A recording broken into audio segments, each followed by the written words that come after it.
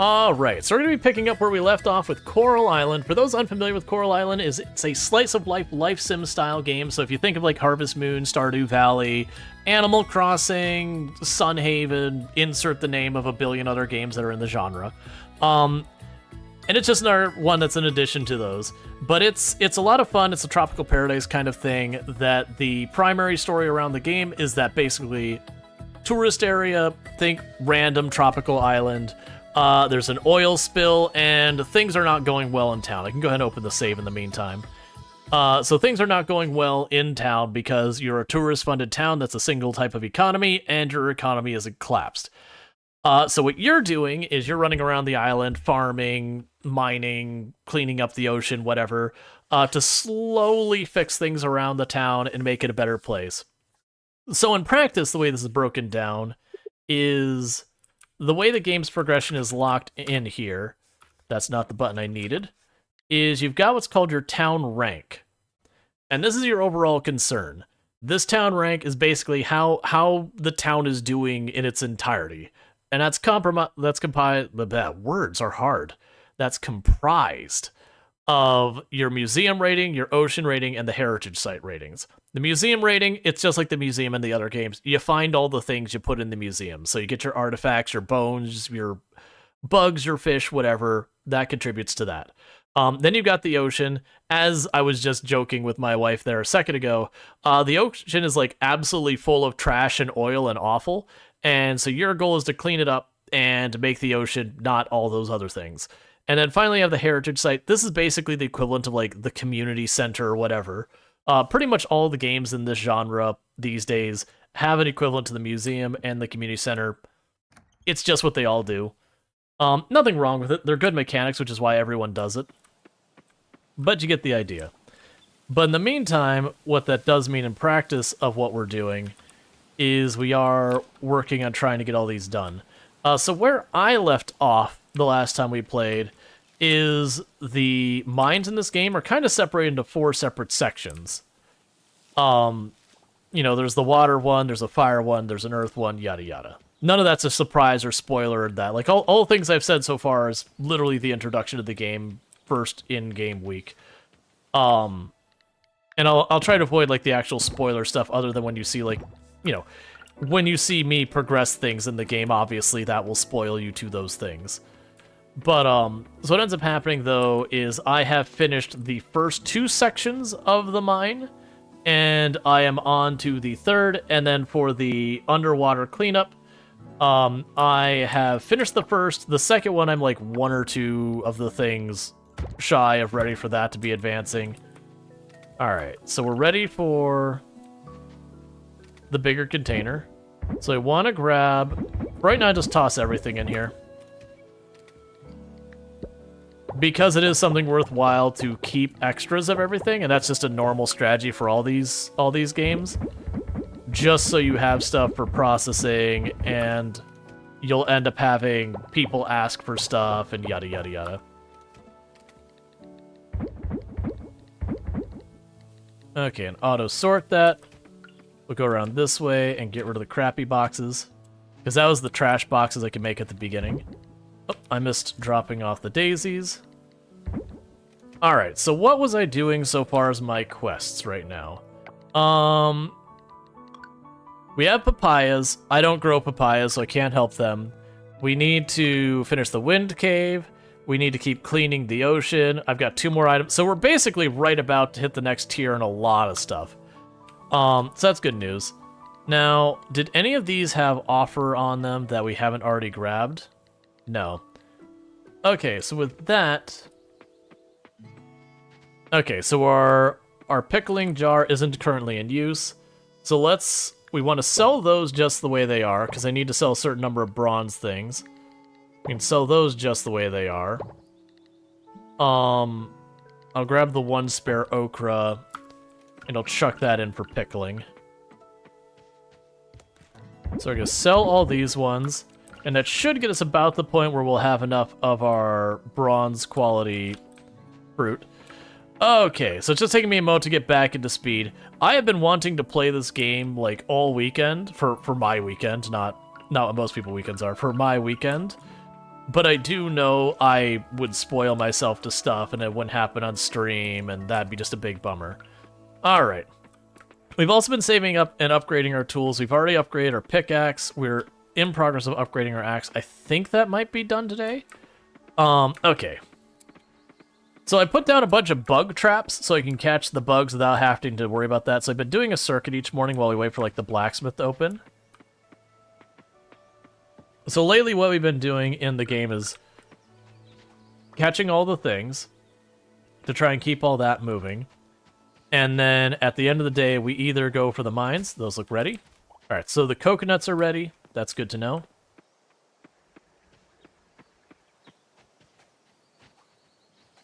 Nah, it's fine. All right. So we're catching a bunch of the bugs, and then we will run over to... There we go. We'll run over to the mines of the ocean to advance that. So right now I don't have my sights for the ocean. So we would hit up the mines.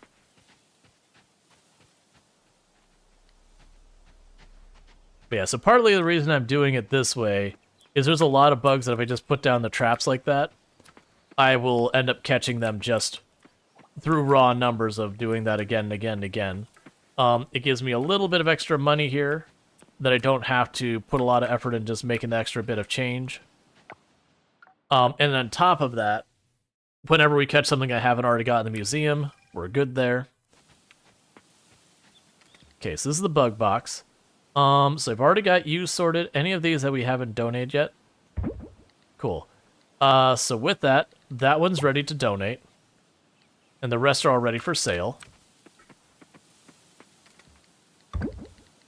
Put the coconuts in there.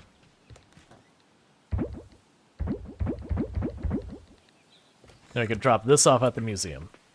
And that's the reason I did that to begin with, was just to snag that earlier. So we are a bit about halfway through summer, almost exactly. And so what we'll do from there is as we get to the later part of the summer, we'll take advantage. Let's drop by the library as well. I think we read all the latest books. I'm pretty sure we're good. Okay.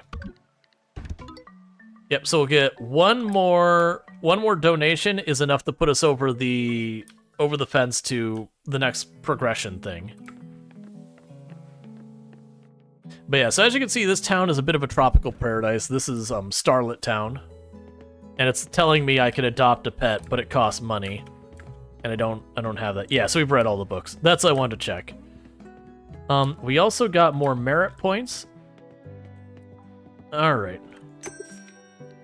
Yeah, so at 2,000 I get a stamina fruit, which permanently increases my stamina. And you get the merit points by doing the little quests that are like, such and such would like an apple. Such and such would like 4 carrots. You know, they would like you to go to the mine and kill a bunch of bad things. You get the idea. The typical like mini quest, daily quest. Like this here, perfect example. So we get an errand. So she wants a corn. I'll get 20 merit points and a little bit of money. And I've got usually 2 days to deal with that. I'll deal with you in a moment. Let's go to the blacksmith first, and then we can do that. There is fast travel that's very generous in this game. It's not given to you right at the beginning, but it's given to you very early. And the way the game works is each fast travel point you go to, you unlock by doing various activities, progression, that kind of stuff. All right.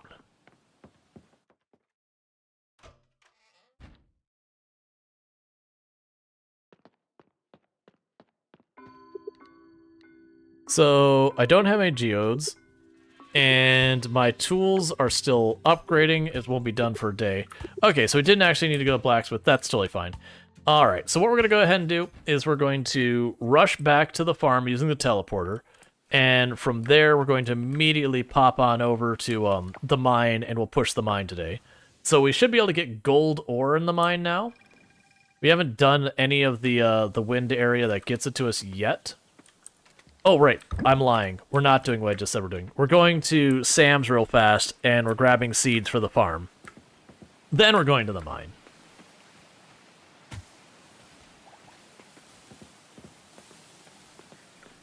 Because they need to keep stuff growing as best we can.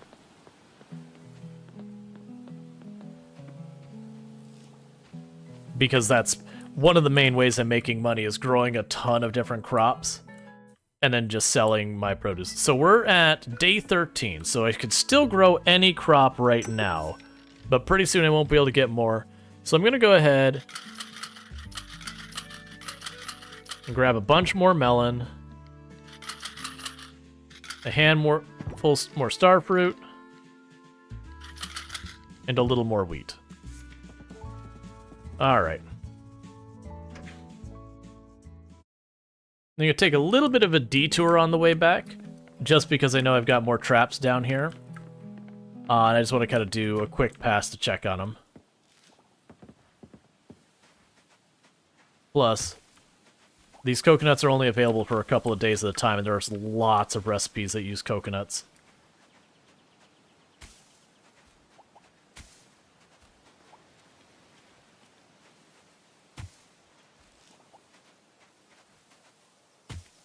Okay. Yeah, so I want to grab like 30 or so coconuts while I still have time in the season.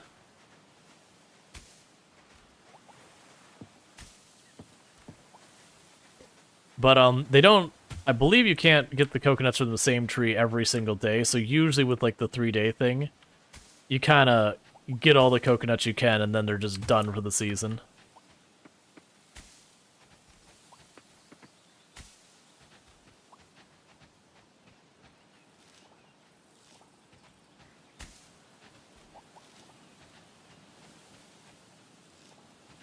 Okay, I was trying to see if there's more. I know one of the seasons you have lotus shows up in that area.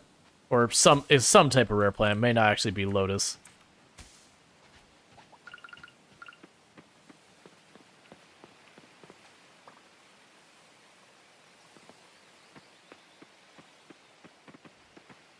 Oh, and there's one more tree here.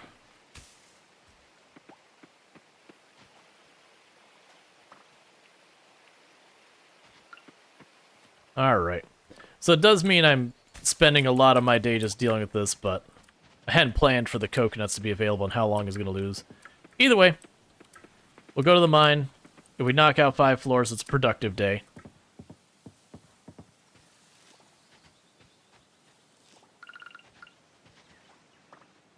And all of this is also giving me XP in those various stuff, so...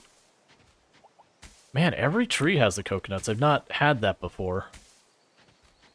Usually it's like a couple will and a couple won't. But hey, I'll take 50 coconuts all in one day, no problem. That'll be some good money, because I'm going to sell all but 10 of those. Alright.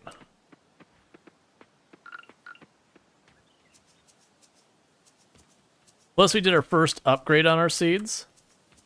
So all those seeds I bought are of a higher quality now. So when we harvest them, the quality of the crops we get from them will generally be higher as well.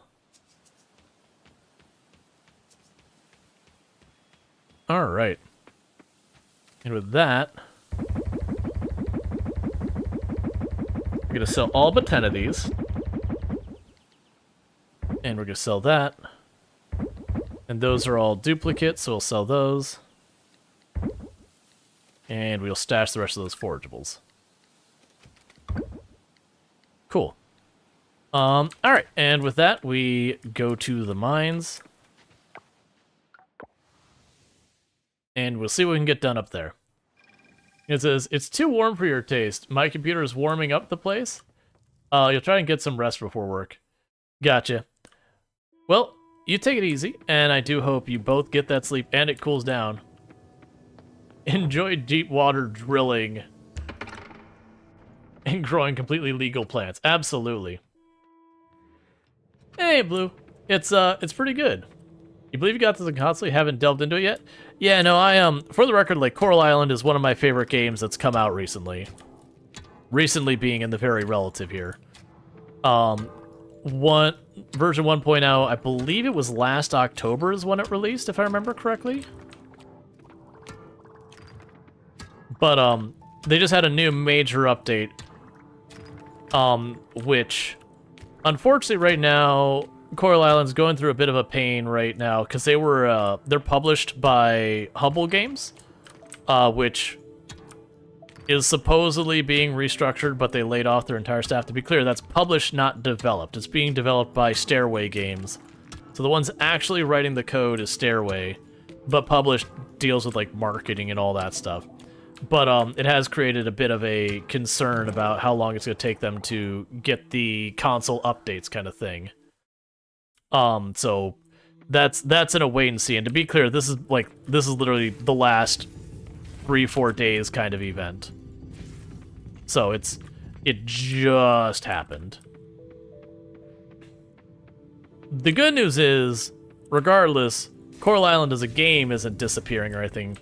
It just is a bit of a question mark around the console games, like what's going to happen with that. Which the devs are the ones who are saying we're not sure what's happening right now because they didn't know Humbles was going under.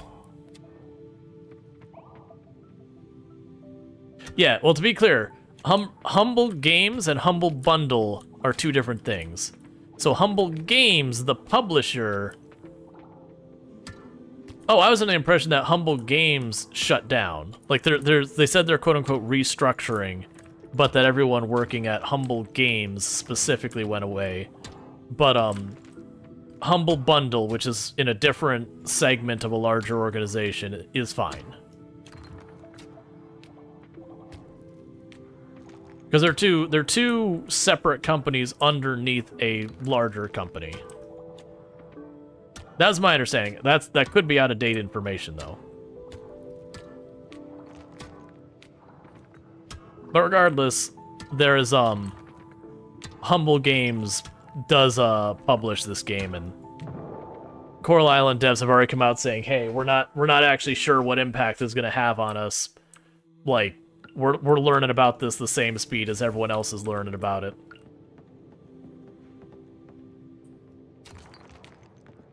I'll go from there.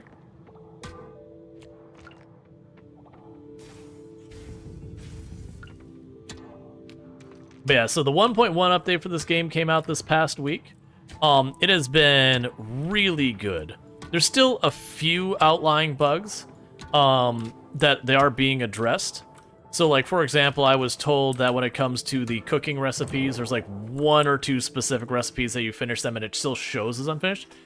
Yeah, you think the publishing side fired the QA? You might be wrong, though. Gotcha. I mean, well, that's certainly not good. That'd be better than the implication that the publishing side itself shut down entirely. I mean, getting rid of all your QA is pretty awful. So that's an interesting thing.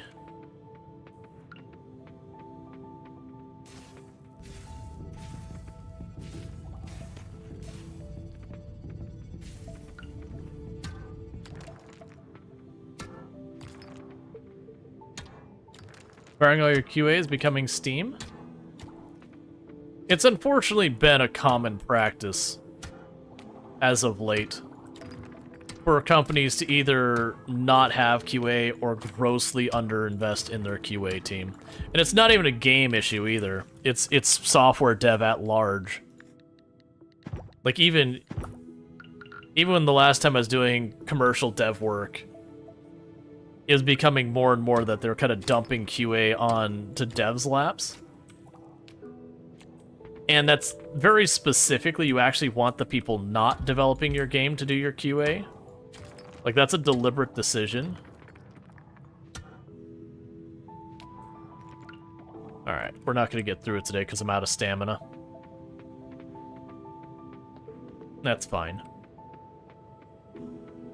We got some gold. Steam had QA at some point? I mean, to be fair, how many bugs have we run into on Steam itself as a platform, or Valve's games, by comparison to other platforms and other games? Like, if we compare Steam to the other ones out there, Epic, what's Ubisoft, Uplay, Origin, like, Steam has done very well. To be fair, Steam is a very small company or Valve, sorry, is a very small company even to this day compared to what you would expect from for what they do kind of thing. Okay, so this is monster stuff. So drop that off there as well. Oh, wait a second. I put these in the wrong box. I was like, wait a second, what's this junk doing here?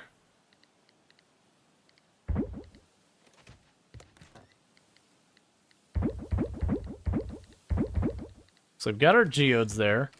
Meanwhile...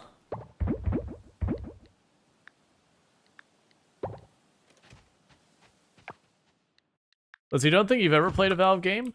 Unfortunately, Steam did lock your account out for some reason you don't know. Luckily, you got unlocked pretty quickly. Yeah, like, don't get me wrong, there's a lot of complaints about Valve support, to be fair. And I can't really say one way or the other how deserving they are of criticism on that one, because I have had very few interactions with Valve support. I do know the times I've said, hey, like, I got this game, like, you know, this is what it advertised it offered, and here's what it actually offered, that kind of thing. I've never really had much push.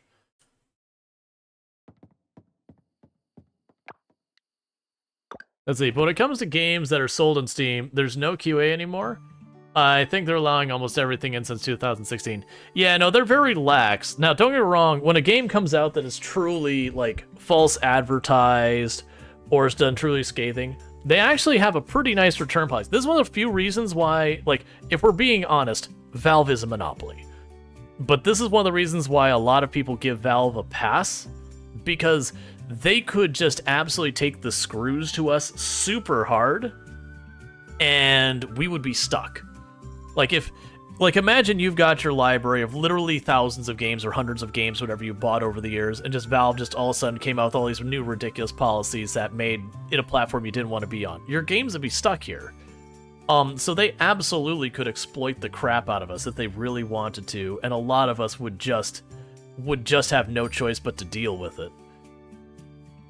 But that said, you know, generally speaking, they do very little that's harmful. Like the return policy, where they let you return stuff with like no out, like, you know, I think it's like 2 hours or whatever, and even then they'll give you a lot of exceptions on top of that. That wasn't forced on them by like the EU or US consumer laws. They opted to do that. Like, don't get me wrong, there is some stuff that they got forced on them by the different governments, but that was one that's like, no, we got this bad PR, we're just gonna go ahead and do it. You don't know, it's taking 30% of cut. Here, want a tip on this? Every platform takes a big cut. There are a few platforms that's their thing, is that they don't, but 30% isn't even an unusual cut rate.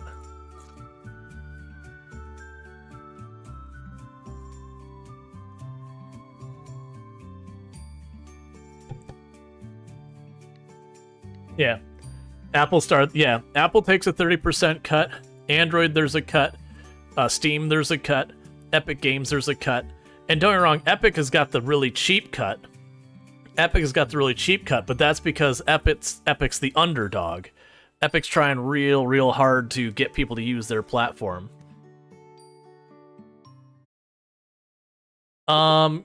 GOD, as far as you know, used to take a 30% cut, but they do more than Steam does. I would argue the contrary. There's actually an article very recently by the developer behind, oh, what is it? It's one of those spaceship against spaceship combat games, like where you design your ship and all that. Not Stardius, but they were actually like, you know, putting your game on Steam is worth every penny of it, because you get your game to have a decent review, and then suddenly your game is exposed everywhere on Steam and all that. So it's like a huge... I didn't put the things in there, that's fine. So it actually ends up being a huge deal for them about getting all those extra sales, that you're like, okay, you can get 100 times the sales, but they're going to take a 30% increased cut. That's just good. That's just good sound business.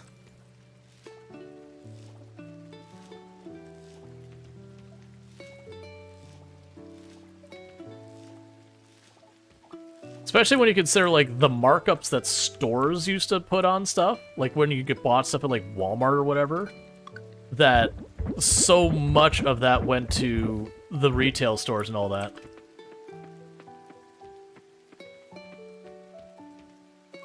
Having a large audience is not something that Steam does. I would argue against that, actually. Also, when we look at... We want to get into the stuff that Steam does. So you've got the entire social thing about being able to friend and set up communities and putting the things. They've got the discussion boards. They've got achievements. They've got tracking for your hours and all that. They've got where they can actually track where people clicked over to your Steam page from and all that kind of stuff. They've got it where it's set up where you can actually have games that are similar to your games, you know, suggest stuff, all sorts of things. You get the idea. There is a lot that Steam does. I would have for my counter argument, what platform does as much as Steam does?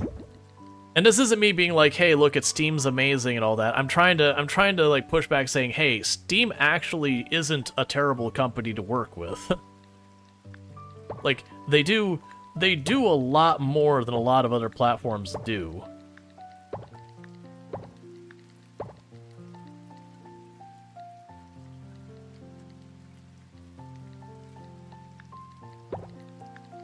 Okay, we could sell all these ones here that are the bronze or higher. I want to save that starfruit because it's my only one, and the wheat I'm going to use for multiple things. And we're starting to get the higher quality fruit. So we're going to get a decent amount of money. And the reason I'm selling these as is I've got a quest that I need to get a certain amount of bronze or better food. Or fruit and veggies. So I am trying to get that done. That should be more than enough to finish the veggies on it, so I can just start processing the veggies. And you want that 1 unit of corn. And all that.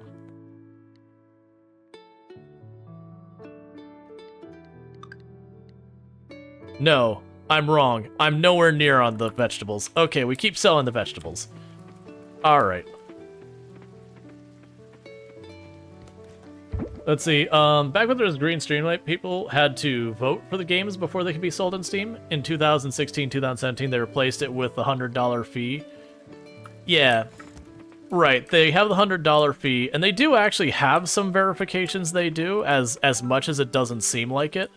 It's just, it's not hard for things to pass the verification that you look and go, but this is really bad still. It's like, it has passed verification, but also, this is bad.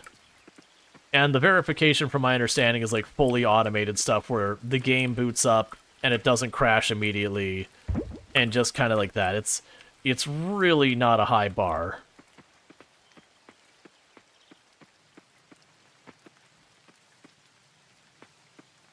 Alright, so we're still waiting for the flower. Let's see, and the quality of games has been some absolute trash. Yeah, no, that is one of the things, is definitely I would agree the overall quality of games on Steam has gone down. And it's not that the best games have gotten worse or anything like that, it's just by having the sheer number more games, of which a lot more of them aren't as good, it just brings the average down.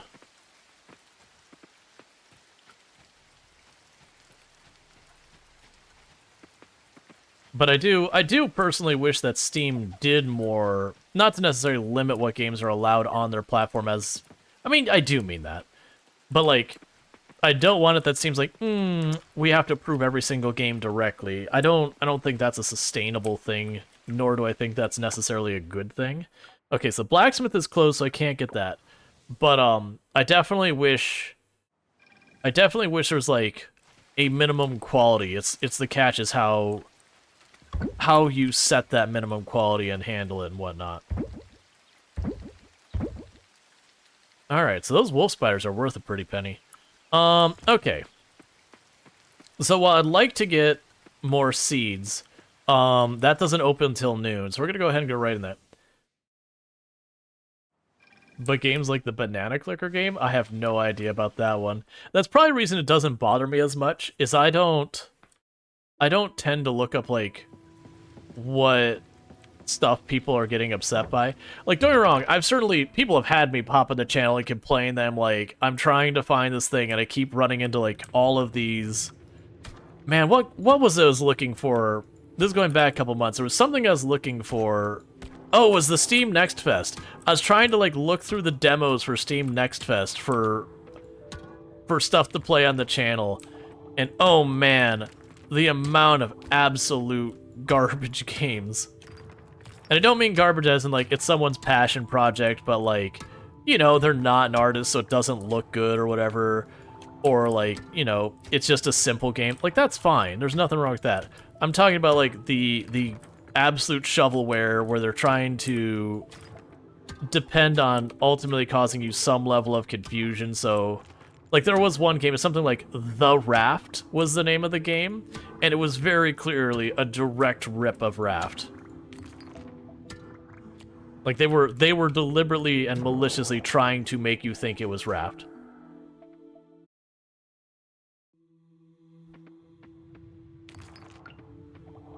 Like that kind of thing, they need to have more they need to have more ways of dealing with that.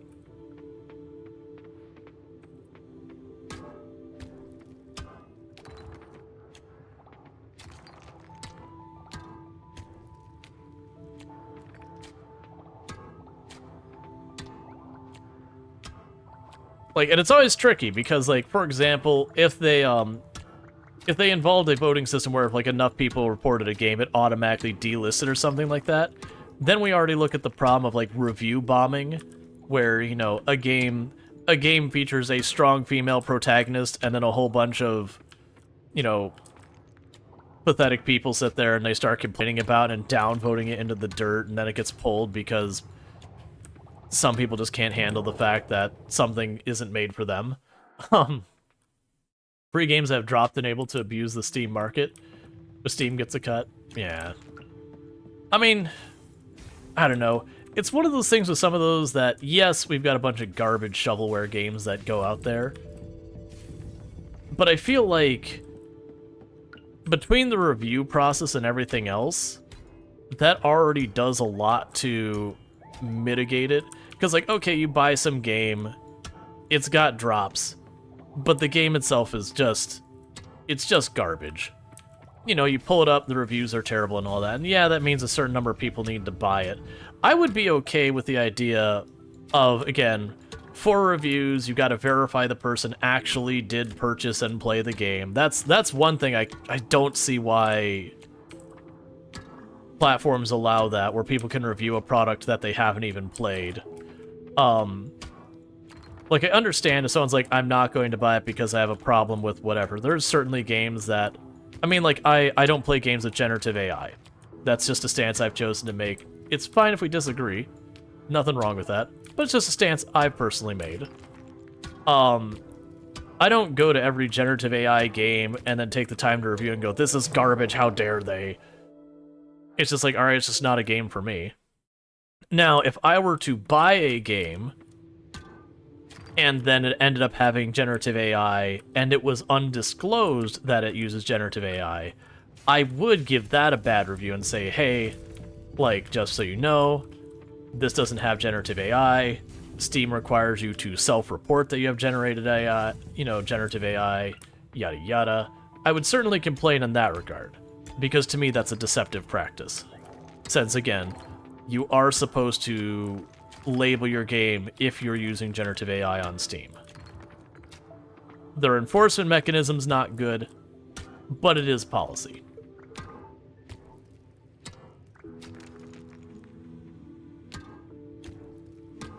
Put a minimum timer on the game? Why is the person writing it after 2 minutes? See, I could see a reason for not having a minimum timer. Let's say you've bought the game, and you go to boot it up, and your computer blue screens.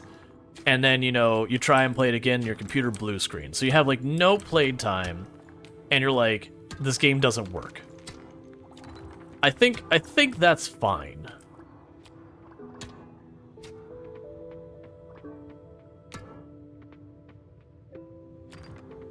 GOG lets you review anything, but you can filter the reviewers that don't own it. Yeah, and that's not nothing. I don't understand I don't understand people being allowed to review, not being allowed, like, you can certainly review on your own blog or whatever, but, like, on a formal marketplace, whether it's Steam or GOG or Amazon, the idea of someone reviewing a product where they don't own the product is always kind of a weird thing to me. Alright, so we're going to pop over here real fast, and we're just going to go sit in that. But one person has an issue, and even out of hundreds of thousands, that's not fault of the game, so they're PC. I get that. I understand what you're saying, Unwheeled. But it's kind of one of those things, though. That's still a valid review, even if it is their fault. But the idea is that, you know, between the hundreds and hundreds of other people reviewing, that one my game didn't run review shouldn't be, it shouldn't be something that makes or breaks you. Okay, so we got all this stuff. I don't care about that. Sometimes you get the product from another store and all that. I mean, I get that, Cookie. But to me, it'd be then you'd review it there. Because, like, it would be, to me, I don't know, but this is just maybe a me thing. To me, it'd be weird to go to, like, Walmart, buy a video game off the shelf, then go over to Steam and review that game on Steam. And maybe it shouldn't be weird to me, but it is. They might own the product just for a different store. Yeah, no, I got that. Or it'd be a deeper issue, that specific configurations. Right, that is one of those things, but, like, it's... I still think it's a fair review to say, I tried to run this game and it blue screens my computer. Unless you're going to make it so the game devs have to troubleshoot the game with the individual, which would be impossible, there's no way of knowing, is it the game or is it their computer? Because it very well could be the game. There's been many games who have been blue screening computers in the past couple years. Like, when, what is it? Not Zombie Island. What's the name of that one? The zombie game Tropical Paradise. Not State of Decay. Oh, what the crap is the name of that?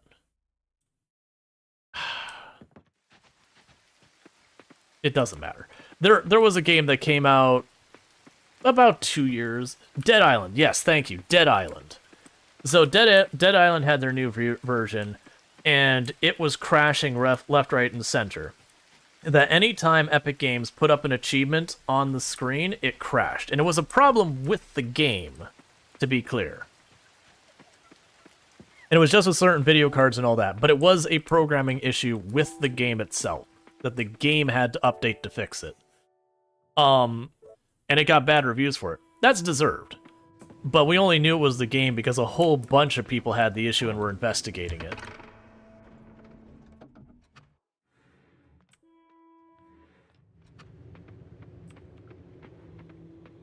Alright, so running back in here. So the floors don't reset every single time you go up, so you can do this where I left, topped off. Where's your thing down? There you are. So you can continue on.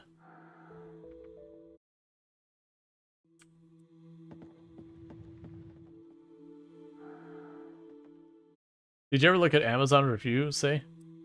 Oh yeah, no, there's plenty of bad reviews.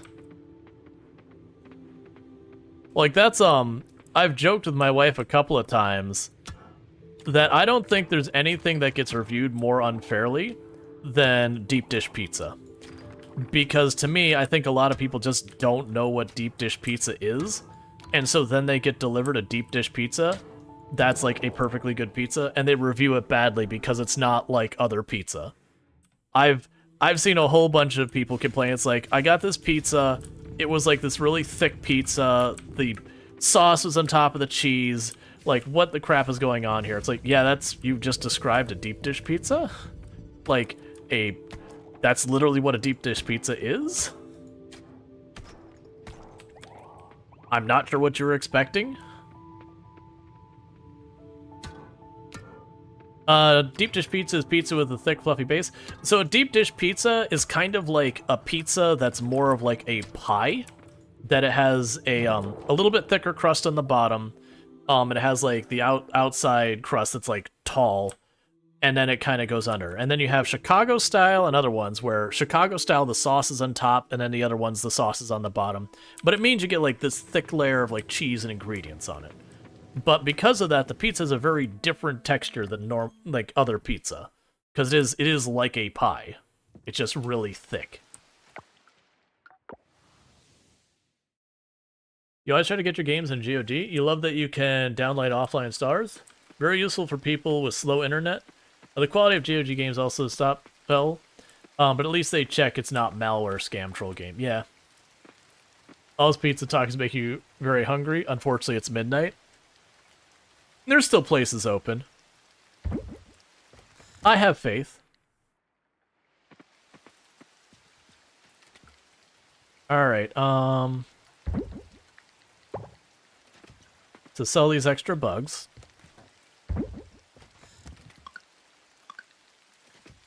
Drop off this stuff.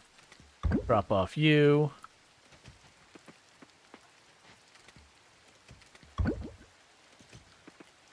And grab those silver bars.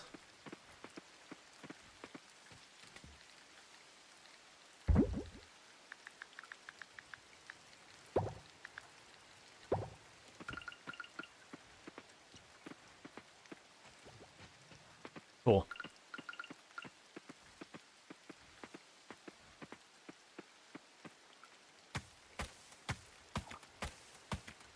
So we can go ahead and knock down a couple of trees since I'm not quite tired for the day. And the reason we didn't go for the scythe today is Sunday's the blacksmith's closed. So even though my scythe is ready, I can't get in there to get it. But that's fine.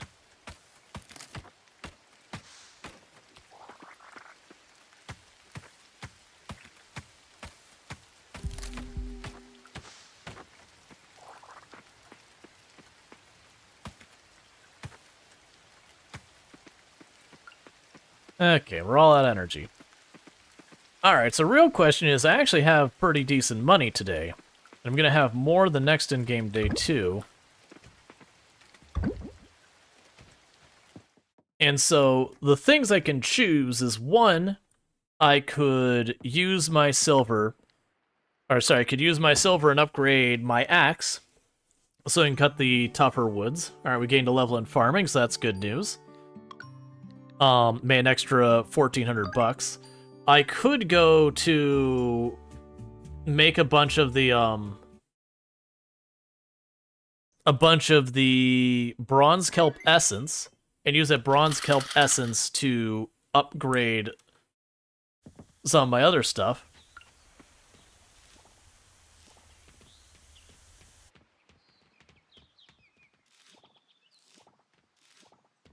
All right.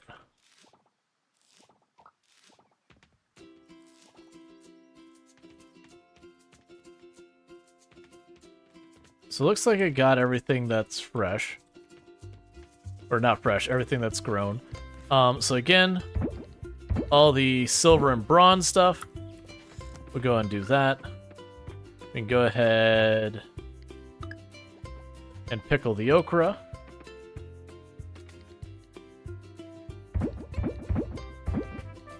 And all the rest of this stuff we're saving for other purposes. I'm going to grab that one bronze corn. We'll go ahead and sell that. Not sell that. We're going to give that for the quest. So those are going to be handled there as well. And we'll grab 25 of you. And 5 of you and get some gold bars going. Alright, so what I'm debating right now... how much? So I need more of that. And go here. Grab the glass.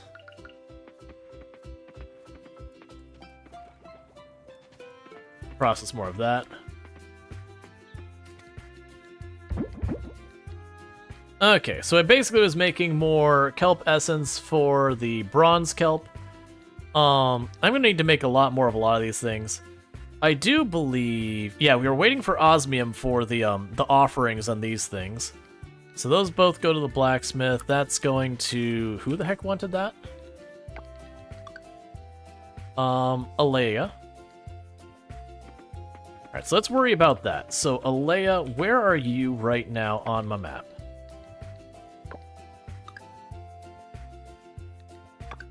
You are on the beach. Perfect. Because we can give the corn to Alea. Alright, we got... Look at you, dancing up a storm with Taco. And Gong. Who?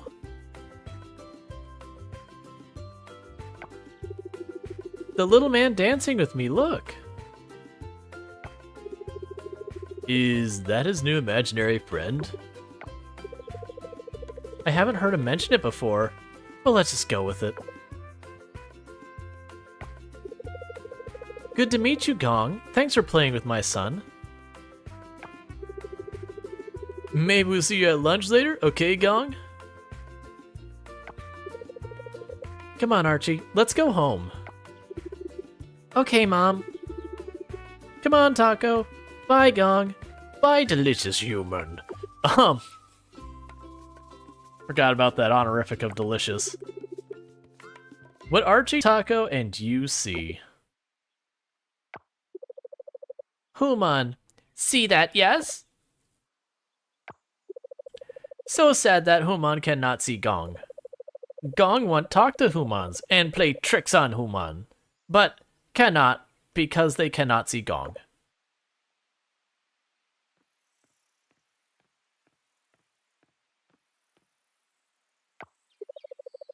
Hey there, human.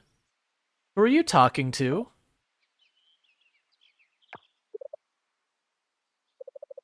All right, I'll leave you alone. See, humans cannot see Gong, but it is okay. Gong has idea, but Gong need human help. Gong tell human more later, okay?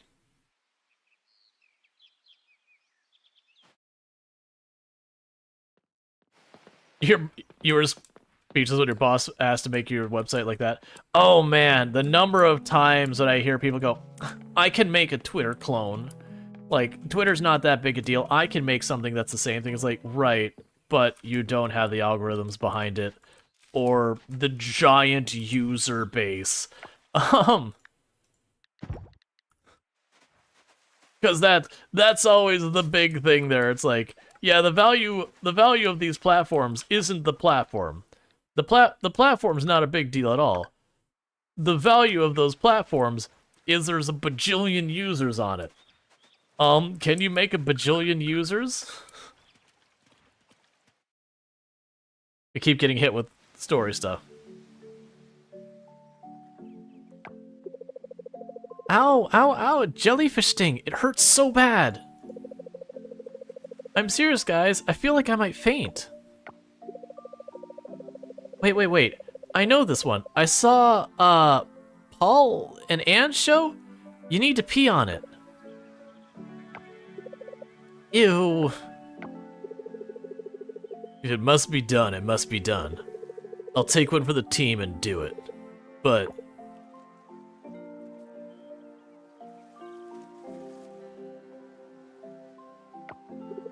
on second thought, I don't think I can do it with all these people watching. Pee on me? No way. Where's a lifeguard when you need one?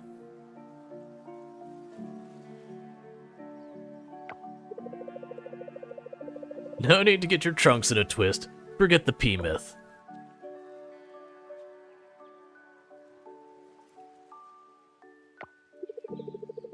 Glad that's cleared up. I wasn't looking forward to peeing in public. Relax, we just need vinegar and warm water. And don't scratch the sting, okay?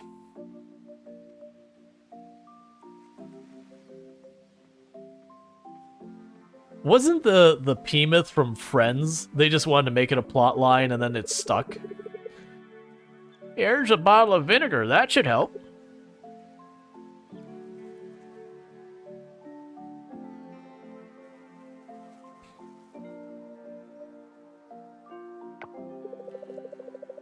Now let's get the sting sorted out with vinegar and a bath and a warm water dip. Or vigor bath and warm water dip. Words. And Chad's been just discussing, like, deceptive, like, retail stores not 90% off Witcher 3. Your GOG wish list literally every 3 weeks or so. Oh man. That's both Steam, like all the platforms I'm on, you put something on your wish list and it's just like, a day has passed. Here is everything that's on sale that's on your wish list right now. You're like, please stop. I would really like you to stop. I was going to give that corn to Alea, which is why I was down there before I got stopped by like 3 cinematics on the way.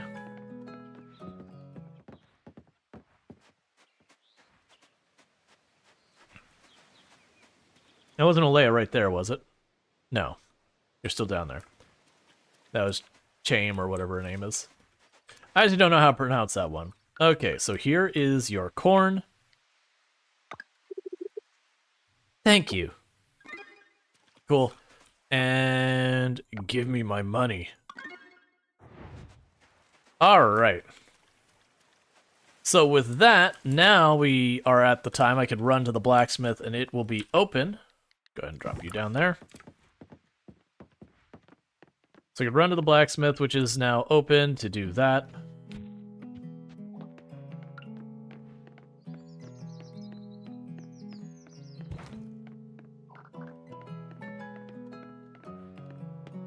Oh, I wouldn't hold the age of a game against it.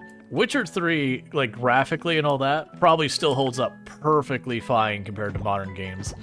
Like, honestly, as far as, like, games aesthetics go and all that, I wouldn't say a game, like, any game made in the last 10 years, you know, sure, you might go, and this one looks a little bit better than that one, but I wouldn't say it's a meaningful change. Not like, not having fun kind of change. It's kind of cool this game actually do things instead of you just walk around and stand there, that person skipping rocks. Oh yeah, well that's a big thing they were trying to aim for with this game, was making it so the town felt way more alive versus everything being, again, you know, about the protagonist. Like, for example, those cinematics we watched, we weren't even in them. Like, it was happenings on that, you know, we were just in the general area of. Alright. So the question is, where do I want to put my money into next? Ooh, you know what we can probably do? They're probably not open today. We should check to see what it would cost for us to set up, like, the chicken coop or something like that. Because, do we have something new there? No, we just have existing ones we got better quality of. Because that would actually be... So that's a new one. And that's a new one. Good to know. Sorry, my mind is juggling like 6 things right now.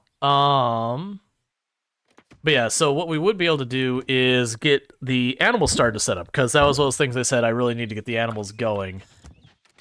We can make that happen.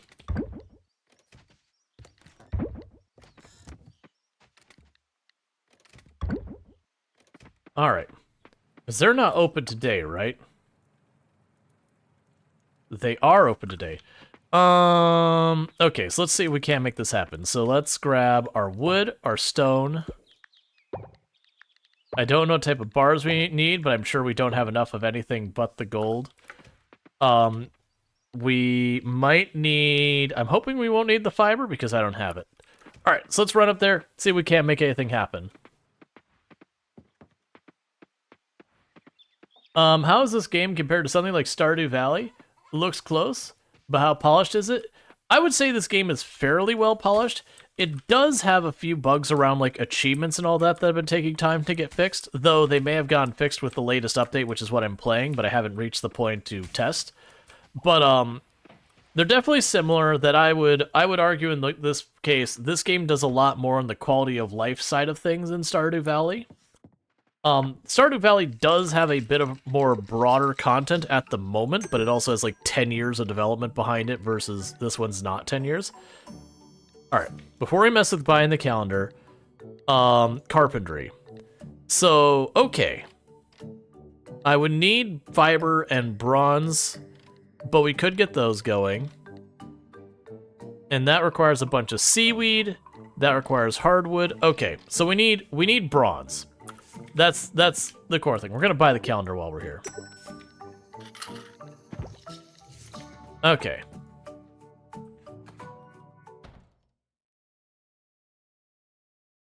That's what you love with graphics cards. They say the price is reduced from what they costed from crypto mining boom. Okay. Oh, I mean, yeah, the price is lower than it was at its absolute worst, but also still way more than before the whole crypto mining thing.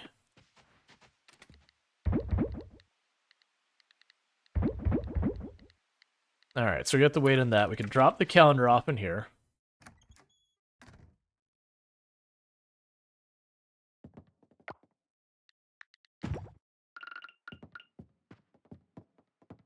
Oh, yeah. What was... Decorate?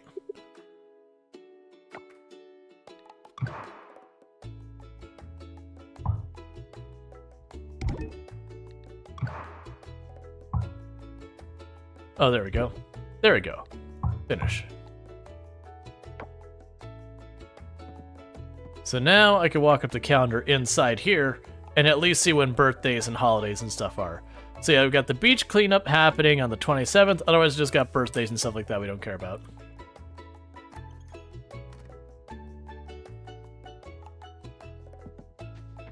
Alright, so... what I'm gonna do for now...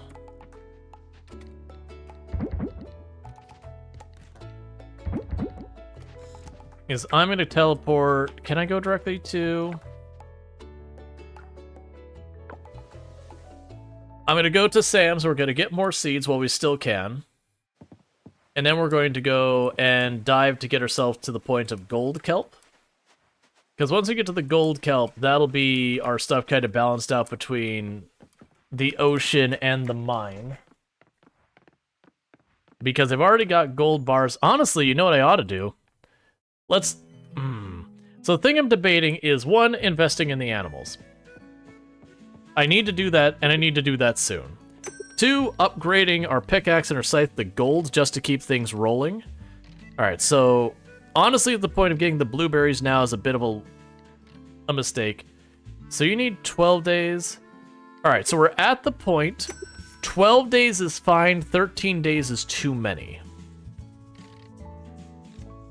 So, like this starfruit, we're at the point I should not buy more starfruit.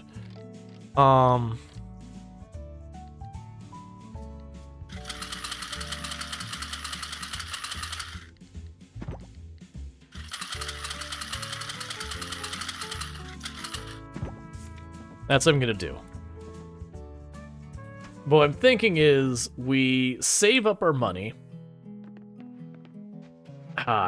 It's a hard call, because it's one of those things that getting the animals early, that'd be important. That gives me money from the animal production. And then on top of that, the animal goods are necessary for progression as well. So we need to make that happen. On the other hand, when it comes to a lot of this stuff,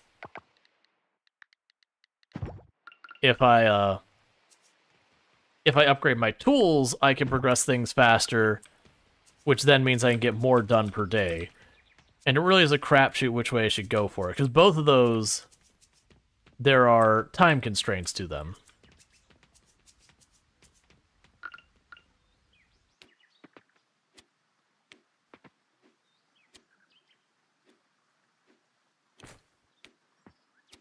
All right.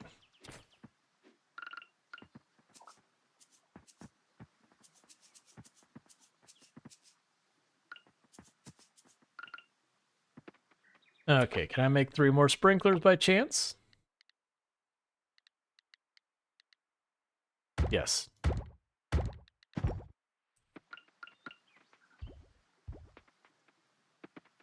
And are we out of range of the... of you yet? Nah, we're fine. Okay.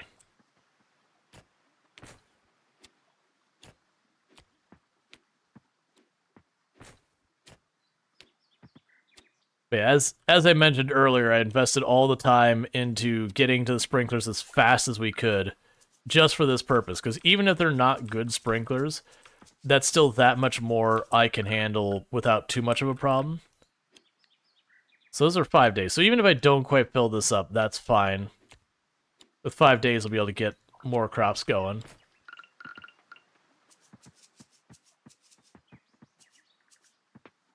Did I water you?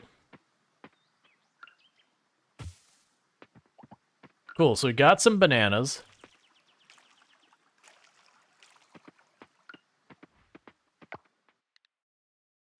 And I'm gonna save those.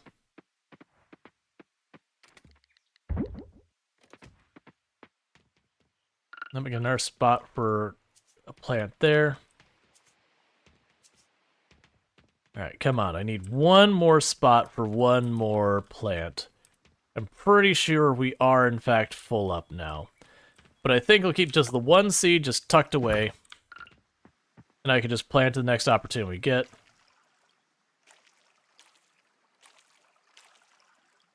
Could deal with that.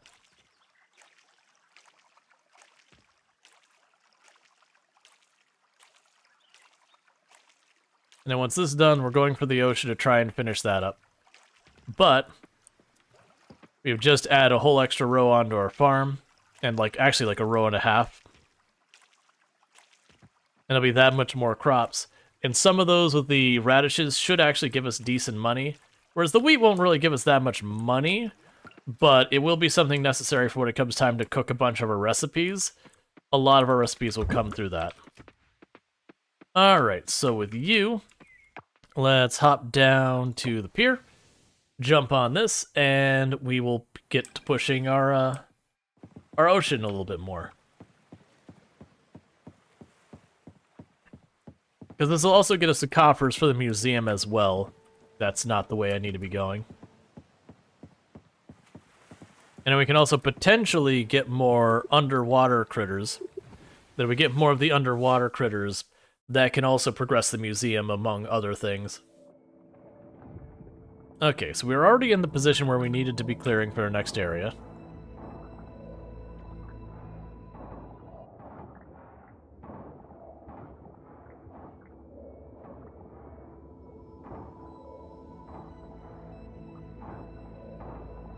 And I'm sorry about not keeping up with chat. Like, there is a very active discussion going on.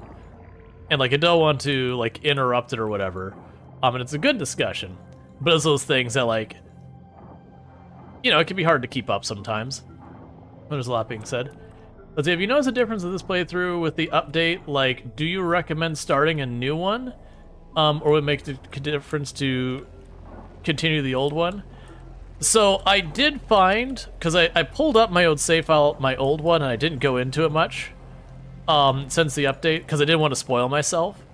I do think it'll be one of those things that because it kind of doesn't happen as it's available or whatever, you'll end up just racing through stuff much faster than you'd expect. Or sorry, you'll end up having things kind of out of sequence, is the way I should rephrase it. And as such, it kind of feels a little weird.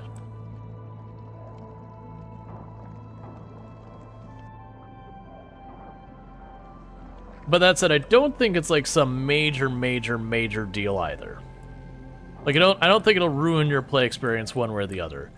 I've opted to play right from the beginning because, one, there's a billion people to date in this game who all have their own storylines, and like all of them, if you really want to see their storyline through, you just have to date them and all that. And so with the major updates, yeah, let's just start a new one. Because honestly, it also doesn't take that long in raw hours to progress the game. I don't mean that in a bad way.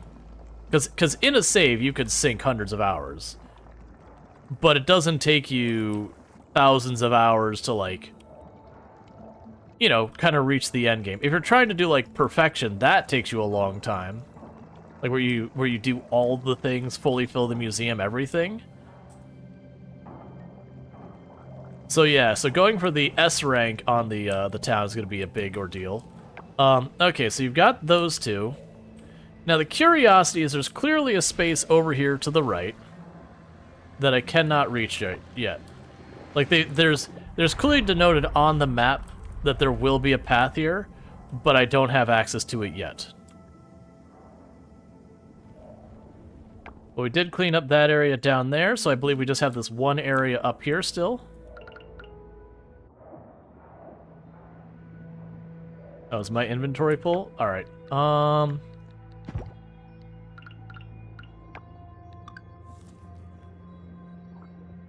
There we go.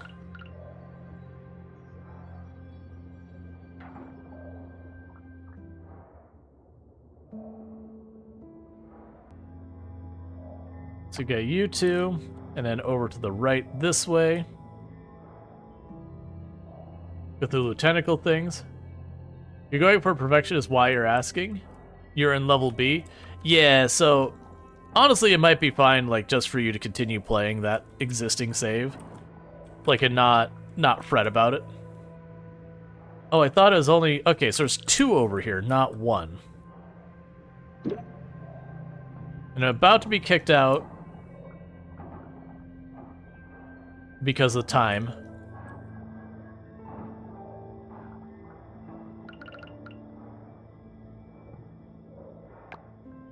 And for you... Okay, same shrimp I already had.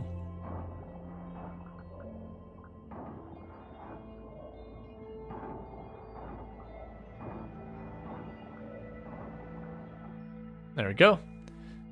All right. You're level B and was wondering because it was a lot of work and you actually found all of the artifacts and bones. I mean, both those are a pain. Yeah. I will say I suspect it's really going to be a lot easier your second time trying to do it all. Because then you'll start learning, like, here's the outliers that are hard to get a hold of and that kind of thing. But yeah, no, I wouldn't. It's one of those things that, like, I don't mind repeating that, but it is also something I accept is going to be a bit of the pain in the butt. Alright, so we've got you, we got those. We can drop these off for dehydrating for a little extra money. We've got you and you. I need some bronze bars, let's try and get those going before it gets too late.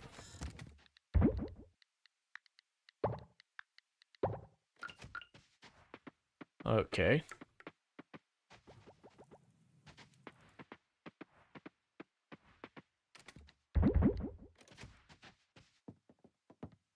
It's midnight. Your phone hates you when typing? Oh man, I butcher so much typing. To be fair, one of the achievements when you start, that you would start a new save file for this game, is awesome to see what I could have done differently. Yeah. Alright, so we got the scrap box from diving, and we got that. The scrap box is literally the equivalent to the boxes I'm using made out of stone. It's just, it's this style. I actually really like the aesthetics of the scrap stuff. Like, they do have a really kind of nice texture to them. It's kind of hard to describe. It's like it's an off-white color. But it's just, instead of being, you know, looking like it's made out of stone or whatever, it's some, you know, it looks like sometimes like a pressed material or something like that. Okay, so first let's run over here. Got our bronze. We've got these to sell. So drop you off there and there. Drop off the bronze here.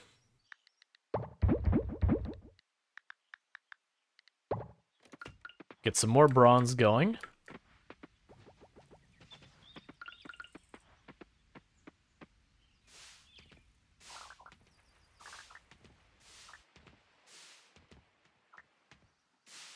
Got a bunch of okra. Couple melon, couple corn. Alright, that was the reason I was like, I'll just keep this on me. So I've got 2 more places for seeds. Meanwhile, I will sell the higher quality ones. Not the corn, because that is my only corn.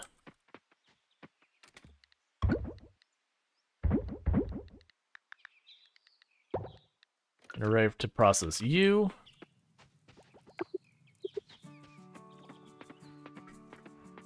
Alright, I need to grab some of the flowers I've got a bunch of. So flower I've got the most of is the sunflowers.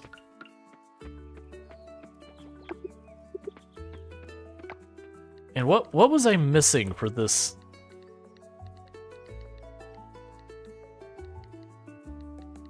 Oh no, we finished the summer crops. That's right, we finished the summer crops already. That's fine. So that's all good. Oh, we missed an ochre over there. Cool. So I've got a couple mysterious coffers to do. And then it'll be time to deal with the rest, but the blacksmith is not open yet, so we're going to do a circuit and grab our bugs and all that. That's a little extra money. While we, you know, excuse ourselves for just a minute so we don't run out of time.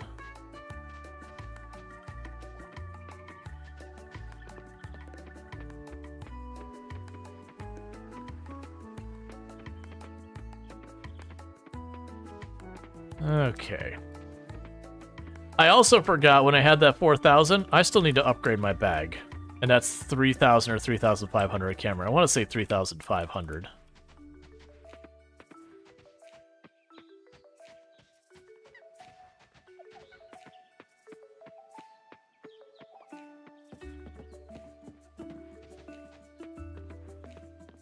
Alright. Yeah, I'll just take what we got here. I'm not even doing this like maximize, it's just I got some spare time. That's why we make a little bit of money. So we'll go ahead and do that.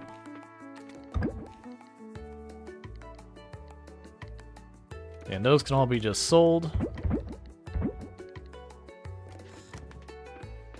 Then I can fast travel to the blacksmith real fast.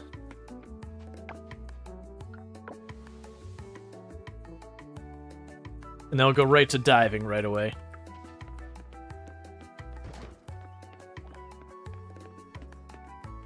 All right.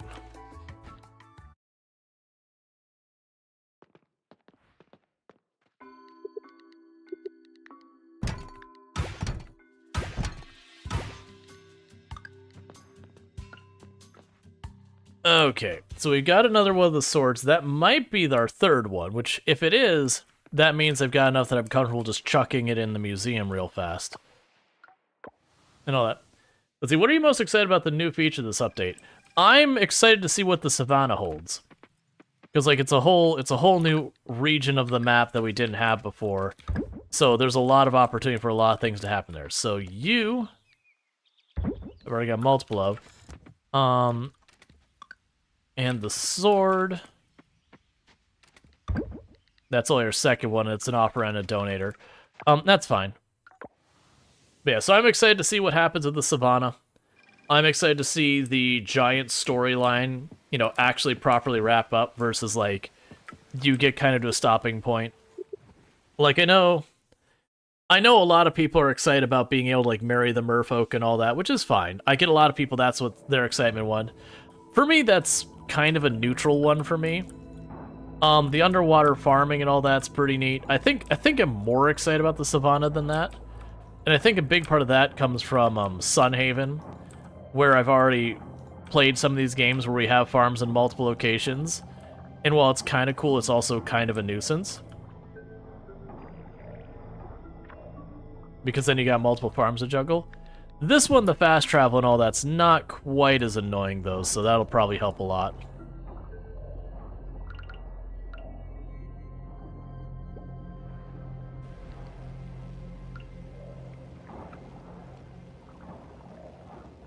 All right.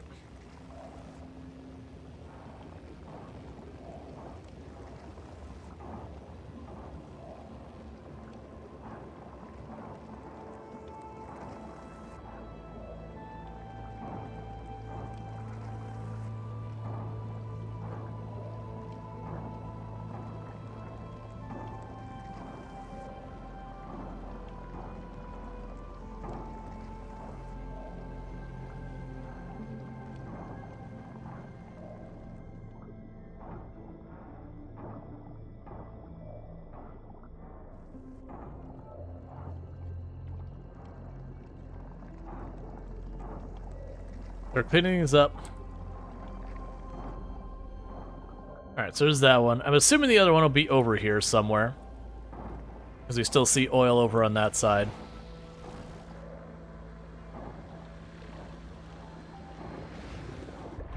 And all things considered, we didn't get anywhere near this whole area.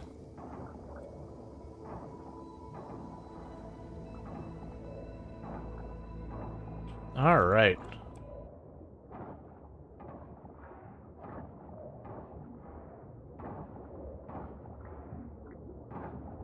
Yeah, I think... There we go.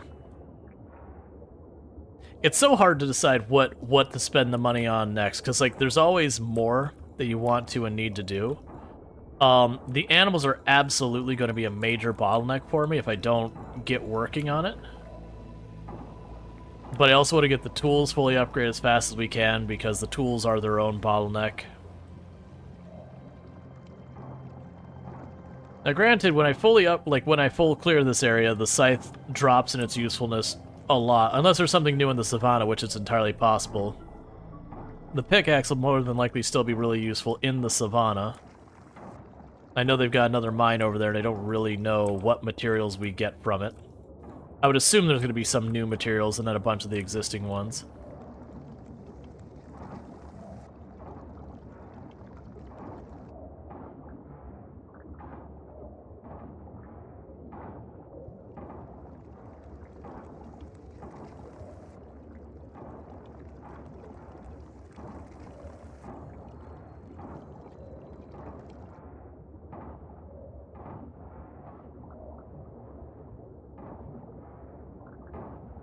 Okay. Pickaxe in the scythe? Yeah, no, they'd have to have something useful. It could be that they have, like, harvestable theirs that you... or forageables there that you forage with your scythe. So, like, some type of reeds or something you dig up.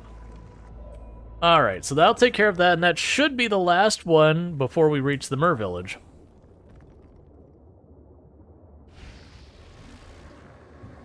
I think, let's see, you think the tools killed you last time, so you learned your lesson? Yeah, that was the same thing. The first time I played, the tools I lacked on, and I went right for the ocean, and just using the original scythe to try and go through the entire ocean. You don't understand what they said. Really hurt us. And you gave me some gold quality kelp. Heck yeah. Yeah, you're not saying anything about the savannah? Yeah, no, I got you with that. But, like, when I first played, I didn't upgrade my tools, and it was a really painful thing. Oh.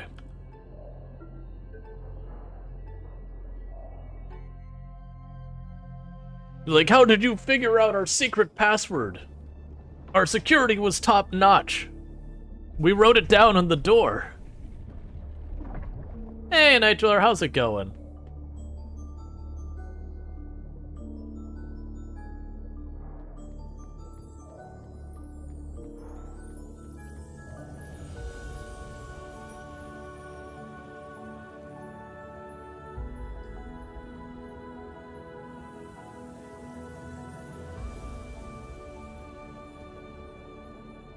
All right. Heal the ocean. I'm working on it. And that lets you just see the larger area. Oh, we can go to our journal.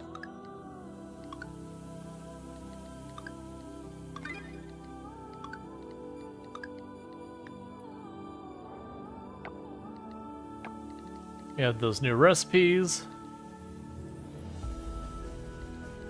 Yeah, it's fine. I haven't been keeping up with the birthdays at all. We could deal with that later.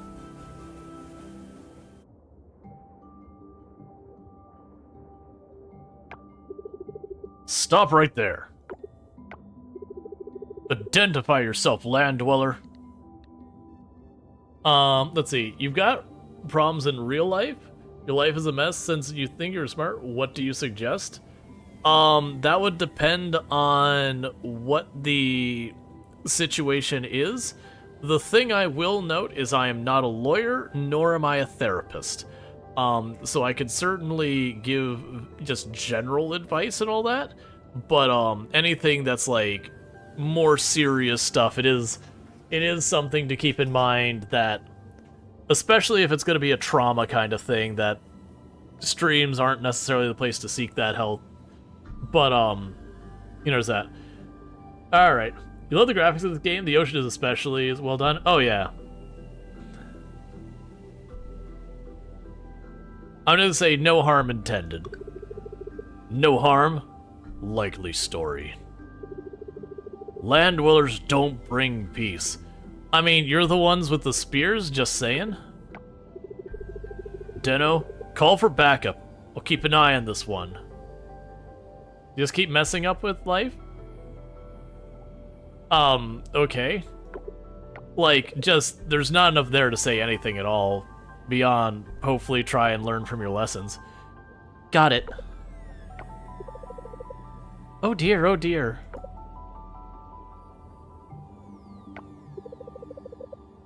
Alright, Axial. Yeah, no, about the most I could say, like, with a very vague, you keep making mistakes in life. All I can say is, step back. What mistake did you make? What do you think you could do to avoid making that mistake in the future? Is about, like, it's typical advice, but it's about the best you can. Lower your spears, Samaru. Samaru, sir. This is a land dweller, a threat to the kingdom. Yes, sir. This one, however, speaks our language. Doesn't that make you curious? This one possesses something other land dwellers do not. We've met before, yes? Jeez, during a patrol with one more, hard to forget your face. Look. Look, that's coming on a little strong. Perhaps my memory's a little fuzzy. Yes, during a patrol with one more is what I was saying. Yeah, being like, I'll remember your face anywhere. It's like, look, man, I'm trying to save you from being stabbed. Now's not the time to be flirting.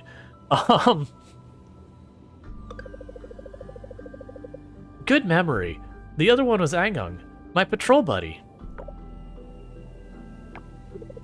Sir, as you can observe, this land dweller has managed to have a full-blown chat with me. Intriguing, wouldn't you agree? Understood.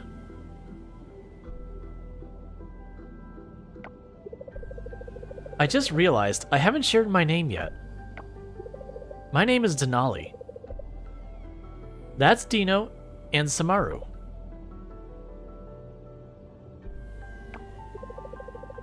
Human? Unfortunately, your visit to our realm counts as a bit of a crisis. We'll need to take this matter to King that's Krakatoa. I was trying to go to too many A's too fast. Krakatoa. King Krakatoa. He'll decide what to do. Death.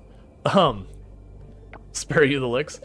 Dar saying, well, I would ask yourself what your biggest flaw and ask. Yeah, I mean, there's certainly that. I wouldn't even say necessarily approach it from the flaw perspective, because if you're making a mistake, it's what mistake you're making and how to address it. But yeah, coming from an outside perspective is usually good. Being able to, like, because, like, for software dev, one of the things we run into professionally that is a situation where people basically foot to mouth themselves is a lot of times we have what's called a code review. So you do a bunch of your work, you put in your code, and then a code review is one of your peers, who is not you, sits down with you and goes, let's work through like your code and kind of see where you've done, like, what could be done better and all that kind of good stuff. And it's just one of those things that what you do then is it's very easy to put yourself in the defense of the person goes, hey, well, why did you do it this way? And then immediately take it as, like, a critical attack against your individual capabilities, and that's not what it's meant for. And so it's not even a flaw thing, but it is one of those things that forces you to stop and be like, how does this look to the other person? And that kind of stuff. They're talking about CV. It's probably referring to resume, the equivalent. I can't remember what the CV, you know, that's an abbreviation, but it's resume. Let's see. Like it says, watching your first video and was dying laughing at you trying to come up with the honorific and then not letting you keep the long name after allowing you to type it in. Oh yeah. Curriculum. Ooh, I don't know. Is that Vita or Vita or something like that? Gotcha. But yeah, it's a resume. Now, if you're trying to like get a job and your resume is a bit of a mess, like you've got gaps in your resume, you switch between a bunch of jobs really quickly. One of the things that can honestly help you is, one, be honest about it. So like if you apply to a job that, you know, you've got this gap, be like, hey, like I was out of work for a while. You know, that's fine. Expect I'm going to ask you why you were out of work for a while, but there's plenty of solid, you know, reasons to do that. And even honestly, if you walk up and said, hey, you know what? I messed up. And it was out. Like, that honesty does go a long way. If I have a whole bunch of people come across my desk and they all have what looks like S-tier resumes and I get, like, no meaningful information out of the interview, just that their resume is good, honestly, having someone who comes in and says, hey, my resume is a bit of a spotty mess and, like, I messed up here, that's not nothing. Especially if I'm looking for, like, a senior and a junior person, I might take you as the junior person because I at least know I could, you know, at least I can't say I can know I can trust you, but I have a stronger confidence in trusting you versus someone who looks absolutely perfect, but I wasn't able to get anything to challenge them in any way to see, like, hey, is this a person I could trust to, you know, be truthful? Is a resume genuine? But yeah. But also, it's not a bad idea if you've got your CV resume, if you know someone who is, like, you personally know someone who is a manager or deals with hiring, try just saying, hey, what would you change about, like, here's my resume, what would you change about this if I was applying here? And just have them give you a second opinion on it so you can, again, you know, get the stuff that doesn't look so good and not focus on it. Because you want to be honest, but a resume is still a sales pitch. It is saying, hey, I have something you want. And then hopefully getting that across. But yeah, no, it's definitely one of those things that if your resume is a mess, the first thing to do is to try and fix it. Present it in the best light you can without being disingenuous or dishonest. And then whatever happened that, you know, didn't go well, try not to repeat that. So that way, you know, 1 or 2 jobs later, your resume looks much better. Yeah, exactly. You want to be honest, but you don't want to focus on the bad. Thank you, Axixel, for gifting a sub to Janalis. Thank you, Axixel, for the 5 tier 1 gifty subs. Giving out subs to Janalis, all myself. Thank you, Axixel, for gifting a sub to all myself. I've lost track of it because I got distracted by things. Del Sol, Java Vich. I think it's supposed to be Java Witch, but with 2 V's. Clever. A sub to Del Sol 1980. There. And Andres, New York City or NYC. I'm assuming New York City. But yeah. Thank you, Axixel, for gifting a sub to Java Vivich.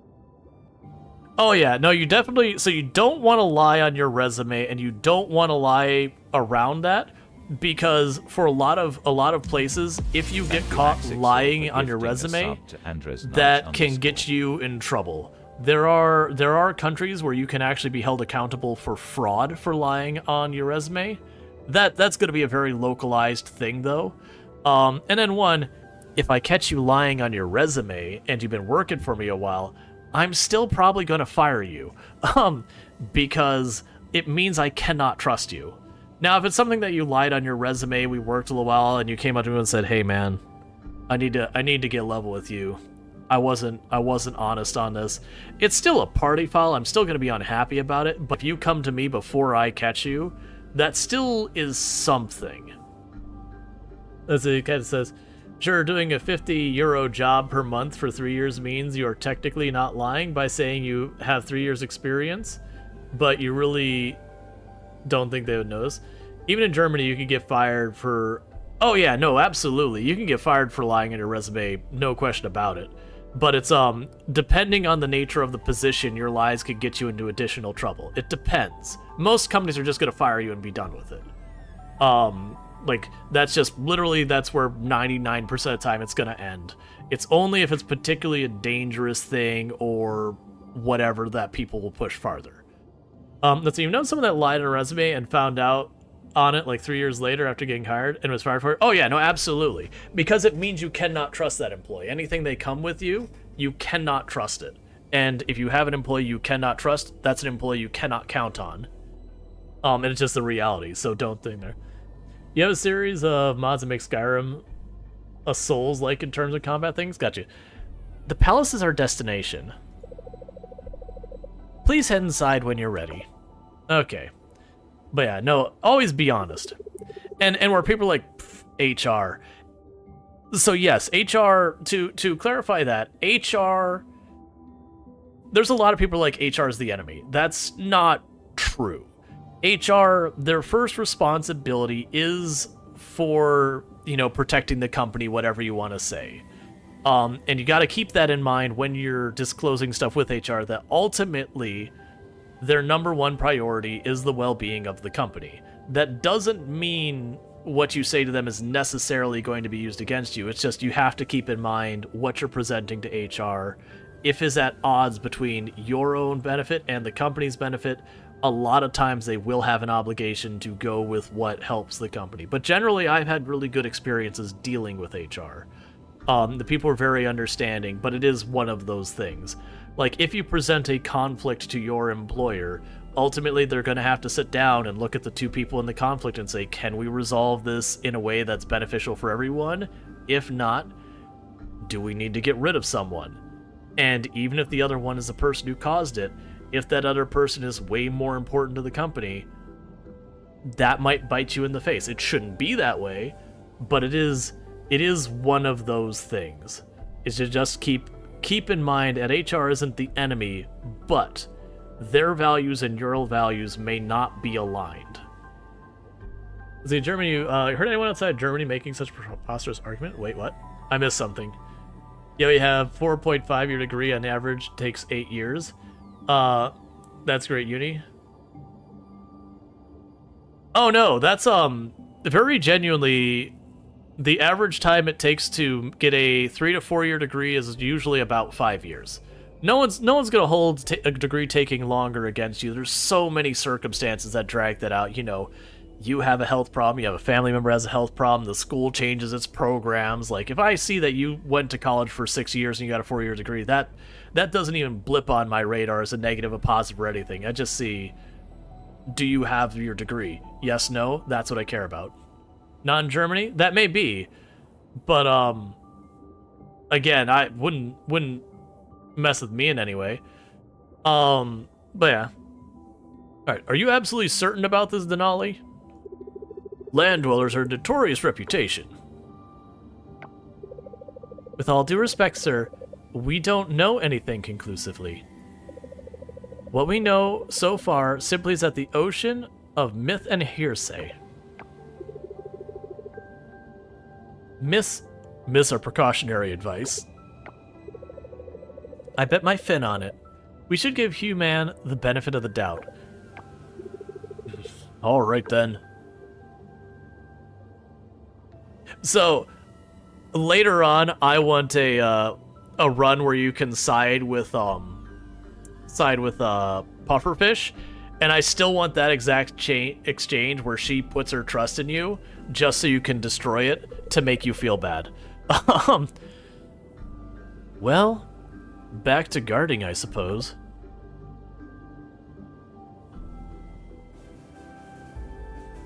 When your mom was into the linguistics degree, it was literally impossible for everyone to finish in due time to the disorganization of the university. As far as you know, even worse. Yeah, that's the reason I would never hold someone taking a little bit longer on a university degree at all. because it's just, there's so many things that can delay it, most of which aren't even on that person who got delayed. Human, you've arrived. Allow me to introduce you to His Majesty, King Krakatoa.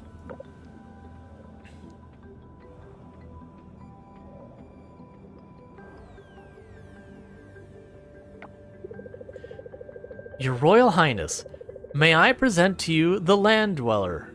Present the Land Dweller Angong and I stumbled upon during our rounds. This intriguing character goes by the name Human. I want to give King Krakatoa an obnoxious voice so bad, and I don't know why. Human, quite a peculiar handle, wouldn't you say? You claim this human can converse in our tongue? Indeed. Seems like the tide has turned, sir. We engaged in a fluent conversation earlier.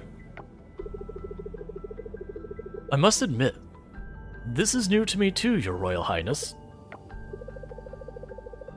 Before you is the eminent King Krakatoa and the gracious Queen Nanda Devi.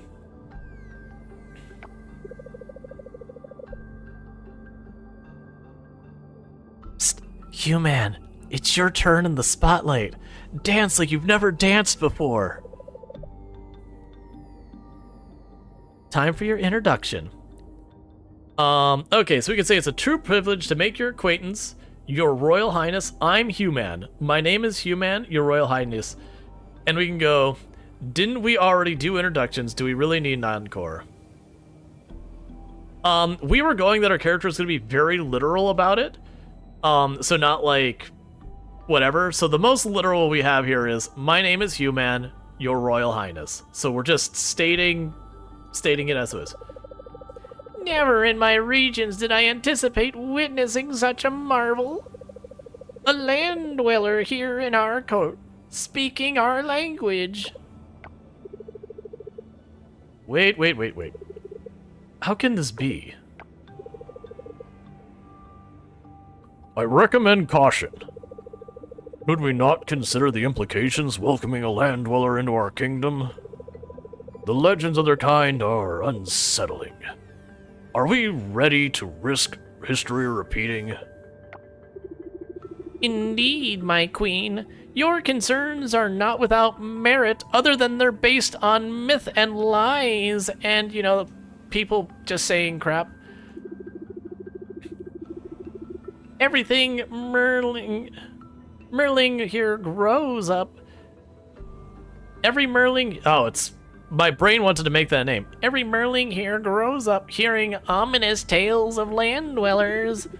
I previously dismissed them as cautionary tales, but recent events imply there might be more fact than fiction.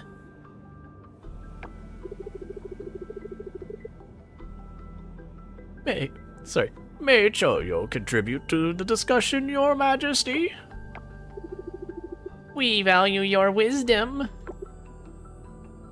He's just got a really small voice box. He's very sensitive about it. Choyo can feel the coral tree clinging onto life, and with it, the survival of our kingdom. Choyo's visions reveal this land dweller to be the key to our tree's revival. Whenever one of those coral mechanisms are activated in the shallow waters, we observe a partial healing of the coral tree. But it's not yet enough. Why not allow our two-legged friend to venture into the deep sea and activate more of the coral mechanisms?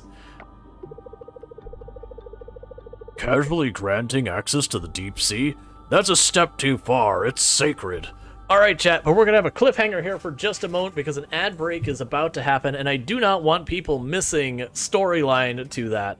But because I hesitated so long in the voice, we're going to have to deal with that. So what's going to happen is we're going to go on a quick ad break here real fast. I do the minimum amount of ads required to disable pre-roll ads on the stream, because pre-rolls are just bad for growth and all that stuff. So I do apologize. It is just the nature of the beast. So what I'm going to do is I'm also going to use this to eat my dinner.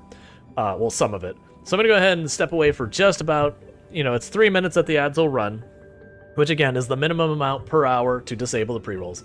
So what I'm going to go ahead is I'm going to eat my food, and we're going to go ahead and go on a break real fast. So thank you again for tuning in, and I'll be back.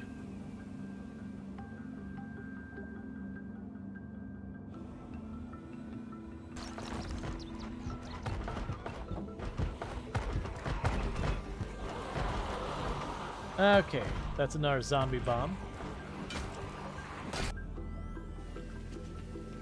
As best we can, the seeds around here. That way when I add the sprinklers, there was another tree.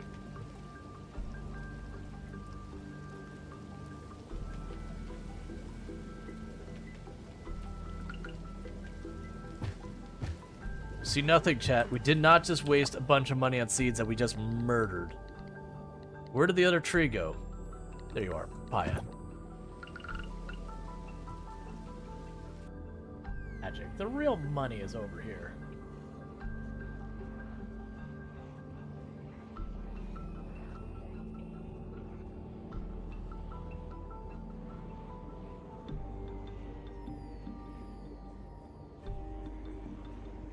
So how do you feel about this corner?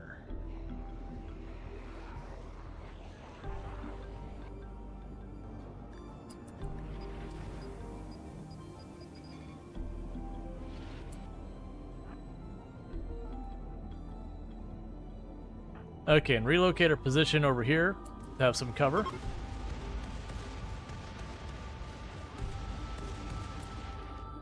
I think in all my time, that has been the single most effective orbital bombardment I've ever used. Considering there is nothing left.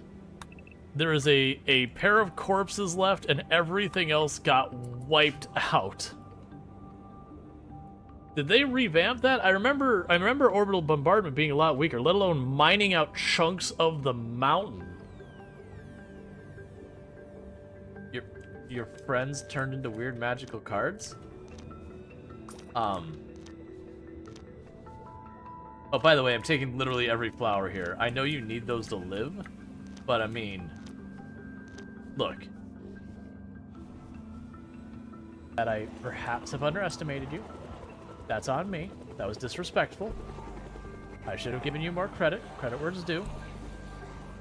You are definitely still a menace, and you're still threatening. But not you. She's a jerk.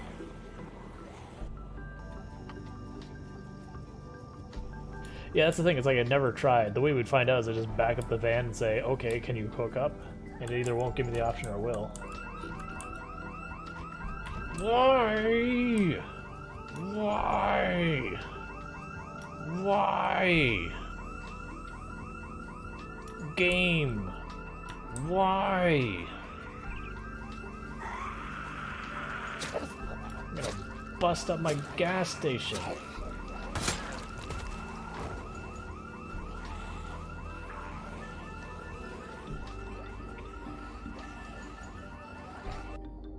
What's...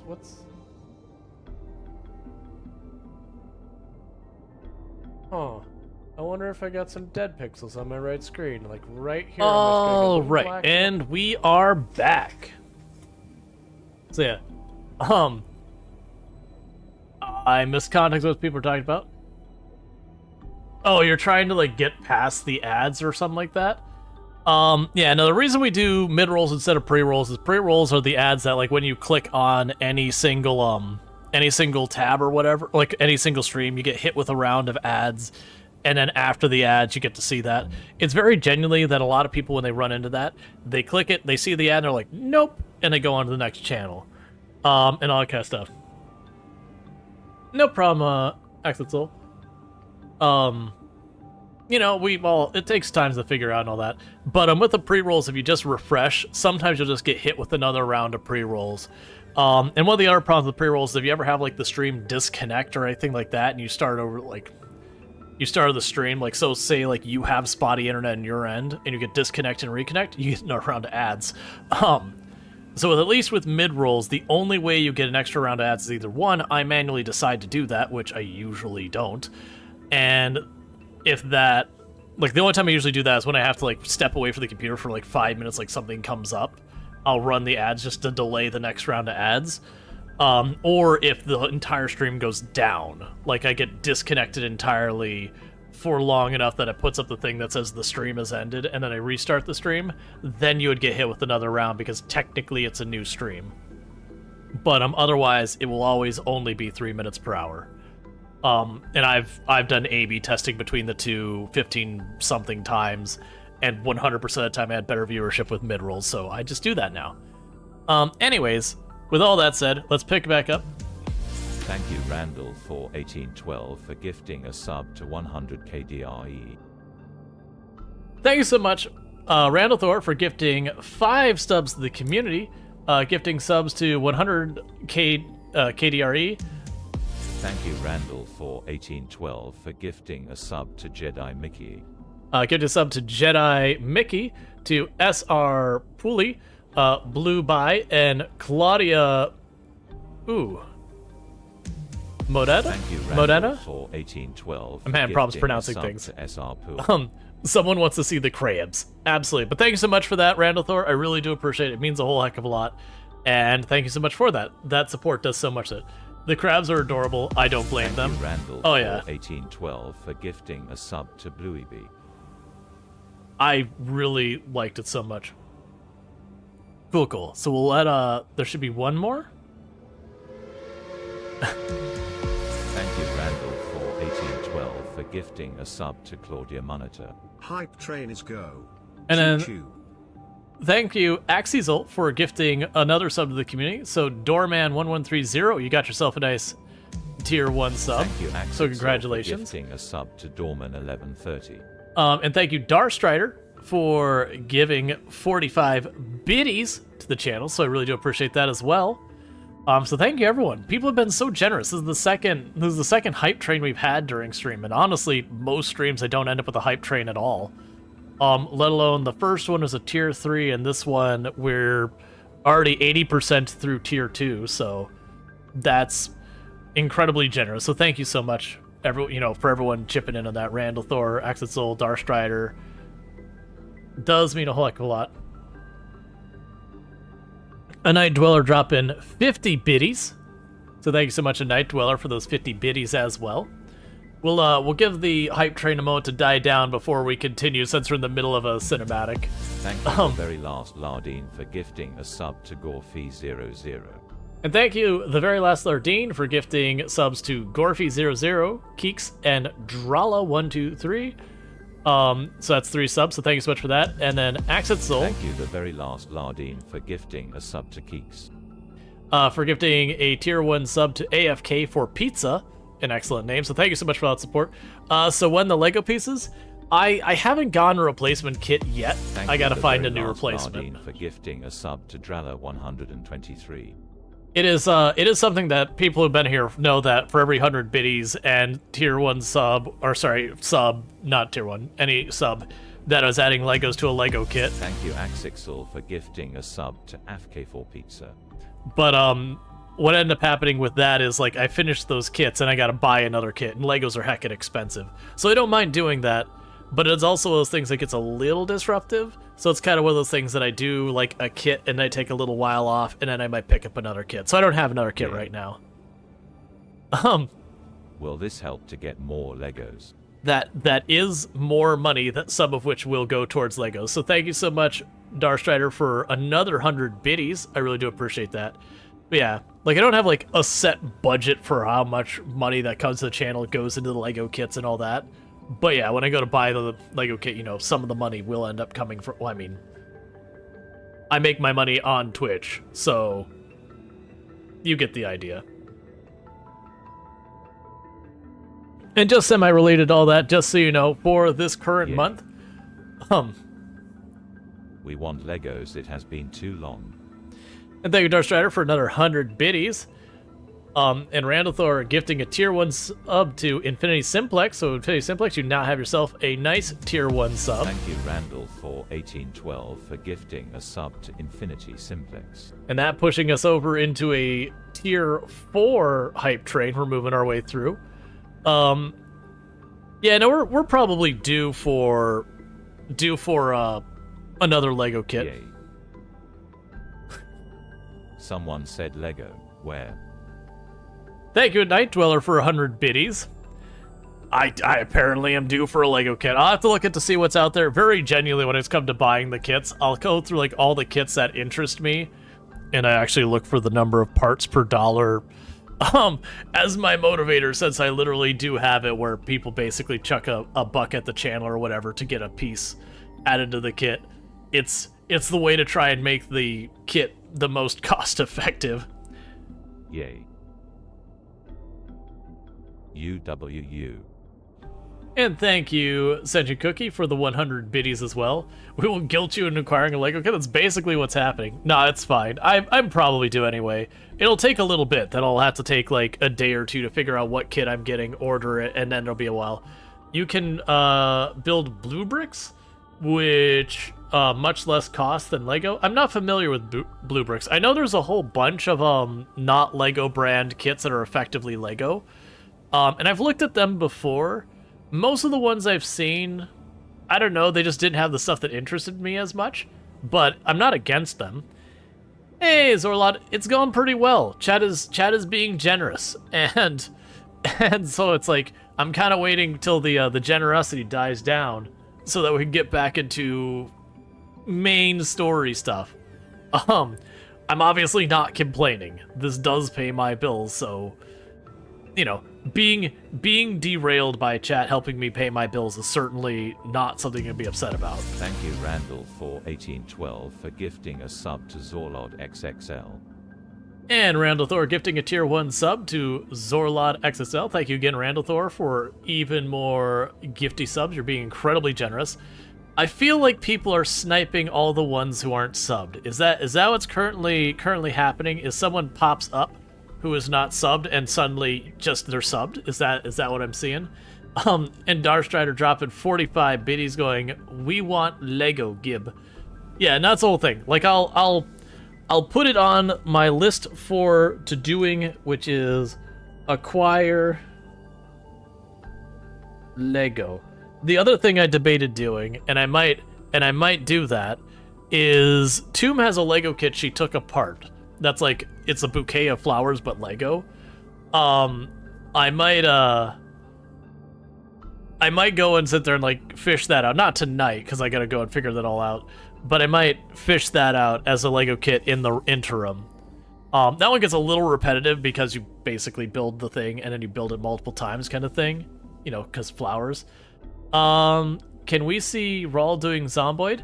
I have played a lot of Zomboid in my past to the point I have over 3,500 hours in Zomboid, about 32 or 3,100 of which were on stream.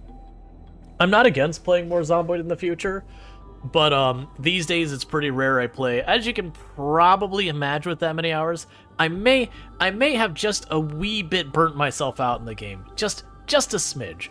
So I'm mostly waiting for build 42 before I go back and play it for any significant amount. You dropped a link to the top 11 Lego sets with the most pieces. Oh, that's convenient. I'll see if there's any that stand out there, like the piece to price wise and all that. That makes sense, because it's also those things that the Lego kit costs like $1,200, which they get up there. You know, obviously that's a little outside my budget for. The top one is almost 12,000 kits. Yeah, the biggest kit I've got the big Millennium Falcon. That I can't remember exactly what the reason we bought it, but me and Tomb basically bought it for ourselves as like I think she had just gotten a promotion and I just got a raise or something like that. Or it was an anniversary. I don't remember. Trust me, you want blue bricks instead of Legos? I'll have to look into it. Like I said, I'm unfamiliar with blue bricks as a brand, but I'm not against not Lego Legos. But generally I haven't been as... The kits offering have not grabbed my interest nearly as much. Can we see an X-Wing or an A-Wing? We'll have to see, Strider. I do love myself some Star Wars. Usually those kits are really expensive for the amount of pieces they have, so I don't usually get them that often. Alright, so thank you so much. We got a tier 4 hype trade, and I believe that was 45% with 12 subs and 550 biddies dropped and all that. a crab maybe. I don't know if, like, do they have a crab Lego kit that's more than just like a little tiny thing? Because I'd be on board with that. But yeah, so thank you so much for the hype train and all that stuff. I really do appreciate that. That's incredibly generous of all of you tonight. So thank you so much again. Very genuinely, that does pay the bills. And all that. If they don't have a Lego kit, someone needs to get on their case as to why they don't have a Lego crab. All right. So we're gonna get back into it. Casually granting access to the deep sea is a step too far. It's sacred. Can't we send one of our own to trigger these corals? We're not devoid of competence, Choyo. The currents speak, your majesty, and they speak of this land dweller. The ocean has made its choice. I'm just the messenger with no power to alter the future. This is outrageous. We're clueless about even the origins of these corals' mechanisms. We know nothing. I beg your forgiveness, your majesty. Indeed, my queen. The uncertain and mysterious surroundings leave us vulnerable. Until we know more, it's simply too dangerous to align ourselves with this land dweller. My decision stands firm. The land dweller must be escorted out of our kingdom immediately. Your Royal Highness, if I... Father, please reconsider.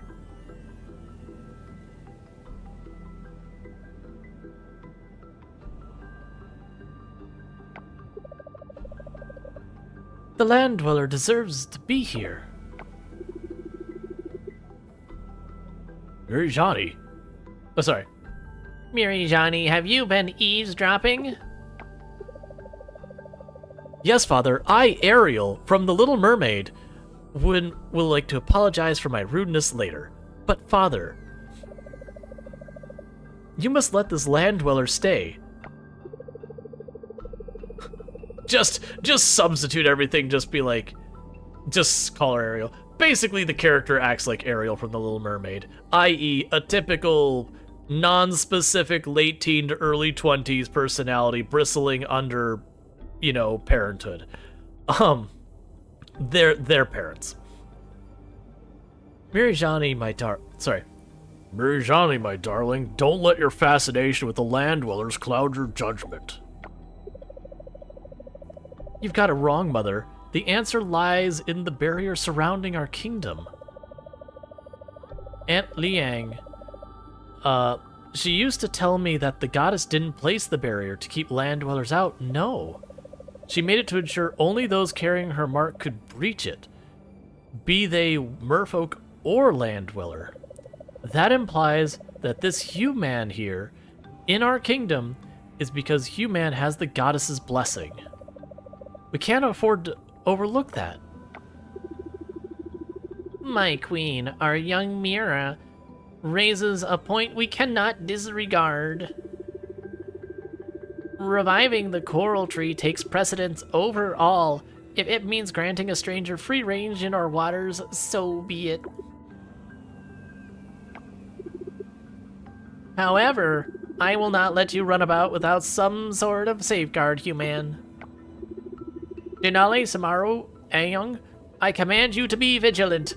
This command doesn't actually mean you change your behavior in any way, weight, shape, or form.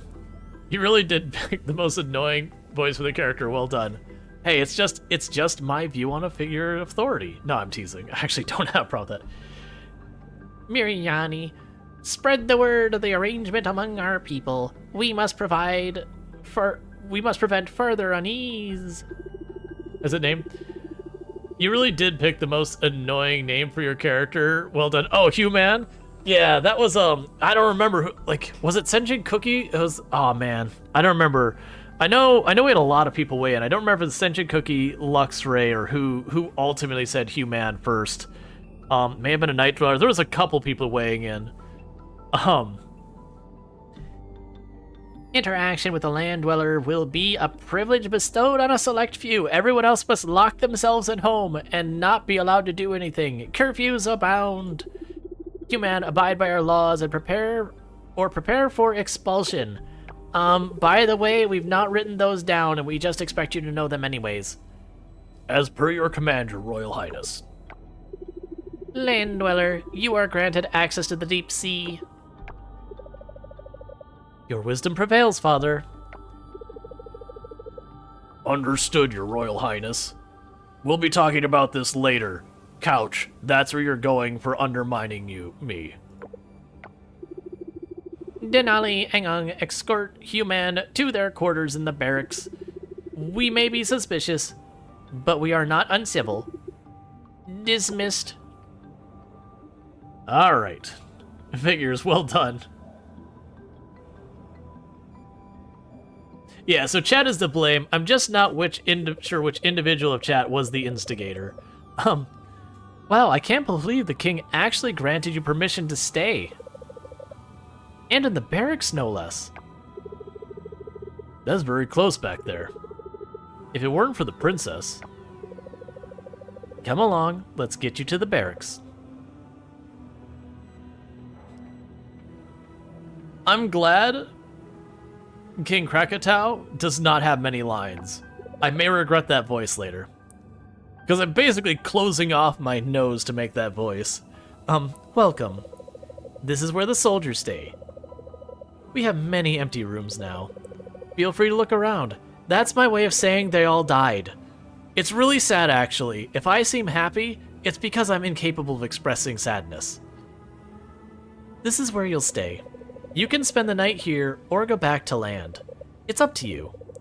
You should visit Choyo next. She's in the Oracle's building. This is probably the first time I've gotten through this scene where it wasn't like 11 at night in the game and I was just desperately trying to get out in time. Wait. Oh. Okay. Human, greetings from Choyoyo. The fates have chosen wisely in letting you into our kingdom. I request your presence in my chambers.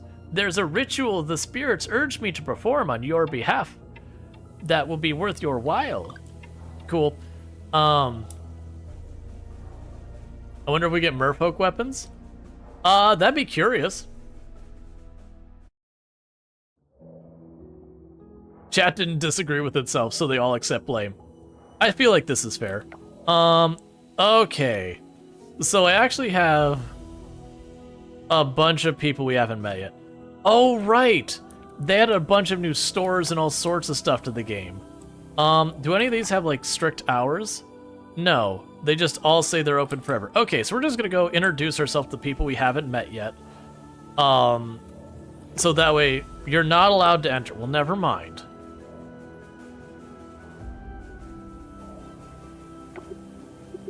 Alright, well, never mind.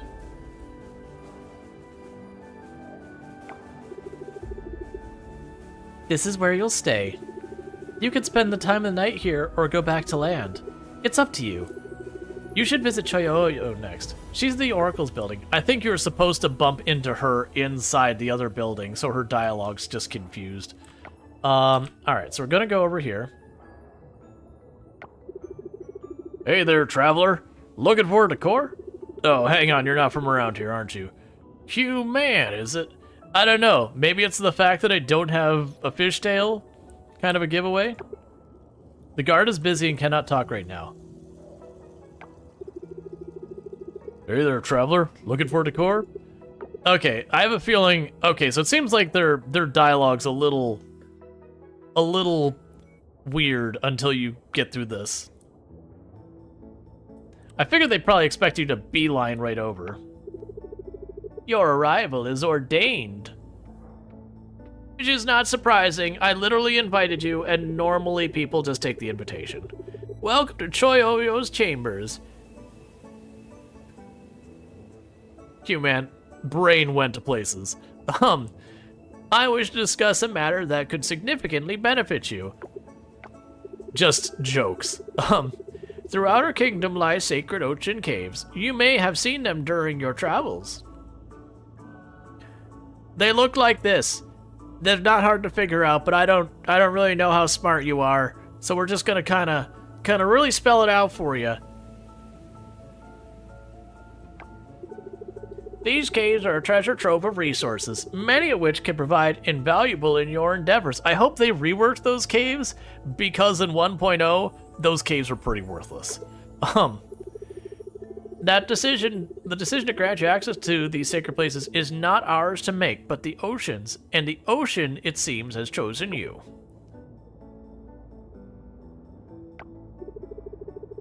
With the rhythm of the ocean in my steps and the humor of the dancing crab, I hereby grant you the right to explore these sacred caves. Where's the dancing crab? That's the one I really want to meet. Where's the dancing crab? You have you have suggested there is a dancing crab, and I demand to see its presence. Forget everyone else, I want the dancing crab.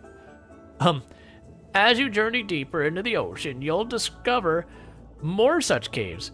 Use their resources wisely, and remember, exploration is key.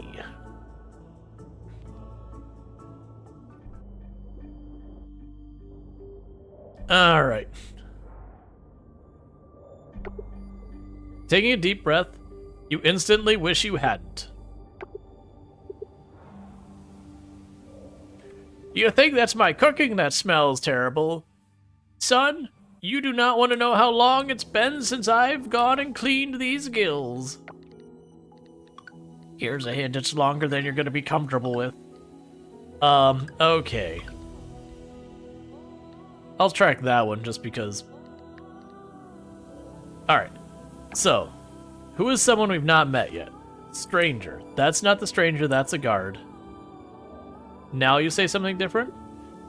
As you journey into the deeper ocean. Sorry. Yeah, as you journey into deeper ocean, you'll discover more such caves. Use their resources wisely, and remember, exploration is key. Your dialogue is not right. That was Oya's dialogue.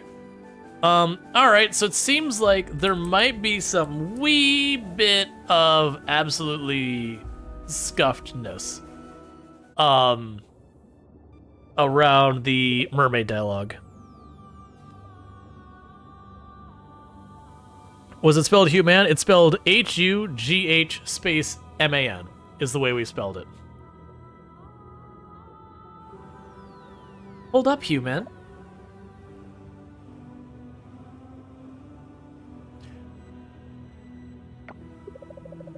Just a moment of your time before you set off, please.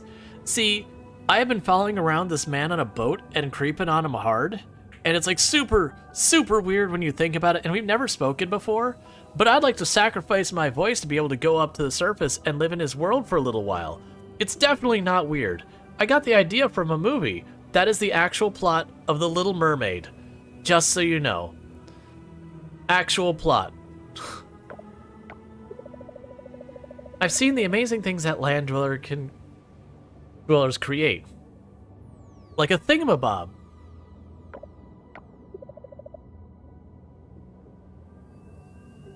Oh, what was suggested? No, it was H-U-G-H was suggested for a human.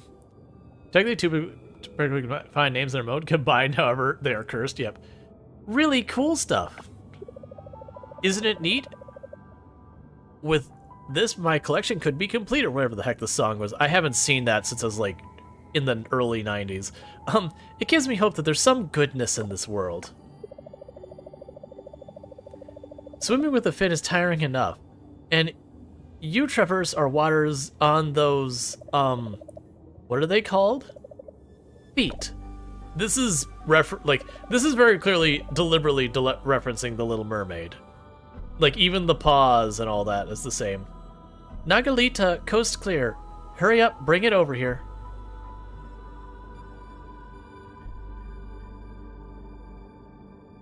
Says, wish you could review the VODs to see if we can find the bit. Oh, yeah, no, if you go to the first VOD, where we played Coral Island on Tuesday, I believe it was, it should be relatively close to the beginning. Yeah, that'd still be available. Now take the stamina fruit. It'll give you a boost on your adventure. All right, off you go. We're counting on you, human.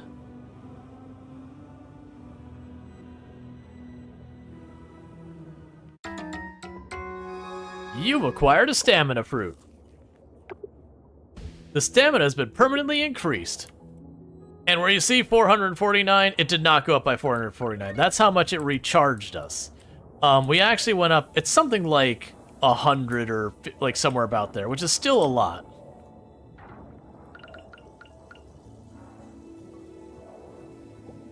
And we caught ourselves a sexy shrimp.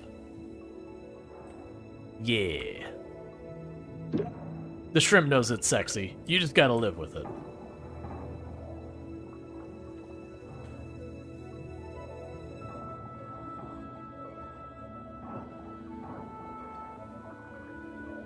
That was a quick search? Yeah, and that's what I figured. It's gonna probably be a very easy search just because of timing. Alright, so we can get rid of the wood, we can get rid of the stone.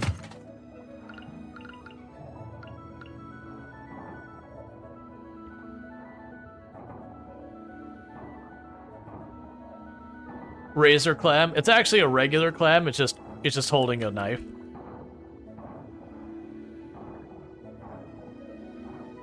Don't ask how the clam holds the knife. It's very sensitive about it. And it's holding a razor. Is Burning Sun that suggested? Gotcha. Gotcha, so Burning Sun suggested human just like, you know, that. And then Tepid Mage is the one who suggested like the slight off spelling. I'm pretty sure I saw something before way in the past that they did do human H-U-G-H. I can't remember what it was from, but it's a reference to something.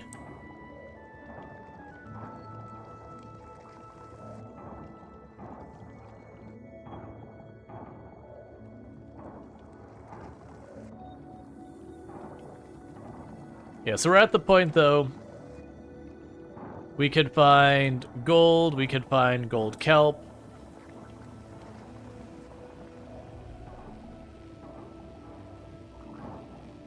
So now I don't have a strong opinion between whether we do the, yeah. Oh wait, that says... Okay, that's, never mind. I was seeing like the 0 out of whatever, I was about to be like, excuse me? Right, it makes perfect sense.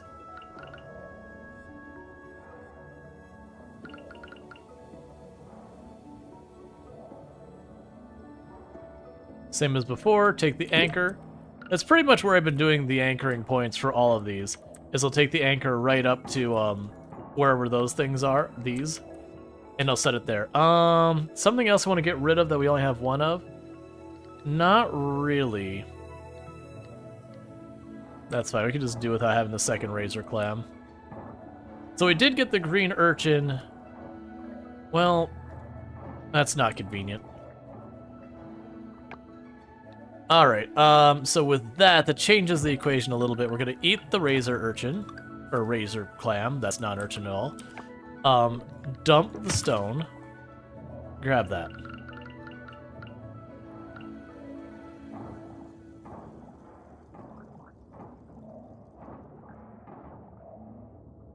Alright.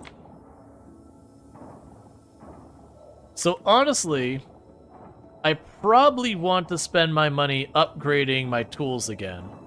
And just really beeline to maxing out like the pickaxe and that stuff. Because we're getting the gold bars, we've already got enough to do a piece of equipment, I just need the money. So work on that. And then on top of that, we're also going to need to upgrade our bag. And now we know who in chat is to blame? Absolutely.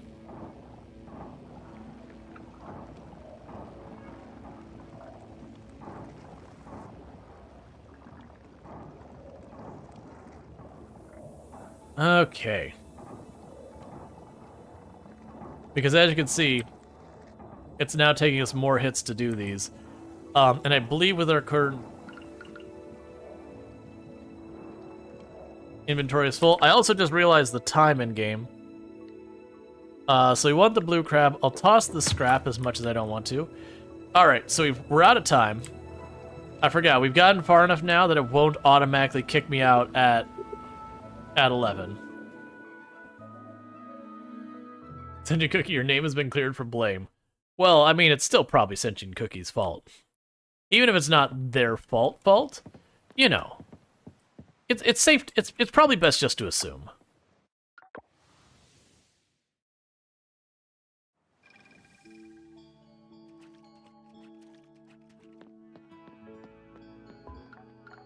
Alright, so that I have just the King's Scallop left, and then this is all done. Cool. Hey, it's Sentient Cookie. It's fine. Who was it? Burning Sun suggested the name. The idea for the name, I'd say, was Burning Sun. And then the specifics for the name were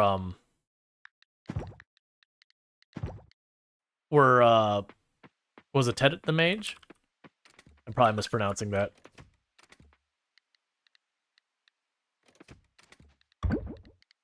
Okay, so we can sell you.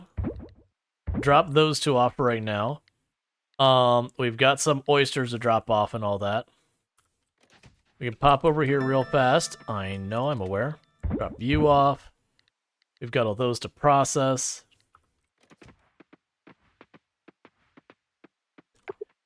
Lego does see animal set for 30 bucks for 420 pieces. I mean, that's not the worst.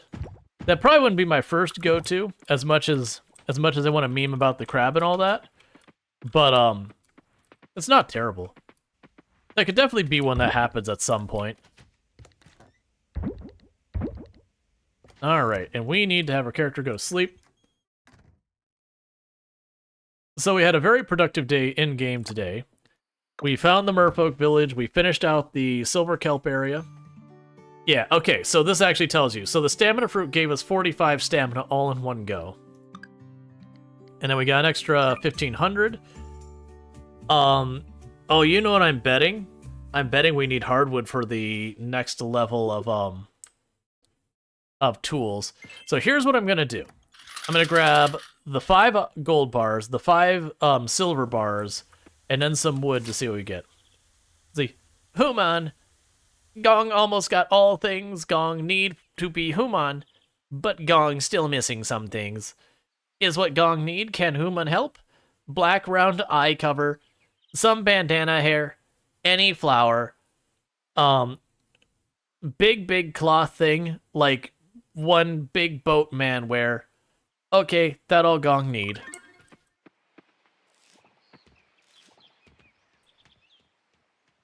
Alright, so let's grab everything we can out of here.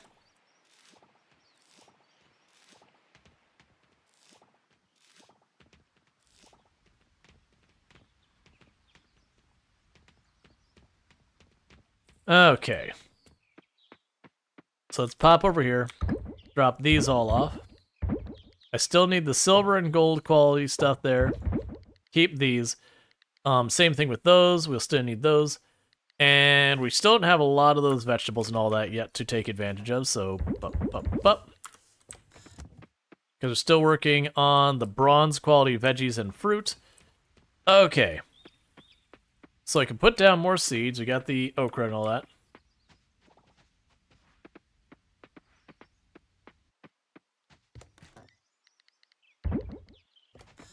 Alright.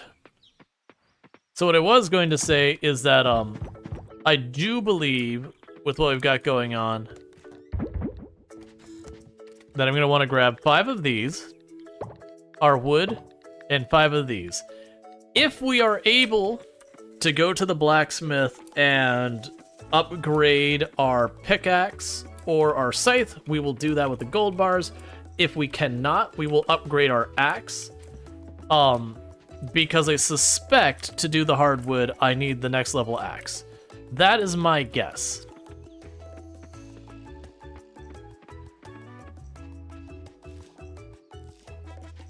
All right.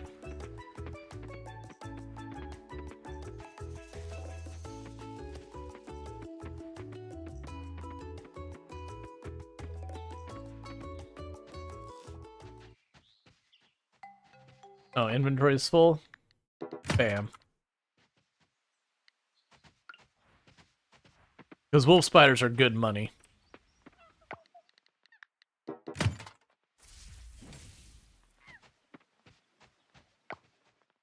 I also need to get my inventory upgrade. I should really do that. Yeah, honestly, that's fine. I can just stay the way it is. Okay. Take a sip. What's the worst that could happen?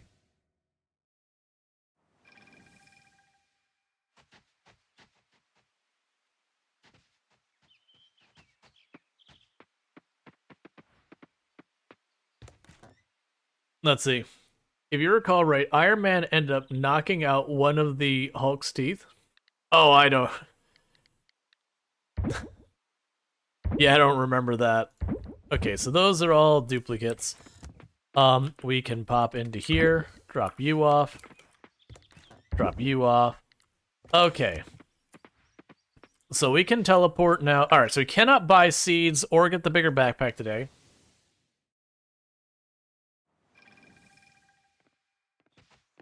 Alright.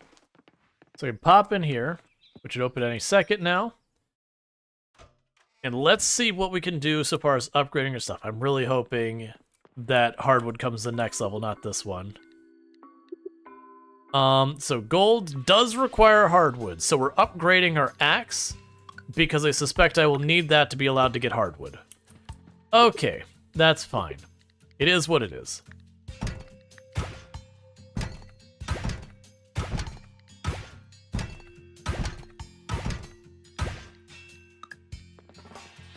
Cool. So I've got all those figured out. But yeah, so now between the mines and the ocean, it's either way. I think I'm gonna focus on the mines because the osmium bars, I think I'm going to more immediately need.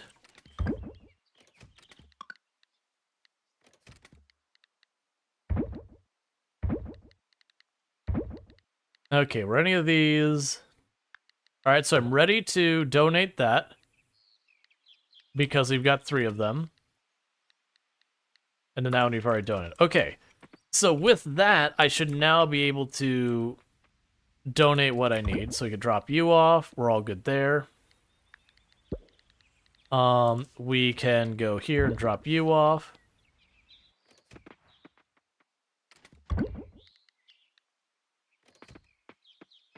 Alright, so let's run over to the museum, donate that. That gets me my 50 items for the museum, way later than my first playthrough. But my first playthrough, I wasn't hoarding things with the intent of being all set up to do the community center, well, not the community center, the heritage sites, the museum, and then later be able to sell everything for the achievement. So it was kind of a delayed gratification, but that's fine. And with that, we've turned in our 50 items.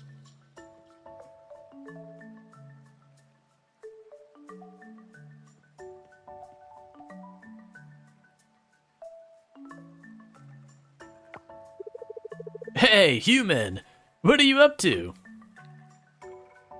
I'm here to donate an item. Nice, let me look what you just donated.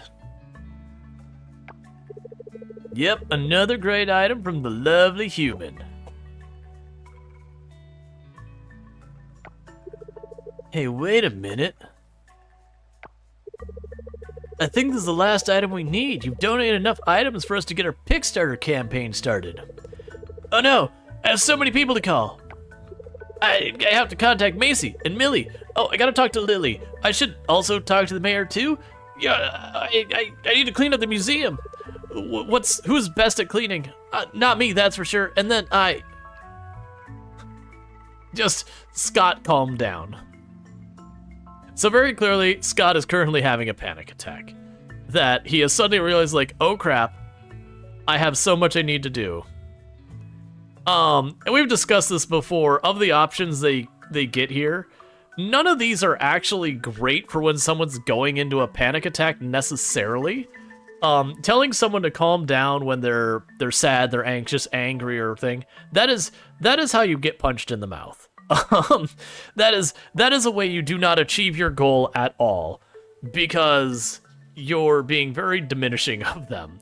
So while you might be like, hey, calm down, if they could be calm, they would be calm. Not that it can't work, but it's definitely not a good approach. And going, if you panic, I'm gonna panic too.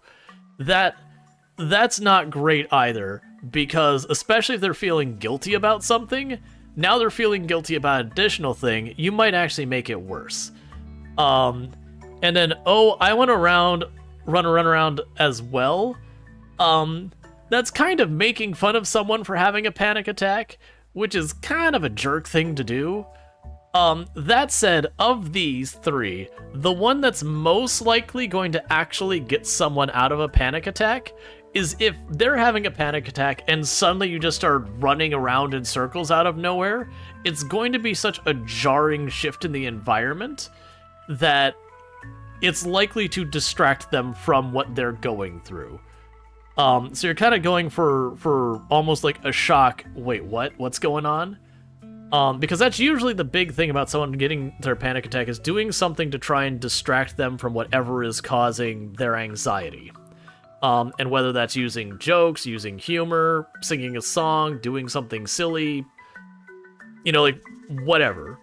Like, obviously, if you sit there and they're like having an anxiety attack because there's loud noises or whatever, like a siren going by has got them antsy, don't scream in their ear as a distraction. It's not going to help. But of these options, there's not really a good answer. You also actually learn the best to give them something to eat or drink, whether soda water. Yeah, no, it could definitely be. It's anything to like give them something else to focus on that is not whatever's got their anxiety. None of these are particularly literal either. I mean, I guess the most literal is if you are someone who would deal with panic attacks. Arguably, you could say this is literal. I'm gonna go with just what is the one I would say, which is of these options, which again are suboptimal, we're gonna run around. I'm gonna run around as well. What? Oh, did I start running around? Let's not do that, human. Okay, let's take a few deep breaths and calm down. Yeah, taking a deep breath, like being mindful to stop and breathe, is actually a good thing to do, a meditation tactic. It's one of the things that they usually recommend you do for yourself when you're worked up. Because you can take a moment to just focus on breathing, it'll draw your attention away from it, and then potentially that gives you a better position to try and approach whatever you're dealing with, and hopefully not just go right back into panic. In, out, in, out. Oh. Looks like Charles' meditation lesson is pretty useful after all.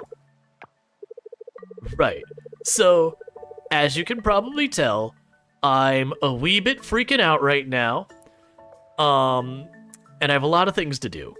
So, I'm gonna go get to that right now. I'll need to talk to everyone involved to get the wheels rolling.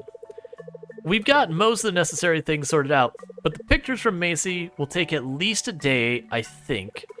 Maybe more.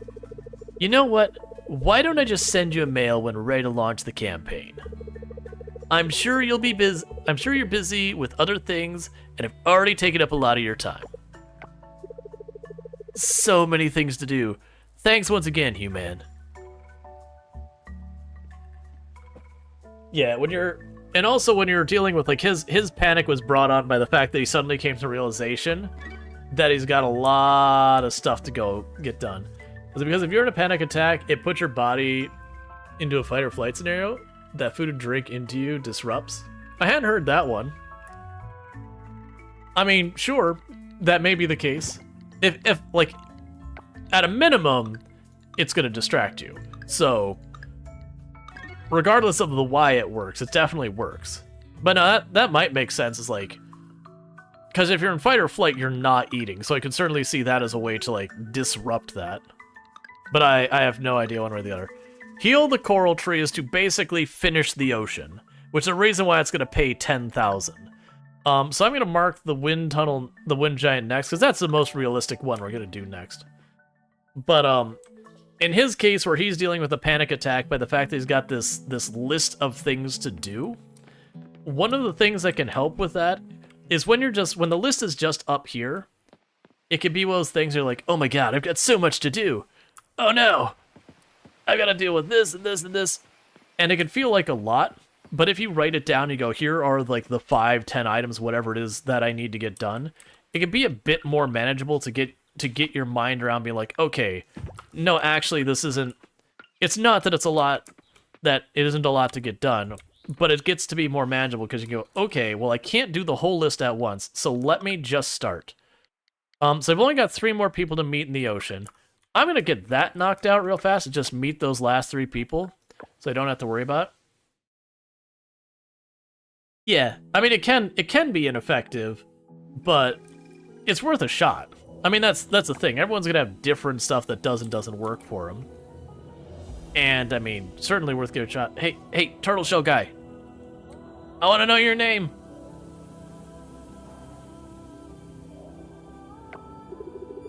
When you used to have regular panic attacks, food or drink would turn into stress eating, make it worse. Oh yeah, especially if the thing that brings on your panic attack is like if you're getting self-conscious about like your eating or whatever, and then you stress eat. Yeah, that is a feedback loop. That is a bad time. Oi, the dark slime is a real troublemaker. Ruins everything it touches, doesn't it? Like you. I'm trying to say you're ugly. Get out of my face. Alright, so we met them. We've got 2 down there. Well, that's interesting. I suppose I have 3 I hadn't met yet. Alright, so we've got 1 in Denali family house. And then 1 over by the Oracle. We'll go to the Denali family house because all the others are to the west. Because that way we're introduced to everyone. So I'm assuming this is the Denali family house. You are not allowed to enter. Well, never mind. Oh, you know what I'm betting? I'm betting I'm not gonna be allowed to introduce myself to all these people necessarily. Right, because we haven't saved the kingdom or whatever, everyone is supposed to state, Dark Slime is a real troublemaker. Ruins everything it touches, doesn't it? Okay. You're not even one of the other ones I saw. That's fine, whatever. Alright. So I'm assuming I can't go into the tattoo house. Yeah, alright. So we'll just take that as what it is. I suspect I'm not going to be able to enter any of the houses other than the oracles until we've saved everything. There was 1 more person over here.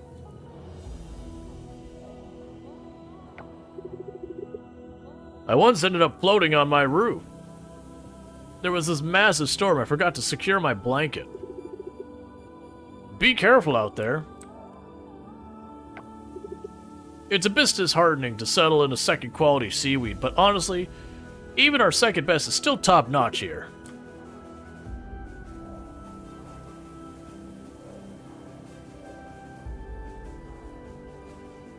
I'm trying to talk to you. Welcome, welcome. Don't be shy. Check this out.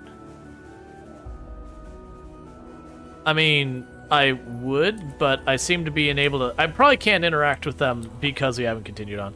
Alright, so the only people we haven't met is there's someone in Denali's house and there's someone in the tattoo shop. And it might be that they simply do not leave there. Or whatever.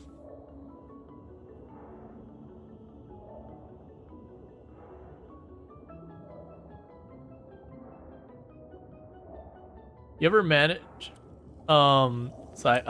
fruit flies that keep landing on you for some reason? Yeah.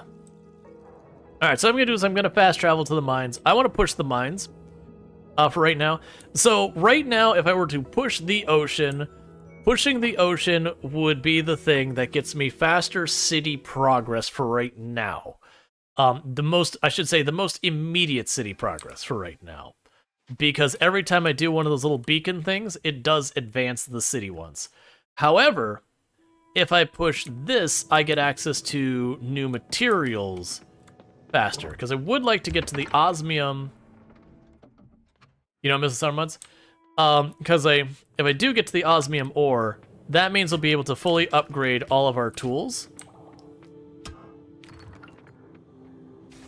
Other than our fishing and bug net and stuff, which I've completely and utterly neglected entirely.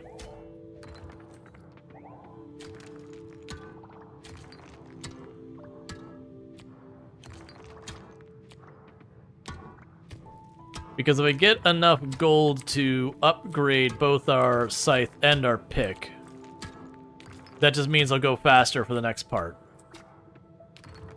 But I think I only had enough gold to do one of the two tools.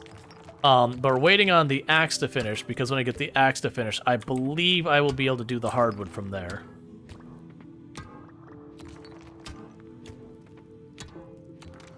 It's likely also that the hardwood might be effectively blocked behind city rank.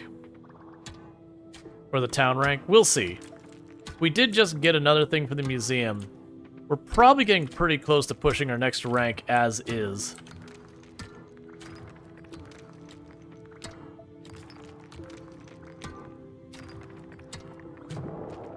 Alright.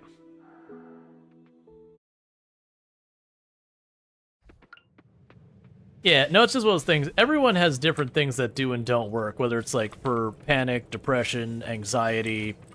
Like, you know, what works for me might not work for the next person, which is totally fine. It's still worth people trying different things. You know, within mind of what is the thing instigating their attack. Because that's another big thing is if whatever's causing their stress is at a location. So again, you have a loud noise that's causing people to be like sensory overload panic attack. Usually the first step is get them away from the loud thing. Just wherever you can go, get them away from the thing causing them stress. If the thing causing them stress is another individual, it's to do what you can to separate the two people. You get the idea. What is the cause? You know, distance from the cause. Yeah, there's no single best. Exactly. Because even the same person, depending on the causes of the panic attack, the same person could have panic attacks caused by different things. So like, one of them might be get them away from a person. Another one might just be, okay, it's just, you know, like it's one of those things that they just got a list of things to do. Try and do what you can to get them to calm down.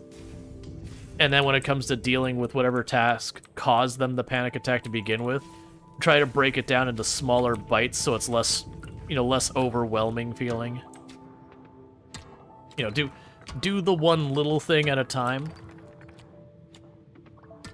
Because honestly, even then, to be effective at a task, usually you want to break it down to smaller pieces to begin with. Yeah, no, I gotcha. But even... Right. We don't know enough about Scott to know what would work best for Scott. But in that situation you didn't know, like, giving them a bottle of water to sip on might help. You know, trying to give them a distraction might help. Because that was definitely not overloaded by, like, sensory overload situation. We were in a quiet museum.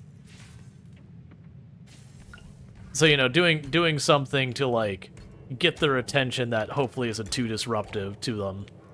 You know, those kind of distractions would all be potentially worthwhile.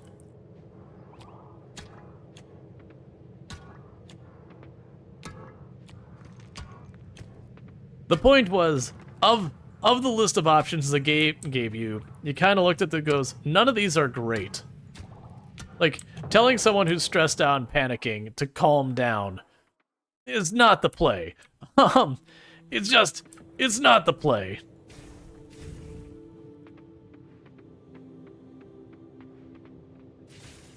Like, I kind of wish you'd choose that one, and his response would be something like he'd stay panicked and just be like, has that ever worked?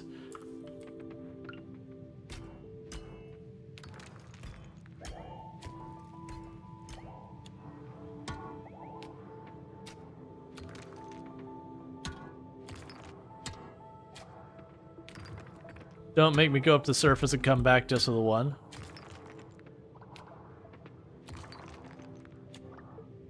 Come on. Come on.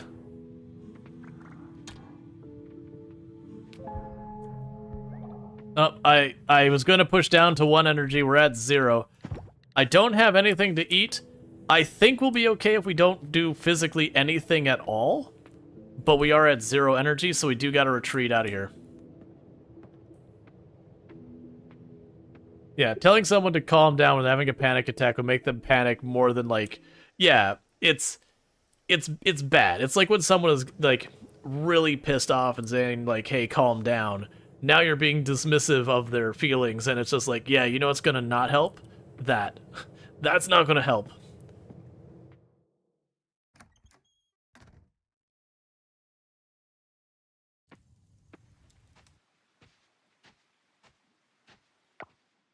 I really wish that the fast travel to the springs was open. Because now I gotta, like, walk a shame over there. It is because I've tapped out mana. Oh, wait. This'll work. Because that doesn't cost energy. And I can eat it. And it doesn't give me enough, but it gives me enough that I can move normal speed. So we're gonna race over here real fast. And immediately waste some of our minimal energy. I'm probably not going to make it back in time to push the rest of the mine.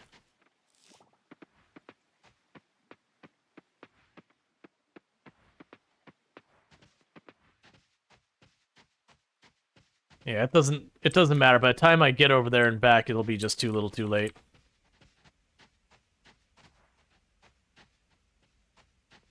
Oh, that's fine.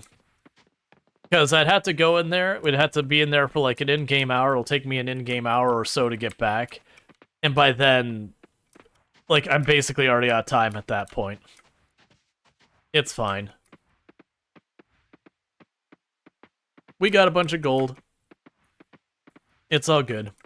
The gold is our main purpose down there anyways, is to get enough that I'd be able to, you know, get more work done. So let's go over here. Grab 2 more of this.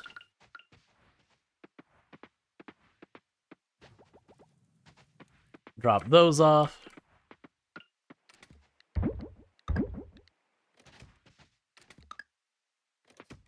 Go to monster stuff. They've already got a bunch of these we've already done, so drop you off. Alright, I already got rid of that, so let's just break some rocks. Oh, right, I also need more plant fiber. So use the last of energy, get plant fiber.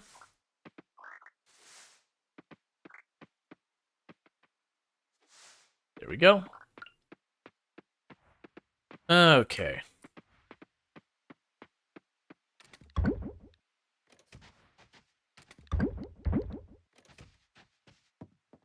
And pretty soon I'm going to end up needing to use that stone for something, because I'm sitting at almost 2,500. That's the whole thing. Alright. Bear with me for 2 seconds, chat. I'm gonna quickly take a bite of my food. 1 moment.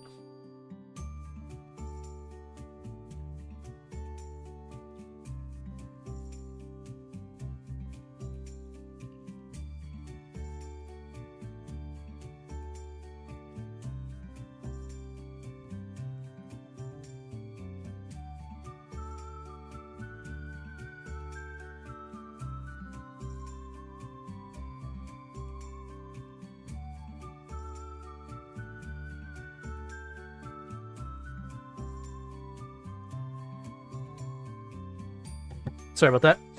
Yep, no, I said happy birthday way earlier, Strider, when you brought up. But again, happy birthday.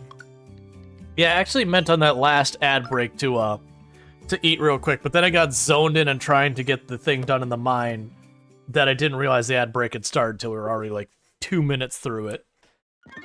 I'm just gonna eat a couple bites, because that's usually what I do when it comes, like what we're trying to do nowadays, is whenever we hit an ad break and I've got my food, I'll eat during the ad break. Hello, human. I'd say that house isn't a home until you can cook in it. Joko and I could expand your house and add a nice little kitchen. Visit us when you're ready for an upgrade. Lily? Oh, human, word travels fast in the archipelago.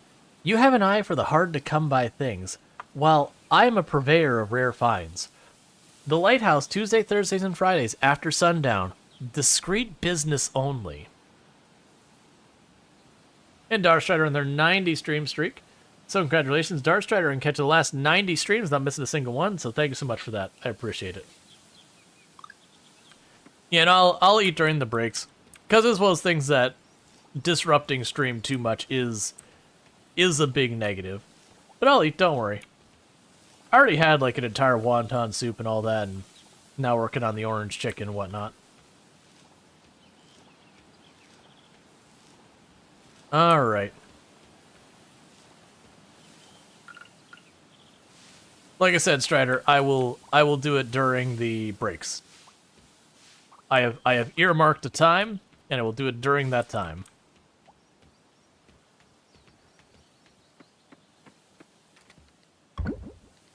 Alright, we're gonna keep that. The blueberries we can get rid of. Yeah, because we got a bunch of those. Am I done with the veggies already? It says the fruit there, but let's just double check, make sure we're actually done with that.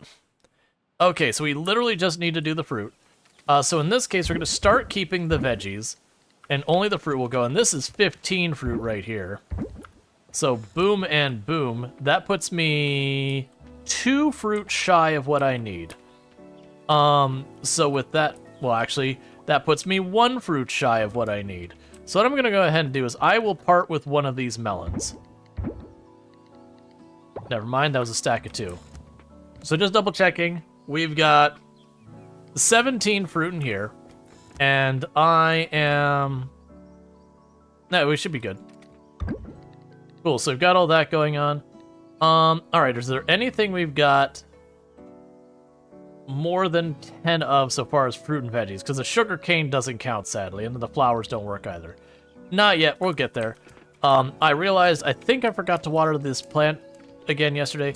So I do need to sit there, when I go to set these tree things up again in the future, I gotta put them with sprinklers. I will never remember them without doing that. Alright. So I can grab the gold bars. Drop them off. We've got only one thing for the museum. I don't really see a reason to go around that way. Let's see what we've got we can still be working on. How is the city rank going? City rank has a little while left, a decent while left before we hit rank D. But we'll get there, you know, in time. And then if we look at our relationships, we're still missing 2 people. Okay, so some of the people we met there aren't the people we actually get to interact with. Their things. I'm assuming one of those will be the tattoo parlor person, the other one will be whoever, like Denali's mom or sister or whatever the other person in Denali's house is. Roommate, whatever. We unlocked the critter trap, which requires seaweed and silver bars.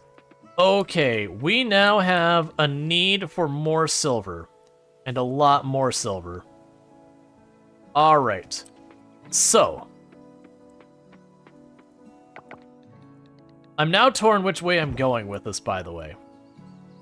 Alright, well first of all, let's go. So I have 1, 6, 9, 11, 13 spots at least for seeds.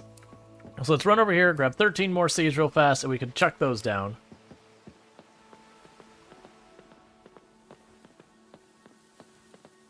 Honestly, so it'd be 13 plus 8, 21 more seeds. You want an okra. Well, you're gonna open just a minute. Well, actually, you are open. Let me go back, grab your okra real fast, Sam. Because I forgot I have another sprinkler off to the side that I can put to use. And if we're gonna use that 1 sprinkler, do I have enough for 2 more sprinklers?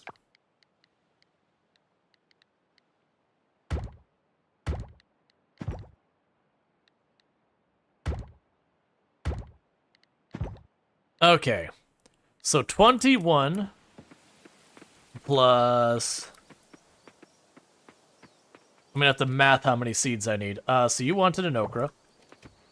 Alright, so you've got 21 and 4 times 8. 32. So 53 seeds? Sounds like a lot, but I guess that's right.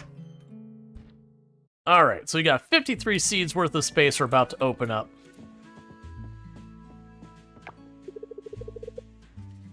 Now I get it. The mayor was talking about a pick starter campaign.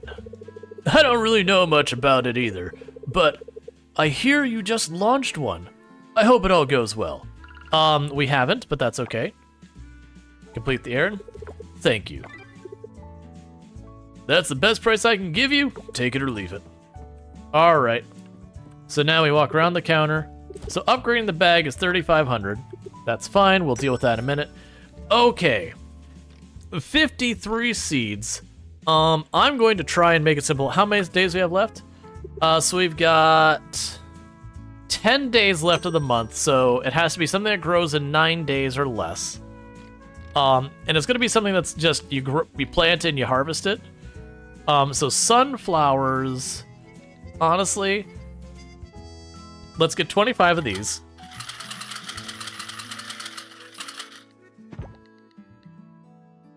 And then we'll get, I'll just get 20, which is more than I need.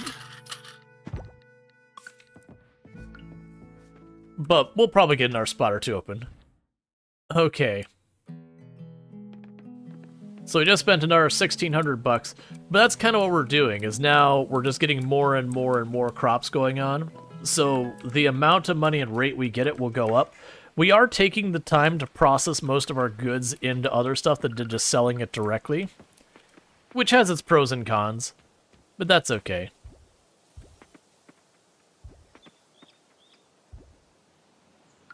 I don't think I mathed right. It's okay.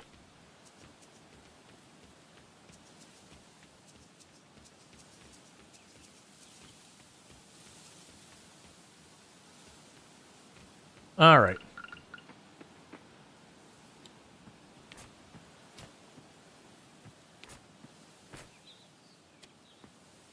And what I'll probably do is rearrange this all later. Like when the winter rolls through and most of the crops die.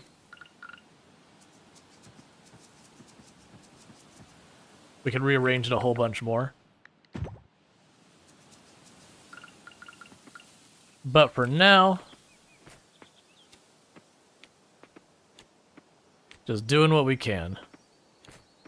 And then plus eventually we'll get the much bigger sprinklers that will have like the auto harvesting and all that.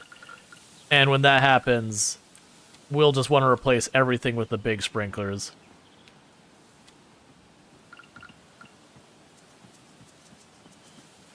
Alright, we got all of you.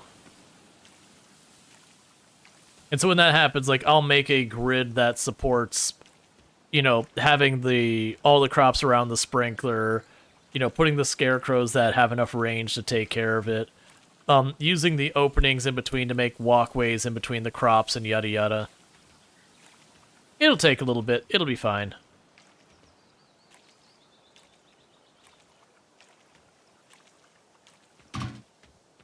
That's fine.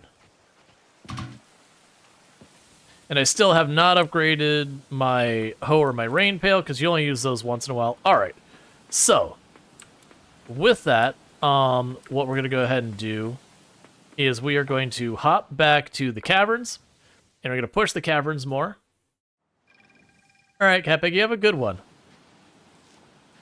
Hey, Snoot, how's it going? Ooh, do we want to... Alright.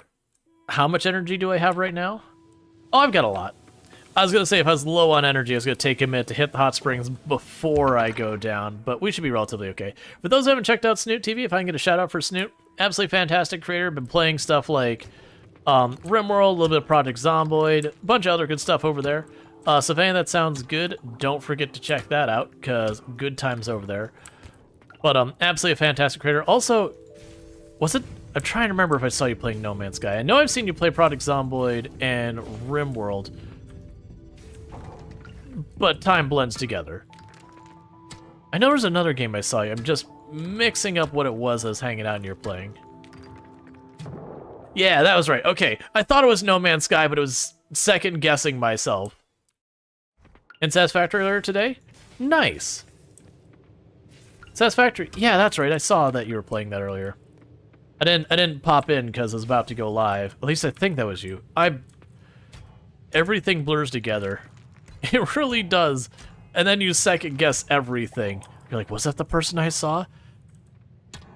It's one of the reasons I don't blame anyone. They're like, oh yeah, I totally saw you playing this game. And you're like, yeah, I've not played that game before, so no, it wasn't. But you don't want to make them feel bad. It's like, no, that's okay. Like, that wasn't what I was playing. It's all good. You quickly figure out how many people there are to keep track of and how much it all blurs.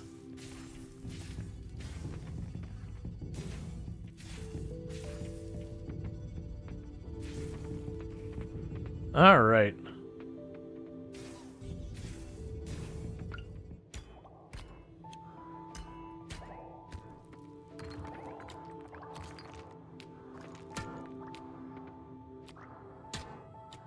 Hopefully when we get that axe, we'll be able to go after the hardwood. And be able to get enough hardwood to go for the better pickaxe. I do think the better pickaxe is a higher priority than the better scythe. That said, I'd definitely like to get both. So the downside is I've absolutely delayed my animals a lot. And I am going to pay for that and at the heritage site. I won't be able to continue that until I get that sorted. And I'm notorious for doing that because I don't like dealing with the animals in half these games. Like, they're fine. It's just the whole, like, early on having to run in there, deal with the food yourself every day, restocking the silo, all that stuff. Petting the animals every single day, like that to me ends up getting tedious, which they've got things to automate around a lot of that. But it does mean I tend to put it off. Even though the animals tend to be very lucrative in these games, because you just pet the animals and then each day it's like, here's some milk, or here's some eggs, or here's some wool, or whatever each animal gives you. Like, once you get the stuff that, like, auto-pets them and auto-collects their stuff and all that, where you can mostly just treat it as, like, passive income, then I like the animals. Then I can choose if I want to pet the animal on any given day. It's not just assumed.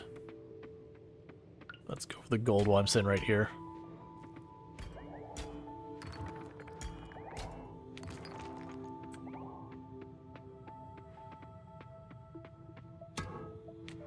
Yeah, one thing I'm gonna need to do is I am gonna need to hop into the water cave to get a bunch of silver.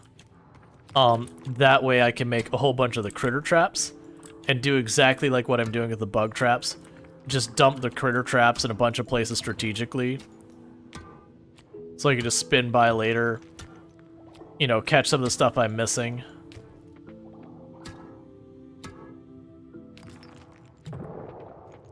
Okay, let's get this last floor quickly, so I don't have to, like, backtrack out of here. I've got enough time this time that as long as I don't push myself down to where we can't walk at normal speed, that I can potentially back out of here and go to the springs.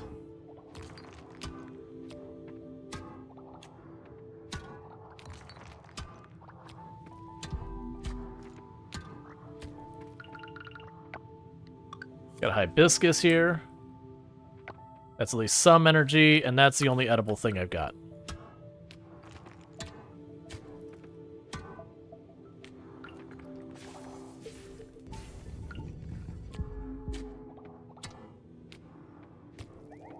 Okay, so let's rush out of here as fast as we can.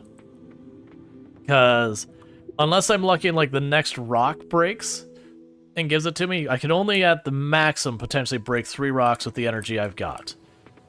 Which is very unlikely to be enough, but that's okay. So we're just gonna run over here real quick to the hot springs. I'm gonna grab these 2 on the way. Inventory's full, that's fine. We'll just keep what we got. I need to clean up these little bushes here.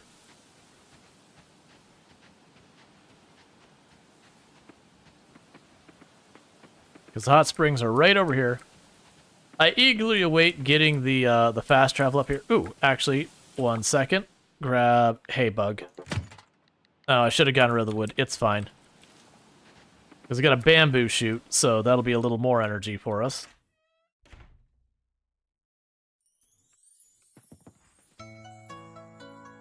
All right, so we're gonna put in just enough time to get a little bit of energy here.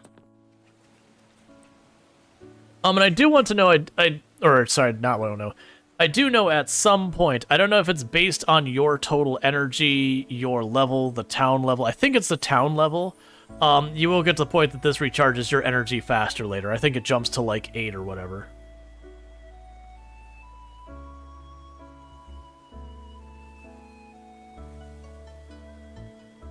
But regardless of where we're at, when we hit 2100, we're going back to the mine. And we'll just have to make do, because if I stay much longer than that, I won't have enough time there. And for the record, you can slow the game down.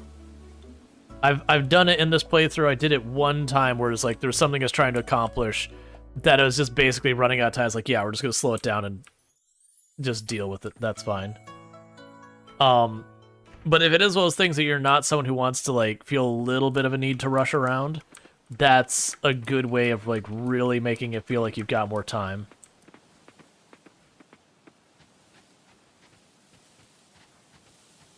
Oh, not that way.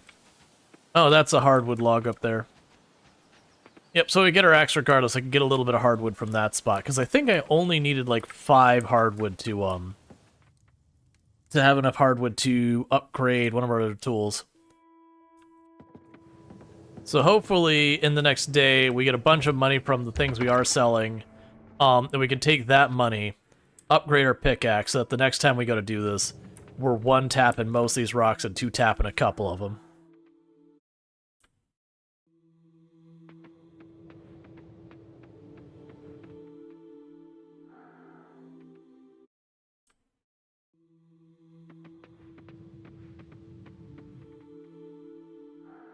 A big part of why we're not getting faster is I am taking the time to fight everything. And that's partially because they finally fixed the XP gain on the combat to not be abysmal. And then the other thing they went and did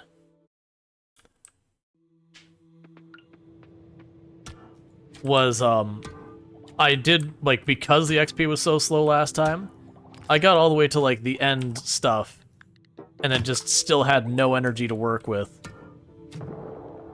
And so it's just kind of a way to work around that, like make sure I actually get some progress in my combat as we go along. All right, get rid of the one use sap. Okay, we got decoys. Cool. So that did unlock another area, but upgrading our pickaxe will help a lot. Because then each floor, when it comes to breaking the rocks, I'll spend somewhere in the area of around just a little over half the time to get the same progress of clearing a floor.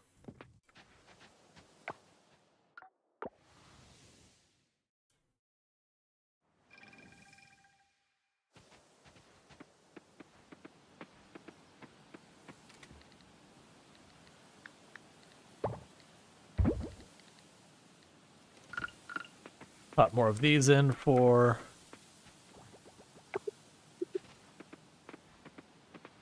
making them.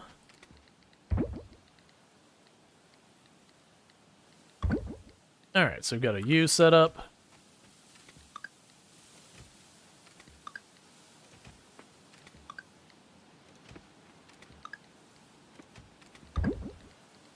Drop the decoys in there. We have the bamboo shoot. That's a forageable, so we can drop that off here. We still have some energy left. So I'm going to go ahead and tear up more of this brush.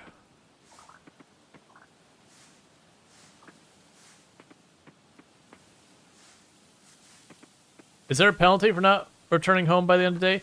Yeah, so in pretty much all of this style of game, usually the way it works is if you are out past a certain period of time, your character passes out, and then you'll wake up and, like, some of them, though, you'll wake up in your home and they'll be like, oh, someone carried you home last night, you're found knocked out. Someone rifled through your pockets and took some of your money, I don't know how much. Or you'll wake up at the clinic and they'll say, hey, you were found passed out. You know, there was one that was, like, really rough. I think it was Potion Permit that, like, they find you passed out and they go, you know, hey, you got knocked out, you know, we took care of you, but we want to keep you here for a day of observation. So you literally lose an entire day as a result of it. But in this one, you just basically get like a little thing where they're like, hey, we had to like take you in or whatever, and you lose like 100 currency or whatever. There's like a fee to it, and a lot of them, what happens is you start the next day, you won't start with full stamina. You'll start with a really severe stamina penalty as well. So you really do want to get home. And in some of the games, if you pass out, but you're at least on your property, there's no penalty. Or if you pass out and you're at least in your house, there's no penalty. But that's game to game what they do. I believe this one, they just charge you a fee. I think they give you like one freebie, I'm not sure about that. And then you get charged from then on. Human, good news. We're ready to launch the Kickstarter campaign, but we can't do without you. Come by the museum so we can launch it together. Dear Human, it's heartwarming to see you helping out on the island. There were a few folks who weren't sure about you moving in. I won't say who they are, but I will tell you they've come to me and say they've changed their minds about you. Keep up the good work, except Jim. But Jim is what we call a jerk. I am paraphrasing what I actually called Jim. I'm not sure how you feel about swearing. All right.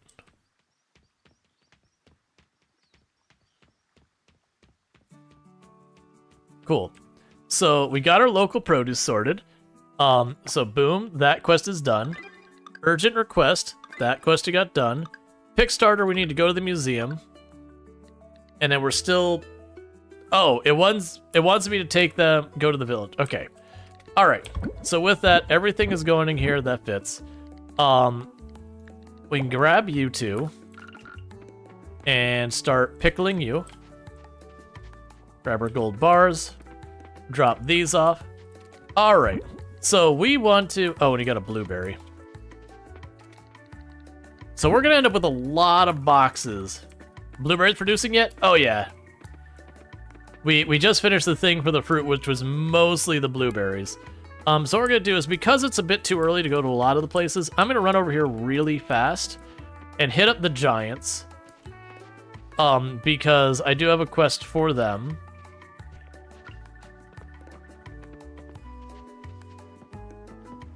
And I believe before they tell you what you actually need, you got to go over and see the cinematic.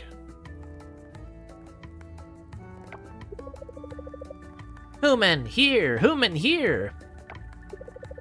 Goom, goom, human, come, come.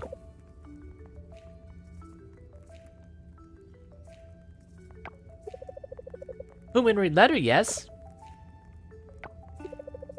Good, good. Giants need help. Gong want to go to Human Village and talk to other humans.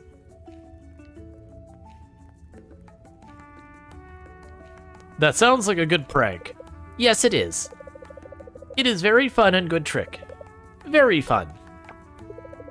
Gong can go to Human Village. Easy, but if humans cannot see Gong, then no point. So Gong come up with a plan.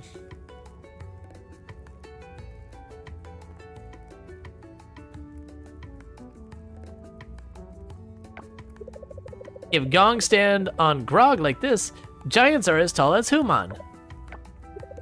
Then Gong and Grog can go to Human Village. Gong and Grog will talk to Human, play with Human, be Human. But there is still one problem. Human still cannot see giants. So Human, help us? Sure, what can I do? Easy. Giants need Human to get stuff from Human Village for us. If Human can get Daisy Flower, Eye Cover, Baba Hair, and Human Clothes, Gong and... can make Gong and Grog look like Human. Gong has other stuff already, but this stuff Gong cannot get. Please help me.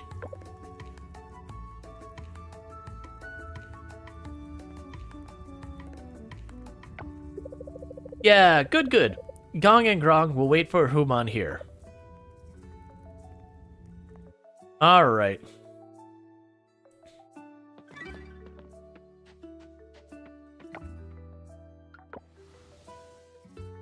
Yeah, so all it does, it has a list of stuff you need. What were... there was like the wool or whatever was the one that's a problem. Yeah, so three wool is the one I can't do. The other 3, easy peasy. This one, I have to get the animals. Yep, so next we'll head to the museum.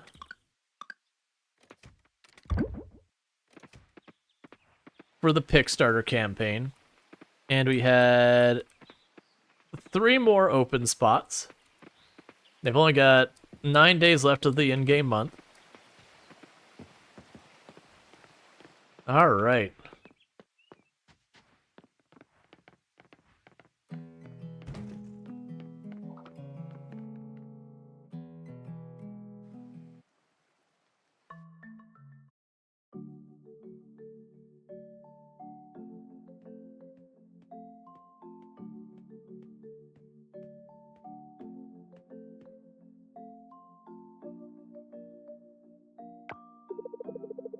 Hey, human, good to see you here.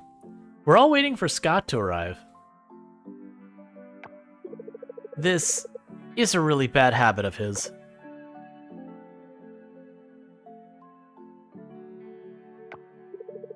Look at that, everyone is here.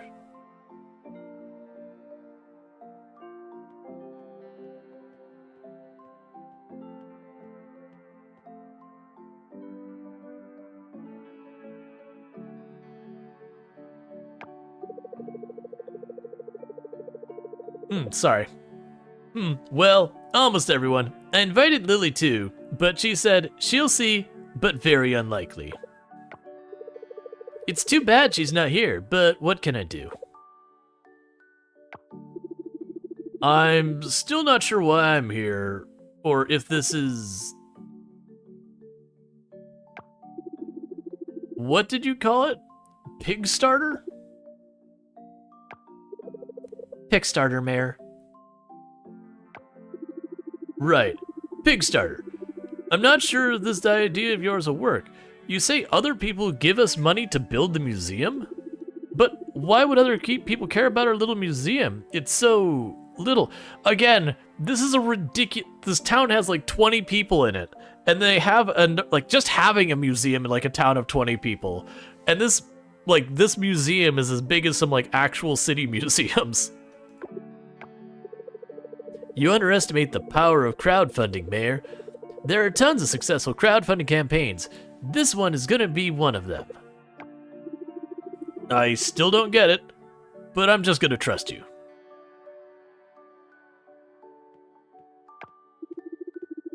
It is okay to trust him, right? Yes, Mayor. I personally looked over everything and done my research. It should be fairly risk-free for us.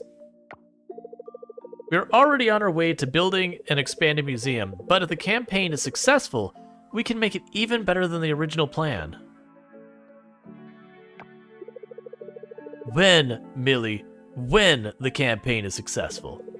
Alright, only one thing left to do. Time to officially launch this campaign. Maisie, will you take a photo of this momentous moment?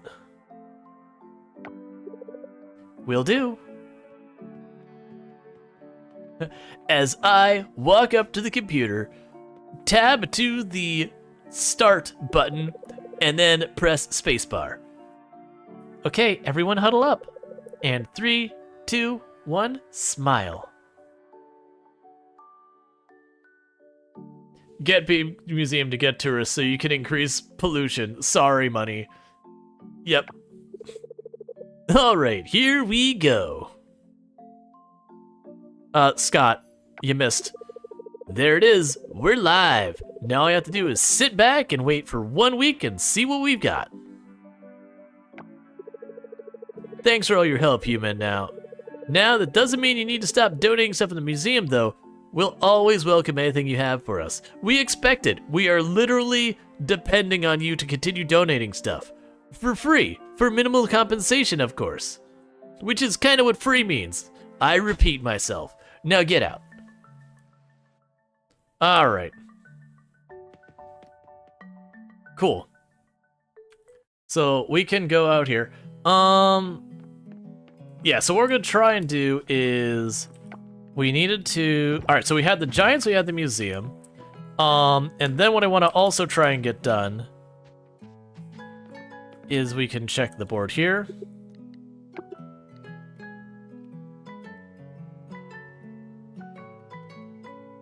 You would like a cup of green tea. I feel like you're just being lazy on me now. Fine, I will get your green tea. Because I believe you'll pay me more for the green tea. Yeah, so I am going to get a slight increase in the amount of money I spent buying the green tea that I'm going to give him. So it's still worth it for me to do. But it does feel like, you know there's a local business that sells this, right? Where are you at right now, anyways? I'll say, please don't be literally right here. I mean, actually, please do be literally right here. But also... No, seriously, where are you hiding? Oh, okay, you're up there. And I am down here. We need to head towards the carpenter. I'm gonna actually hit the blacksmith first. Because we can grab our axe. Then I know of one or two places I might be able to get enough hardwood to be able... Hi. You sound sleepy. I'm sleepy. Aw, poor you being sleepy. I know, it's such a travesty. Mm-hmm. You're coming. That's not how you hold an axe. I'm sleepy. This is not convenient for me. Fine. It's just not convenient for me. Sure. Don't you love me? I do love you. Don't you want me to be close to you? Sure, but it's still not convenient. Oh, I'm not upgrading those. Those are 10,000. Okay, well, I won't... 10,000 coins! Yeah, I won't be able to upgrade those yet. Oh, they're only 3 bars as well. What's that? It said it's made of gold. I don't think gold's a good material for a tool you hit stuff with. That has been a joke many times in games where you get, like, the gold version of a tool and it's actually just a worse version of the tool. Yeah. The gold pickaxe on Minecraft is not as durable as the, like, stone. Yeah, because gold is a soft metal. Yeah. Sleep. You can't sleep there. Why? You just can't. I love you. I love you more. Handsome fighter, spider. You sleep well. Ah, say it with me. Ah. I bet you're feeling better already. It exercises your esophagus. It's all dancing in there, human. Happy dancing muscles. Here's your green tea. That's not...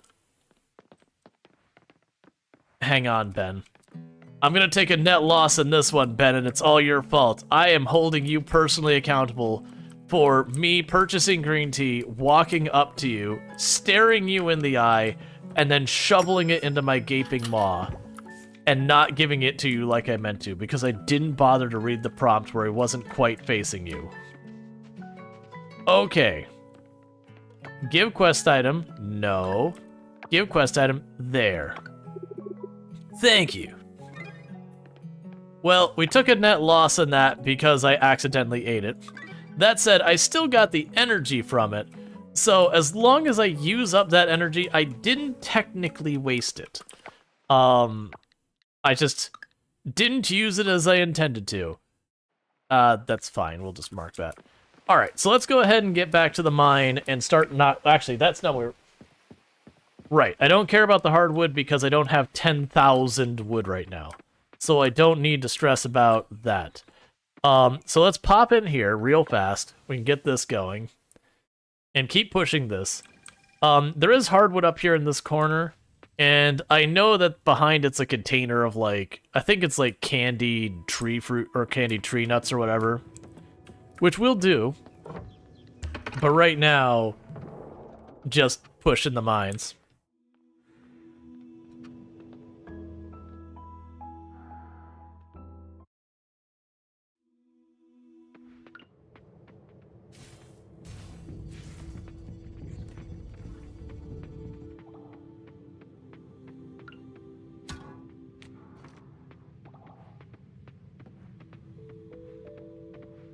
Okay.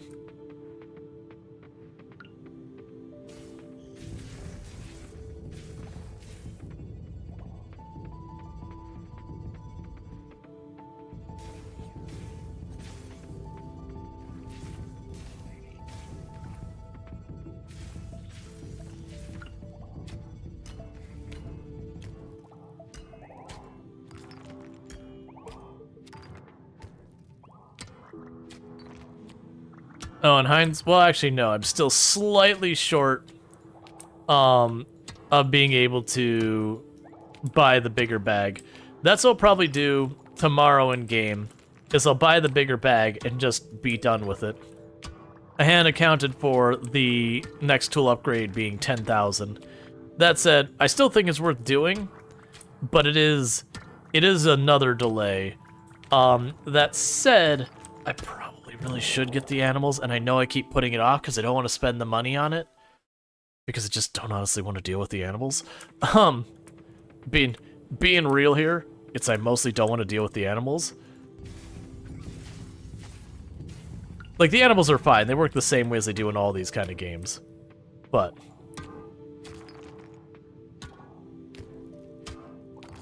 I'm not sure how to deal with that. Okay.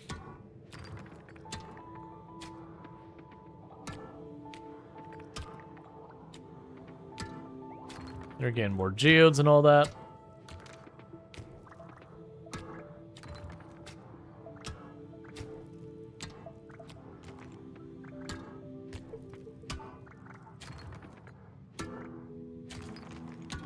But yeah, because we keep pushing this down, and we get to the point of osmium ore. Even if we don't finish the mines right away, just having access to the osmium ore, like, there's more advanced sprinklers we can make, more advanced equipment we can make. It ends up being a thing that's needed for a bunch of our upgrades.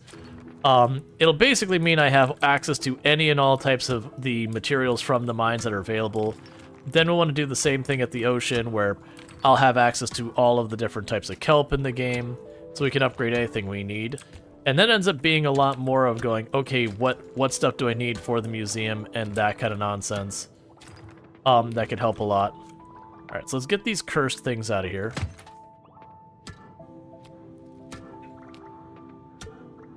I have been having really terrible luck with these holes.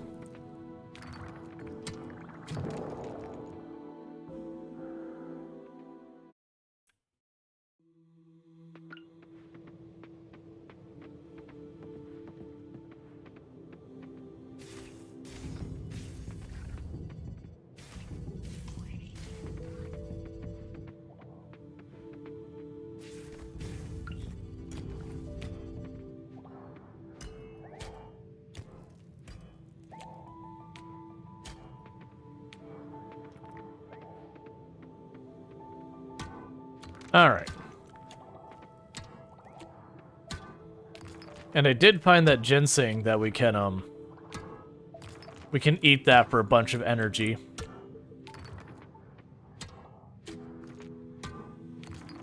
That's one of the things that makes the mine a little bit tougher to deal with than the ocean. Is the ocean, there's so much stuff you can find in the bottom, and it's just, you can just go around to navigate a little bit easier, that you end up not having to worry about. We'll just get rid of you for right now. Because we are getting a little bit of silver here and there that we can use for the traps.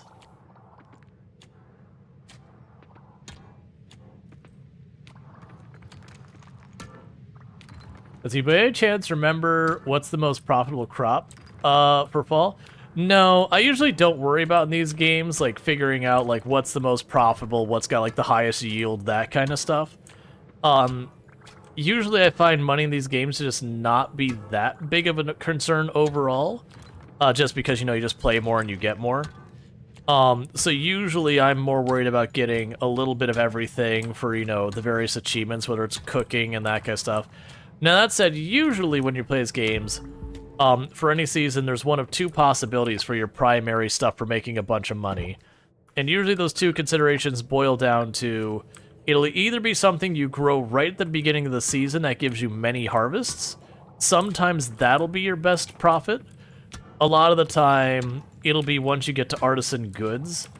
It'll be choosing whatever crop you get that is individually worth the most, even if you have to wait way longer for it, and then processing it into, you know, wine or whatever's appropriate.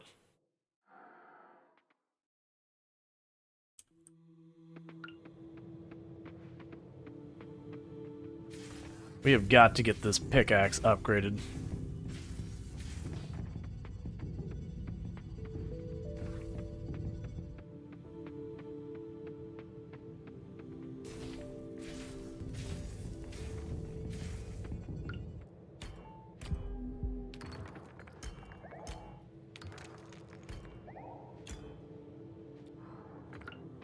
I was really hoping we would get that last one.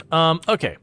So we don't have anything else that you consume for energy, so we're gonna have to run out and take a quick dip in the hot springs. But we do have plenty of time to make it over there, dip in, recover some energy, and get back out. But yeah, I know, I think pumpkins are pretty good, but the issue is you have to wait for them forever, but that'd be more for the artisan goods stuff. Because usually the way most of these games work with the artisan goods is that you get the, you get like a multiplier to the value. How much is maple syrup worth energy-wise? 40. That's not amazing, but it's not bad. Yeah, we wanna get the backpack, because all of these things laying around here, that's probably a couple hundred, you know, that's honestly probably $500-600 we just walked past.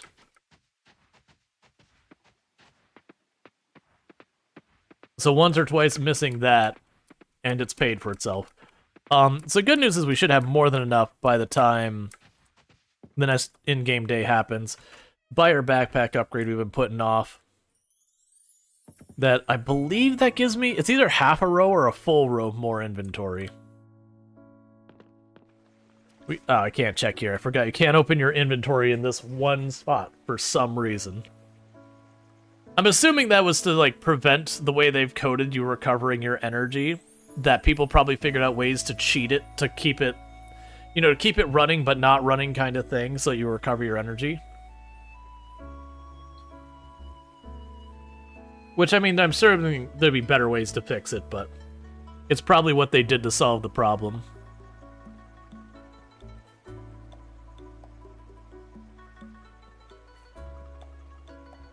But yeah, we'll be able to tell if the backpack, I think the backpack, I can't tell if, I feel like there was 2 more upgrades. There's this one and 1 more. I feel like, I'm not sure on that. But we'll know if it gives me like half the bar and you still see like a whole other half a bar. Then there's that. If we do get like the full bar and it's the last bar, then it's it. Alright. This should be plenty.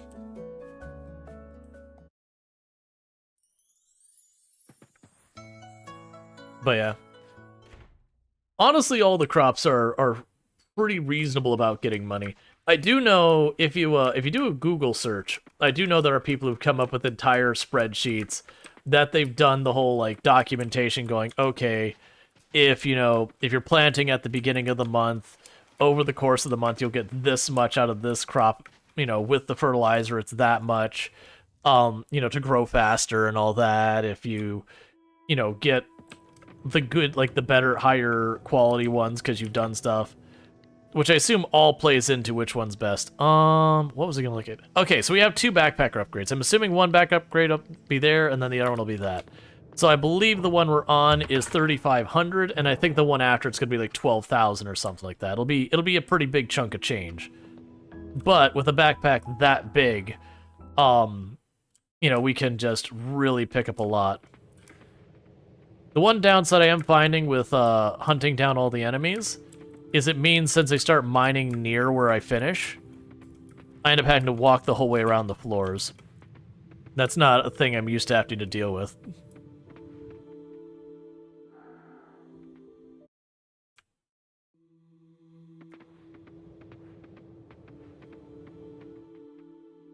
Okay, but that's fine. This is only the kind of a problem when you first do this. Oh, right, it's down here, isn't it?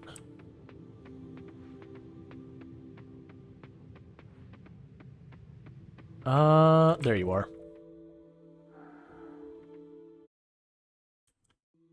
And then this is the floor we were working on.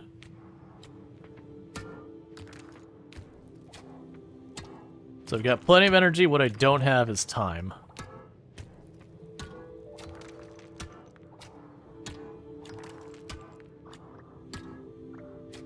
That said, we do have a decent amount of time to finish the floor.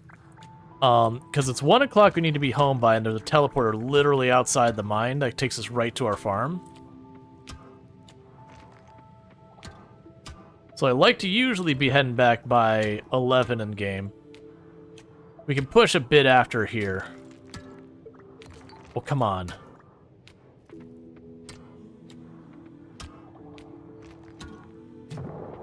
There we go. I was like, don't make it one of these ones that got a full clear of the floor. Okay, so that's all we cared about. We got that floor done. And with that, we've got ourselves a little bit deeper. Each segment of the mine is 40 floors down. The last 10 you have to do in one fell swoop. You get to 30, and then you gotta go. There's no more elevators till 40. Alright, so you pop down here.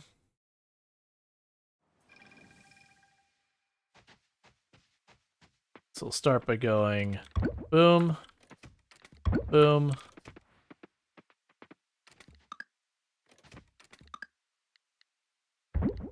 It's another new one.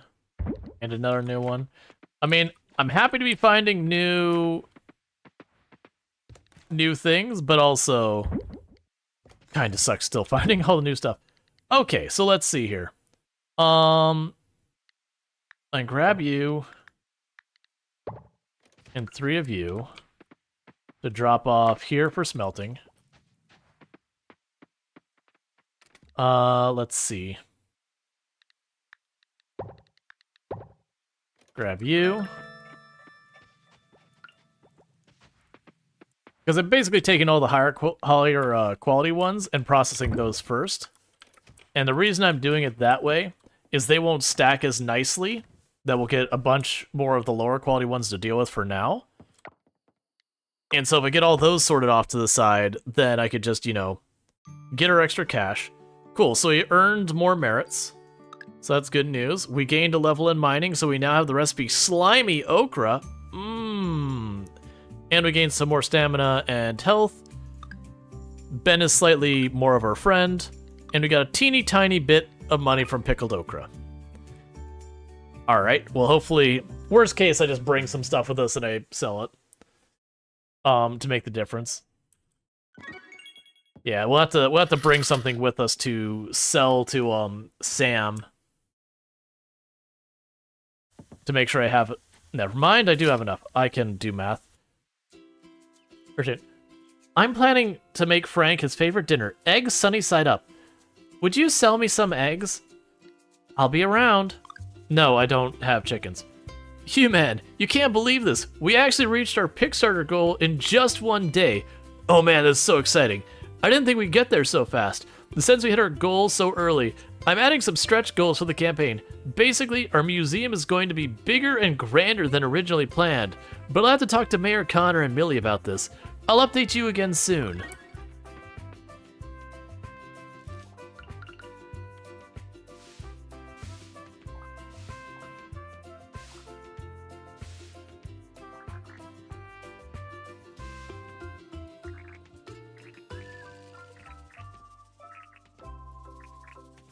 All right.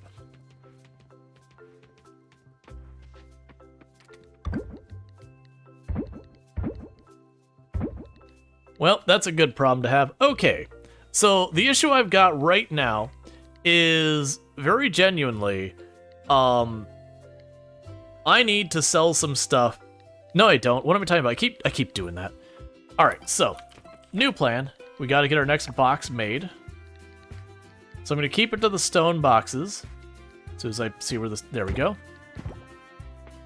And so I'm going to do with this one... So you're the monster stuff? Yeah, don't mind blocking you off right now.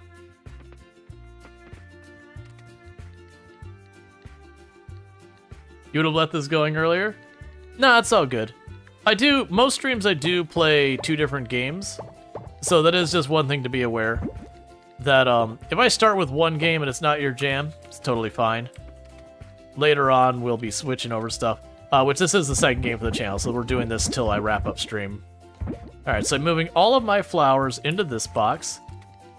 And then putting all of you here. And what I'm going to do now is going to have a moment of going, what was I working on? Right, so we're going to go get our bag. We can also grab the 3 silver bars and the pickled bell peppers. So the pickled bell peppers, drop off the bars. That's fine, I'll just do it this way. Get more gold bars smelting.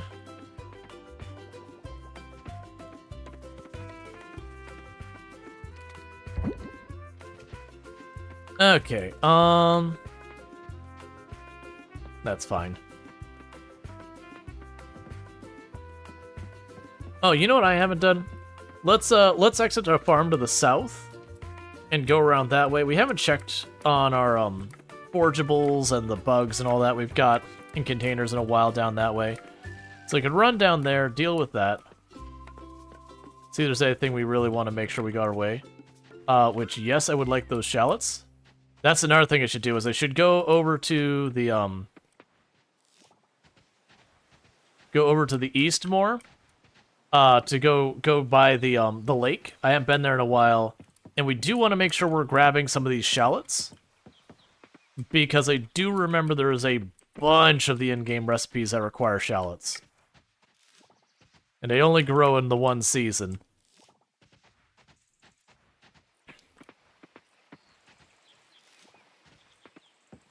Alright.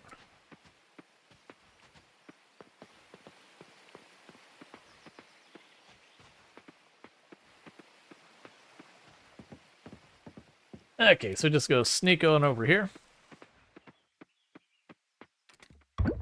Drop those off in there.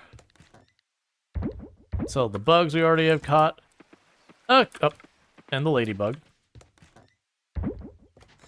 So now I can buy our bigger bag.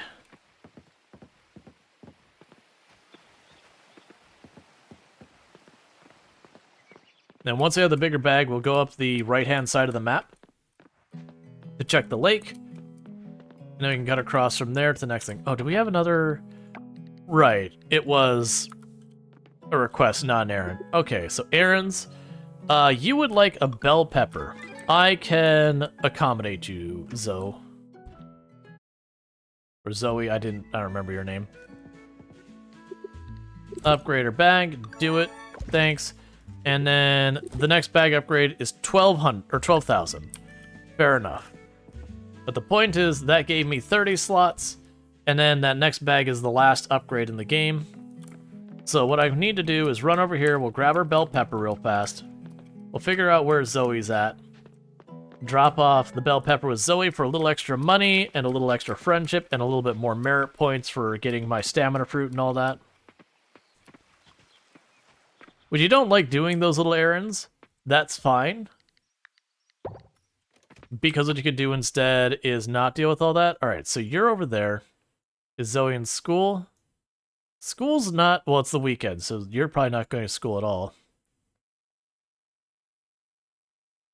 We got some of the children off by the beach.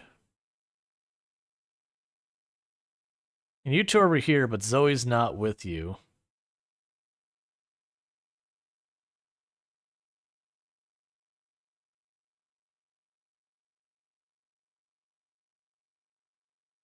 Where are you, Zoe?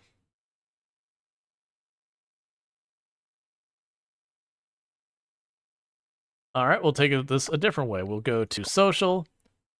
Where are you on my list here? And I can just point it at you. That's not the kid I'm looking for. There we go, Zoe. Oh, Zoe is with her parents. I was just there, he didn't see him. Either way, they're going to the beach. We can fast travel down there, no problem. Give the bell pepper, and then fast travel to the mine.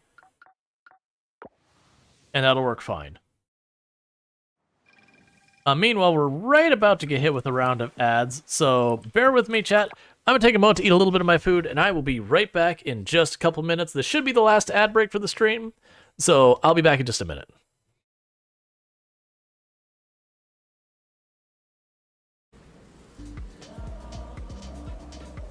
That said, that is what you don't want.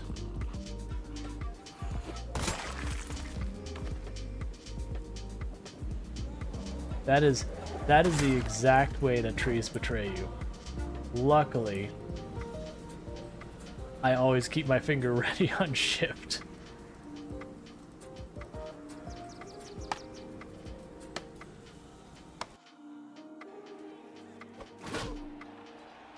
Okay, good job, man.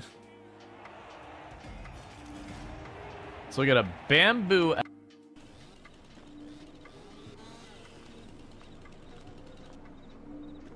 Hey.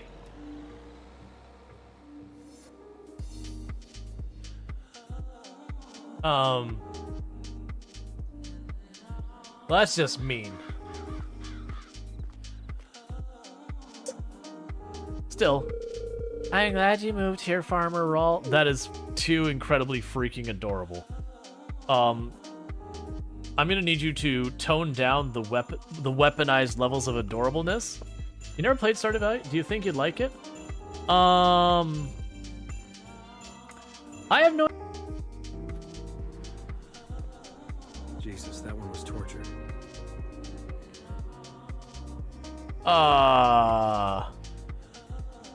We'll deal with that in a minute. You know what we should do that our characters haven't done? Let's have a lantern. A sky lantern thing. We've done this, I think, 3 or 4 times in this run, and we have had not a single one that has been a positive experience. So, we'll see if this one's better. It's the first time we've had one with clear skies.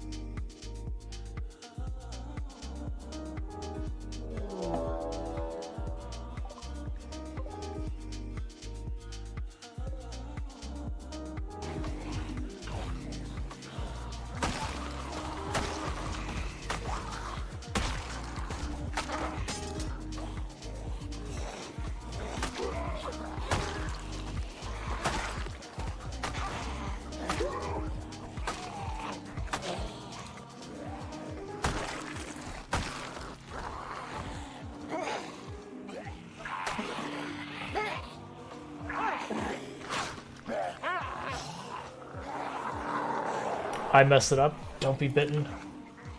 No! No!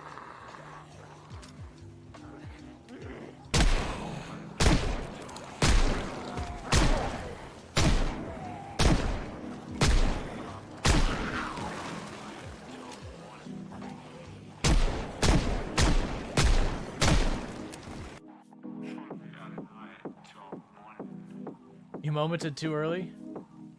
Oh, was there a moment?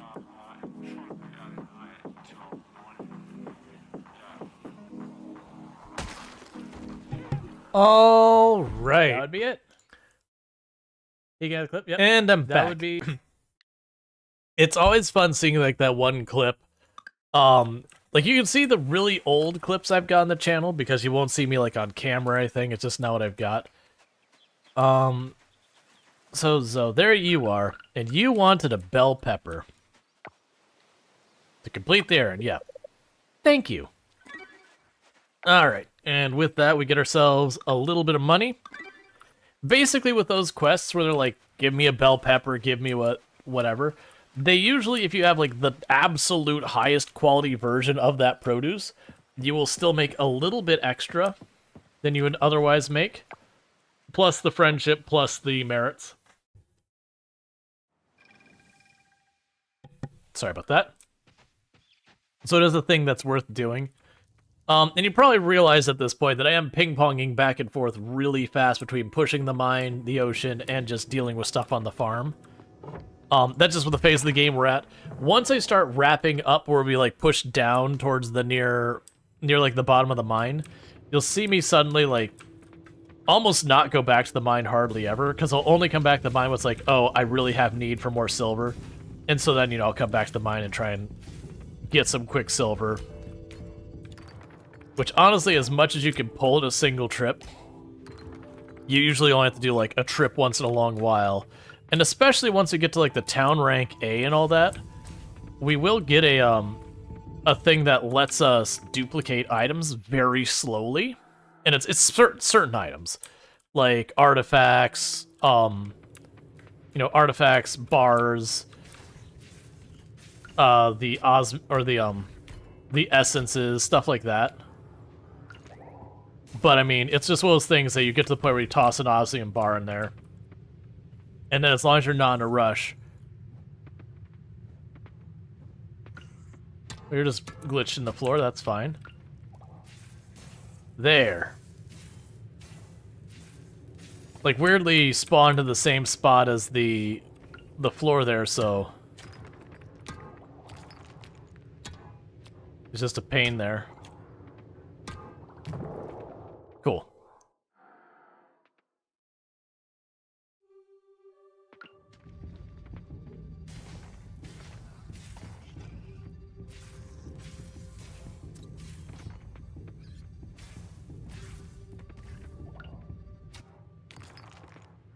Yay! Well, that was easy.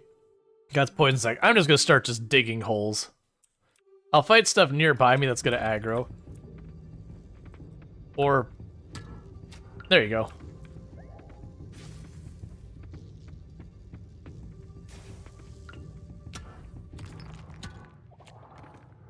Because I'm just more motivated to try and push the floors right now.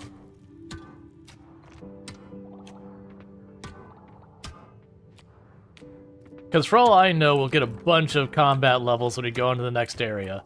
And then plus, what I can do is when I come back specifically for the ore, I can knock out enemies there where I'm less focused on just go deeper.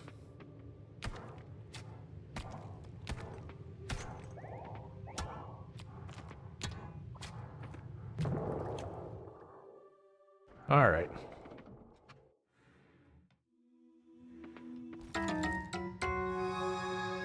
Alright, so we got a new ring. The Forager ring increases the range of collecting items by a large amount. Yeah, no, I'm gonna keep the ones we've got. That's fine.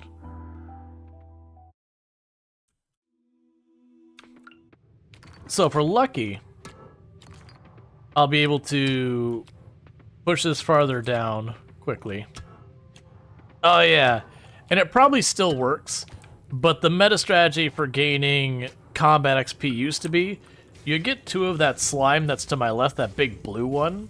It's called an advanced slime, and what it does is it throws little slimes at you. So what you do is you get one of the big open, like big area maps, you make it open by killing everything. But like one of the big room maps, and wait till you get 2 of those, slow down time to nothing, draw them to the middle of the arena, and just run circles around them until, they stop reasonably spawning stuff or whatever. And then once they've done that, you would kill all the little slimes chasing it, or you got low on life. Then you would kill all the little slimes, and then you'd repeat. And do that for the entire in-game day. And if you really went for it and you slowed down time and everything, you get like 4 or 5, 600 XP in one day, which was a decent amount, but also still extremely tedious. And then it did depend on you popping in here and going, okay, I've got what I need. Because a lot of times you go there and you wouldn't even have 1, let alone 2. That was one of the achievements I didn't have before the update, was maxing out my combat skills. So I maxed out all of my skills because I ground that for a while. I was like, you know what, I don't want to deal with this right now. So I was waiting for the update because I'm like, that's got to be something they fix. Because as one of the if you go to the Discord for Coral Island. It was one of the most consistent complaints. Was the combat XP was very common, and then the achievements for cooking all the things, for selling all the things, and for the achievement for there was another one. There's 3 of them. There's like cooking all things, selling all things, and there's like another one where you got all the things. That those were commonly complained about because there was no in-game tracking beyond did you finish it or not. So you couldn't tell, like, okay, I've cooked all but one of the recipes. Which recipe did I miss? You'd stare blankly. You just do without not knowing at all. All right.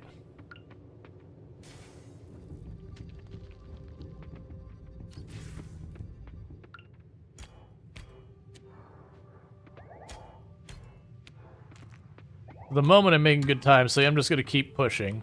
Actually, let's be smart about this. Let's pop out of here really fast. Let's hit the hot springs now. I don't have a bunch of food on me, do I? I've got 1 mushroom. Let's hit the hot springs now, recover some energy, and let's see if I can't push down to floor 30. Because if I can push down to floor 30... then it just means the last day I need to just push out those last couple floors. Oop, I think I actually do need the firefly. I couldn't see where it was at. I shouldn't have gone for it. It's fine. Like, I should have waited. It's fine. We'll have more of them. And if I don't catch it this season, that's fine. I'll catch it the next time. We'll have our computer eventually that'll be able to see what stuff I'm missing, where, and all that. Oh. Grab you.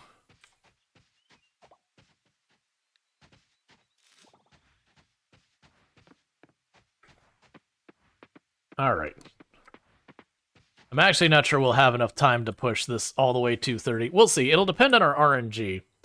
But I do know we're pushing our luck on our energy. So I'm going to try and go up to... I don't know. Like, I was going to say 200 energy, but... we'll... by the time we hit 20 after, we'll go, because that'll give us 3 in-game hours to try and push those last 5 floors.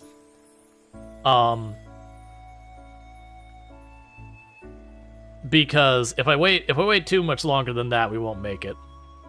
Which it's fine. We've already got 10 floors knocked out today, so it's already been a very productive day.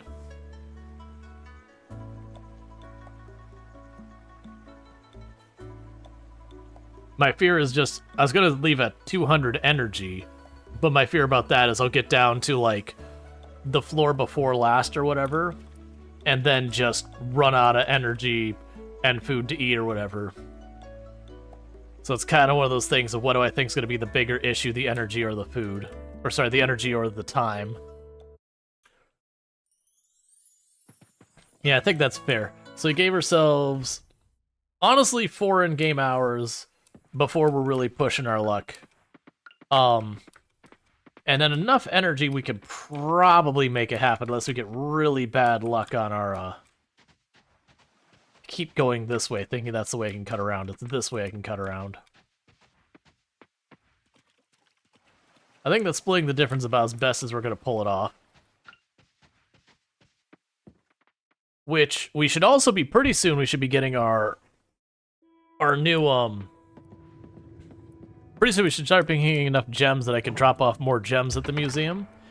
And then if we produce enough gems, I could start using those gems for enchanting my equipment more. One of the things I do plan on doing with the enchanting of the equipment is I'm only going to enchant my equipment first thing in the day. And there's a really weird reason why I'm going to do that, is I think they've already fixed the bug, but there was a bug that you could accidentally dupe your tools, which normally when you're playing a game and you manage to dupe stuff, you know, it's not that big a deal in how it impacts you, because you could just be like, oh, I just won't use, like, I'll just sell it, or, you know, oh, it gave me free money, or whatever. In this game, you're not allowed to sell or get rid of your tools, because, you know, if you have no pickaxe, period, how do you continue the game? And as such, you cannot destroy, like, not by normal means, you cannot sell or destroy your tools. So when you accidentally dupe one of your tools, you've got this item that you cannot get rid of. And you can like usually the way you solve it is you put a box in the corner, you throw it in that box, and you never speak of it again. But it's kind of one of those things that I'll do it first thing in the day. That way if I do accidentally cause the bug, if it's still in, the bug's probably fixed, but I'm not sure of it being fixed. Well, this is not boding well for us finishing this section. But if we do accidentally dupe it, we just restart the day and be done with it.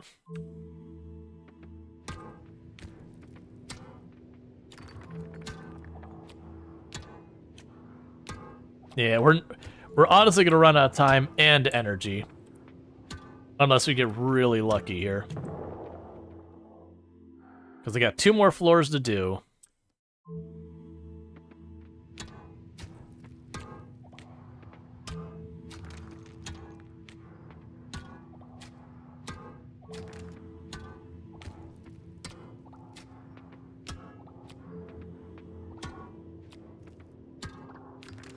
Come on.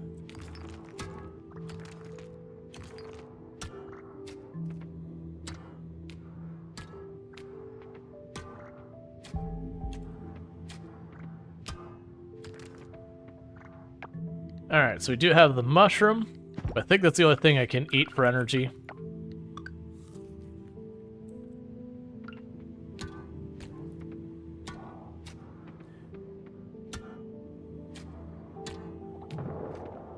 Alright, chat, I need you to just make another door happen right, or another hole happen right here. I got like 3 blocks worth of energy left.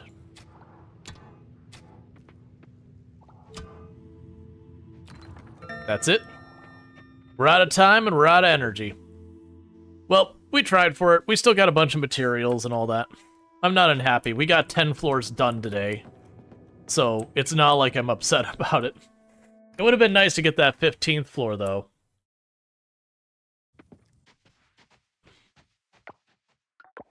All right.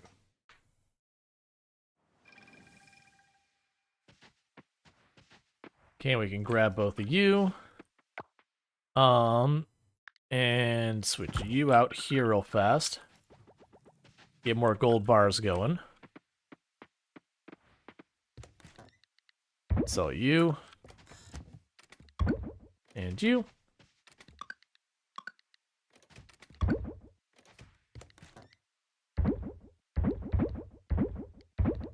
Sell a bunch of the bugs.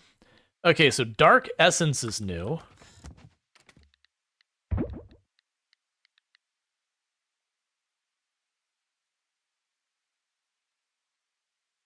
Okay.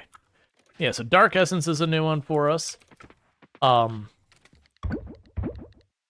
Forager Ring is nice. The Venom Sac or Poison Sac, whatever is not, new. We are like right about to pass out. Almost any second now. So let's get to sleep before it's too late. We haven't passed out from time yet, and I'd like to keep it that way. We've had 1 or 2 that's like, how are we not unconscious? Because we eked in at the last possible second. Alright, so I made $1,000, that's not bad. But considering we gotta have, was it $10,000 for our next tool upgrade? Excuse me?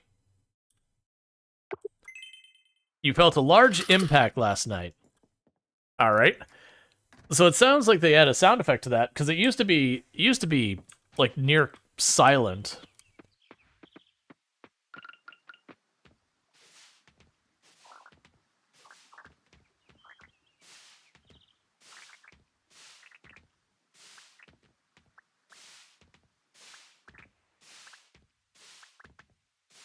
Alright.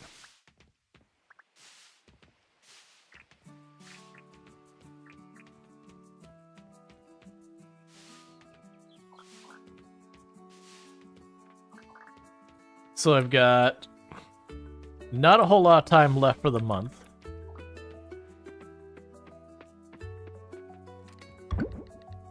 Just gonna drop you off, drop you off.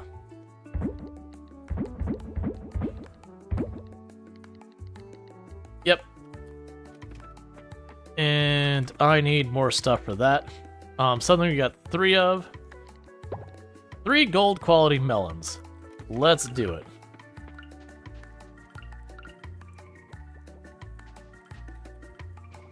Grab the gold bars.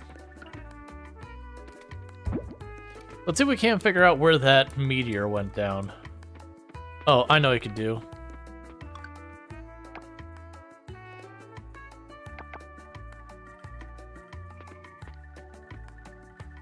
What?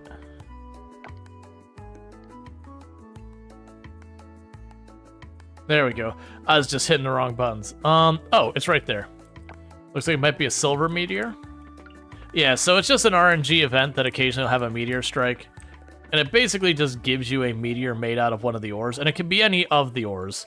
I'm not even sure you have to have the ore unlocked or not. But as you can see, this case, it gave me a whole bunch of silver ore.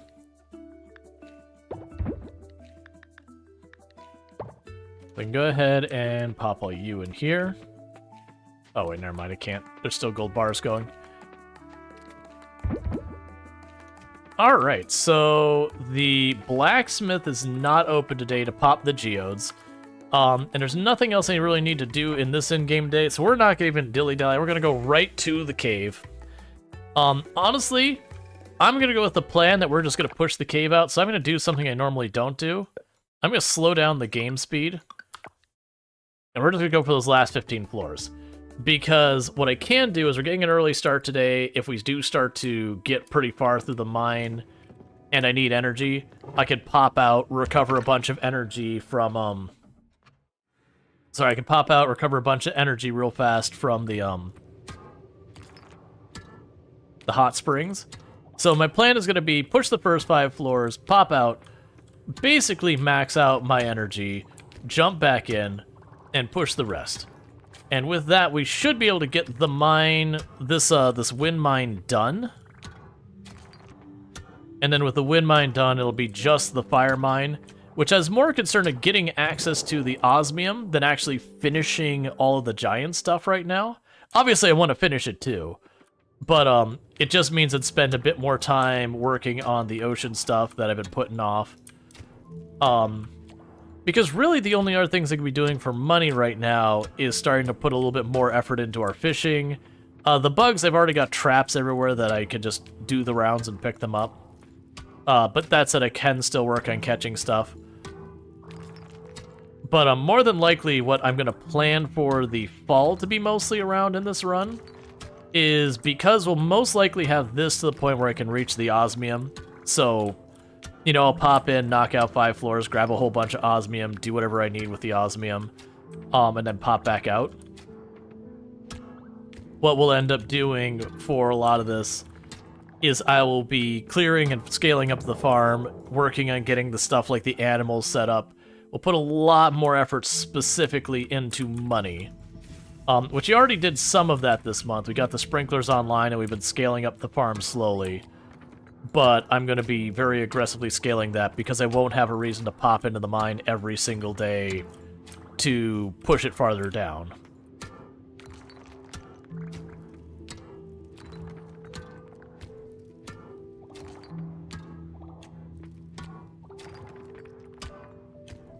You could do me a favor and just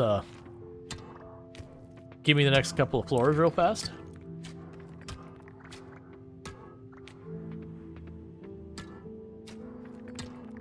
That'd be swell. Mostly because my energy's getting low. Oh, you know what I should do? I'm gonna take one more pit stop real fast so we do this. I'm gonna pop out just long enough to go to our monster box back home. And the reason I'm gonna pop out of the monster box back home is I've got something like 10 or 12 Jamus that I've gotten from working on this. So that way, run into situations like this, we don't waste time.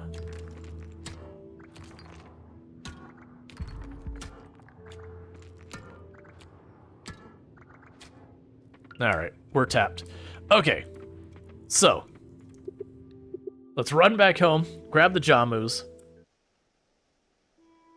And honestly, with as much energy as the Jamus get, I'm not even going to worry about the hot springs. We've got the Jamus for the purpose of doing the mines, which we've got them from previous things we've done here. But they're just sitting in a box waiting to be used for this purpose. Like, it explicitly was holding on to them for that final push. So it's that box there. So drop you off. Yeah, there's the Jamus. Because those are 300 energy a pop. So we can grab you, shift this all around. We're just going to get more energy ore anyway, so we can pop right back up. So I can pop one Jamu right now. Because 2 Jamus is my full energy. And it does it instantly. And if we do end up needing more, that's fine. If I absolutely have to pop out to do the hot springs, we can make that work faster, but I don't anticipate that being a big need. Because if I'm not mistaken, I think it's literally all of these that when you get down to the last 10 floors, I think they give you bombs on floor 30 to continue on. And with the bombs, you can just race through. Wait, where's the hole to go on? Oh, this is the floor I was dealing with. That's right, it's like, wait a second.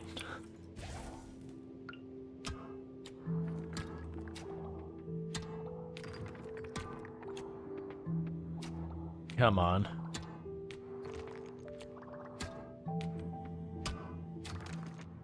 That's part of the reason I slowed down time for today. It's just sometimes you have good luck and sometimes you have bad luck.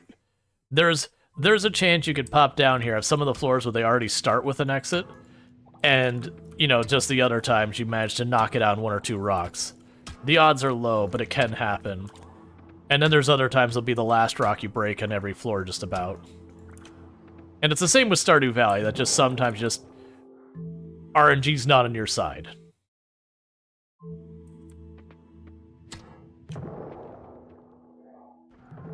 Yep. Okay. Nope, it gave me more Jamu. That's okay, that'll work too. The bombs are faster, but Jamu is... Like, because we slowed down time, I should be able to get through a lot.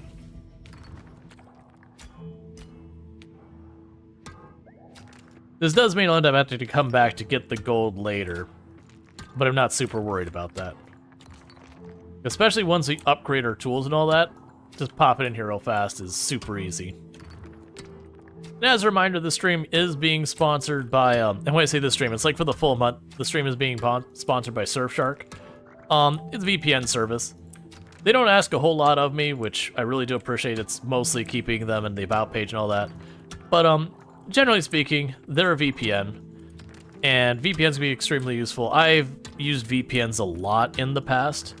The thing I primarily use VPNs for personally is I do a lot of travel in my past between, like, conferences. I give lots of, like, public talks and whatnot. It's not as much nowadays as it used to be. But, it often involves me having to get, like, some really dodgy Wi-Fi. Like, sometimes I can use, like, my cell phone as a hotspot, but, like, especially if I'm traveling abroad or whatever, that's not always an option. And so, VPN lets me do so with a much lower risk of man-in-the-middle attacks and all that kind of stuff. But they're useful. Good for security and privacy.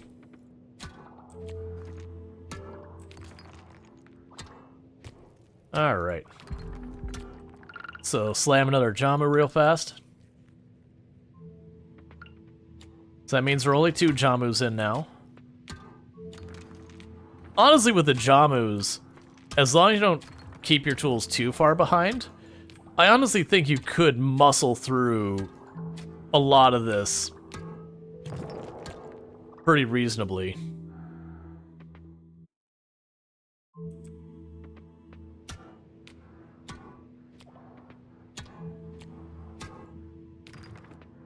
Because this will finish the wind area. And then we'll only have the fire area left. And then one of the added bonuses by having all of the giants freed, like I mentioned, there is tool enchanting.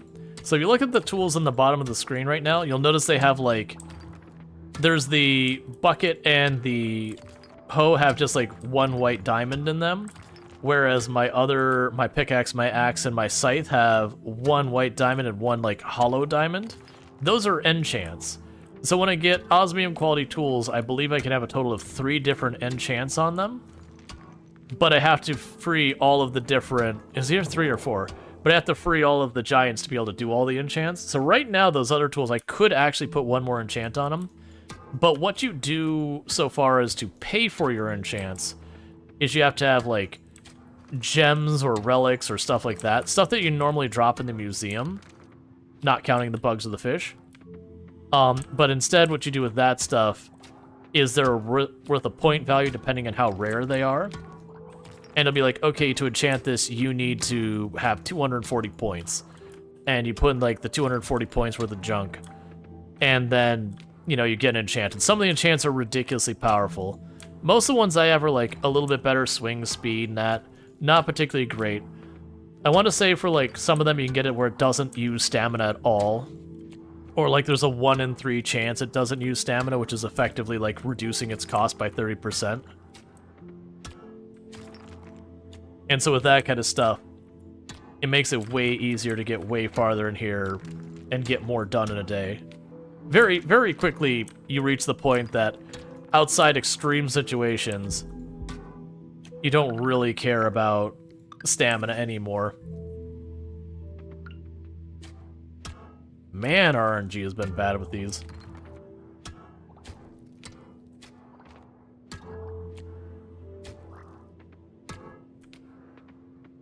That said, we're only 3 Jamus in.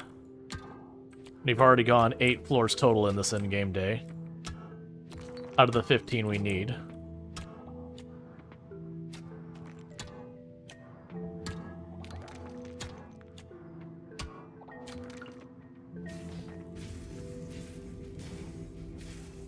And time-wise, because we did slow down time, we're only about halfway through the day. Not quite.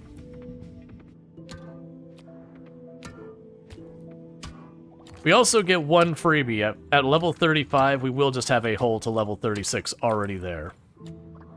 So where it's like, okay, you gotta go 10 floors, you really gotta go 8, because the 10th floor is where you're going.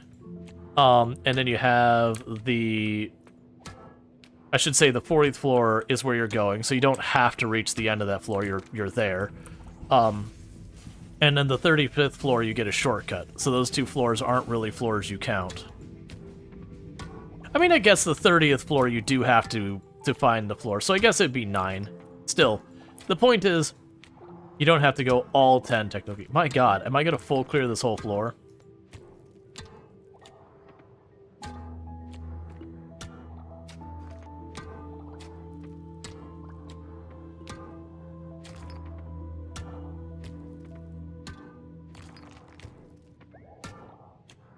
There isn't, like, just a door or a cave already here, right? No? Man. There we go.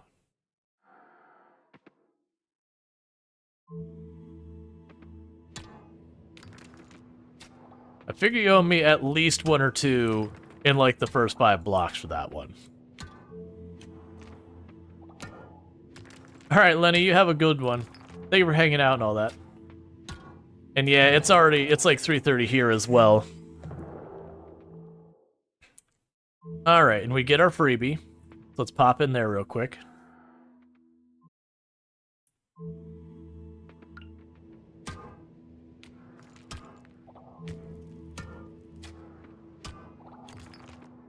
So just 4 more floors to go, and then that's the end of the Wind Cavern.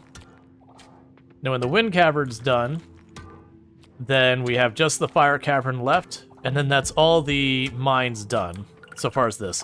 There is, with the Savannah, a new mine there as well. I don't know anything about it. I don't know if it works the same way as Skull Cavern in Stardew, where it's got like a limitless depth or whatever. Or if it is just like another mine like these ones, but you know, new enemies or whatever. I don't really know much about it. And no spoilers. But just that there is a new one, it's supposed to have better resources, and it's supposed to be harder. That's pretty much what I know. Alright, 3 to go.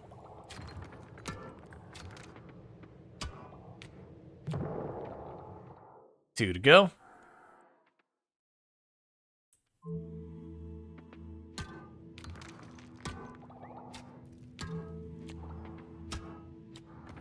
And one thing we will go out of our way, 1 to go, is if we see anything that looks like a bat of any kind, I will go out of my way to target it. I do need a total of 5 bat wings, of which I have 3, I think. Is there 3 or 4? And I need 5, but there's just not many opportunities to get them. So it is the monster loot, it's kind of the hardest one to get a hold of for the offerings.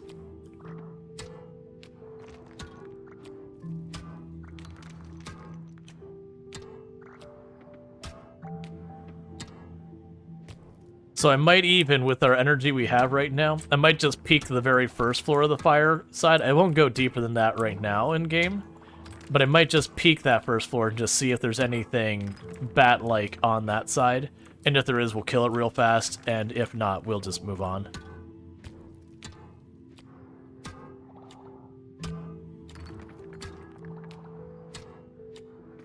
And then once I finish this floor, we'll set time back to normal. Because that'll be time to push the ocean past the gold area to the osmium kelp area. Because like I said, that means I'll have access to all of the materials the ocean and the mine have to offer. So we'll work on them a little bit here and there as we start really scaling up our money making as best we can.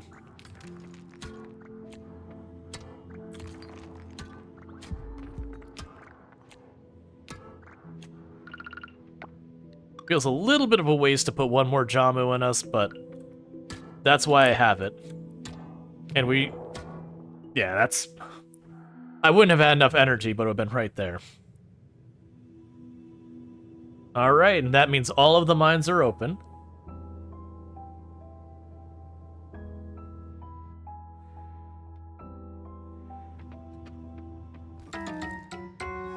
And 15 more Jamu.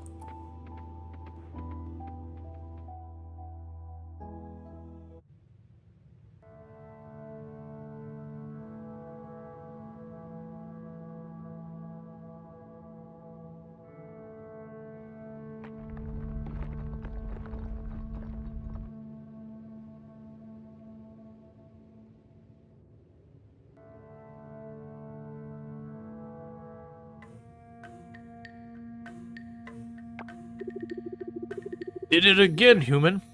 The cursed tablet you have broken.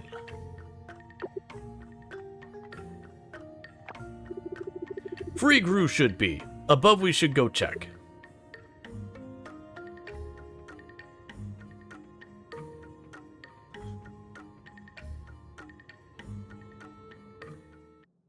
Alright, so now we just go check on Gru.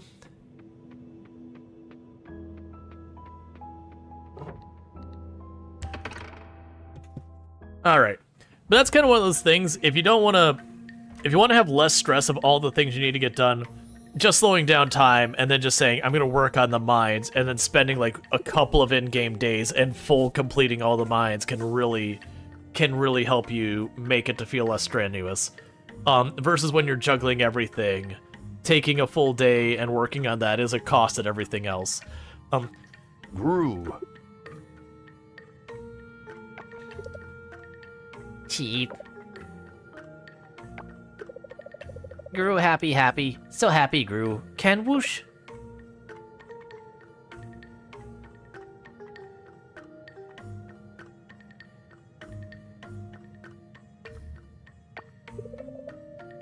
Who this, Chief? Yes, freed you this human did.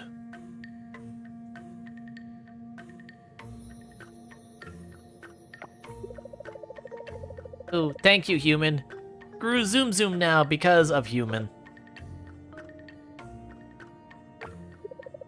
But Chief, where others? Grog and Gong are in the village. Just you? Goom.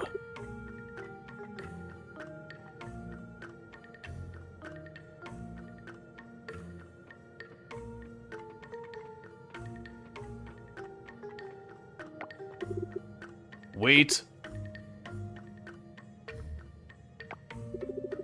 Into the fire gate, human go? It's like, not initially, but now that you mentioned it, I might go there. Yes, I am. Or no, I just wanted to be a statue like the other giants. Yes, I am.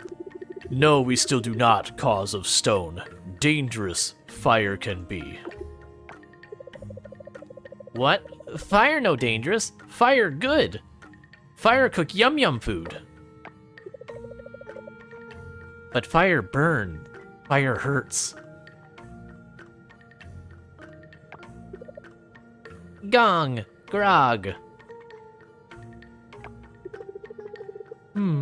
Fire unpredictable. Or giants enter mine, but only three statues. Be careful, Human, must remember. Maybe in Firegate, Human find other giant or become stone. Yeah, it's just like, stone? Nope, out, never mind. I was fine until you presented actual danger. Let's see. So there are more giants? Yes, other there are. Hope to goddess I am, that safe you are in Firegate. To village we go, Gru Gong Gong, Grog, Goom Goom. We only start name with G. It favorite letter. Alright, so with that, we're going to immediately set our time back to normal. I just wanted to be able to knock that out real fast versus doing just a little bit and then having another day. It's like, let's just be over with it. Alright. So it's Dina's birthday. I don't care. We can get our 450 from that. Get you marked. Cool. So with that, let's pop down, drop off our ill-gotten gains, and we'll be popping over to start working on the ocean again. It's been overdue. Grab you real fast, grab you real fast, and I got a lot of, so I didn't get that much of the ore that I was looking for, but I did get a lot of coal that time, which is good because it's actually getting pretty low on coal. It seems like if you focus on the ore, you come up way short in coal versus the other way around. Oh, let's check to see if I need jam. Okay. I was checking if jam was one of the offerings. Meanwhile, I will save the rest of our Jamu for pushing the fire mine.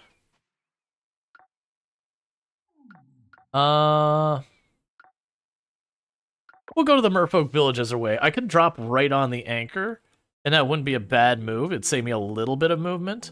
But we haven't been down here much, and I'm kind of hoping one of the... Yeah, we got some of the strangers we're looking for outside. Are they? No, they're not.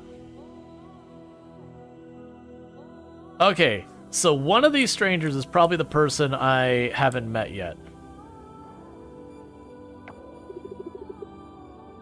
The village we go... To the village we go, Gru Gong, Grog, Goom Goom. I don't think that's where that line goes. She currently thinks she's a giant. Good job, Etna. I don't think you're doing well, friend. Alright, so we've got one last person to meet. Out of them. Yeah, so it seems like the merfolk dialogue is a wee bit super busted. And I am assuming, because we can't go in here yet, I assume, that doesn't do us any good. And we're also probably not going to be allowed into the tavern yet. So that's fine. My assumption is once we finish cleaning the ocean and healing the tree, we get access to the full town. And once we get access to the full town, then, like, I can meet the last people and do all that stuff. That's fine.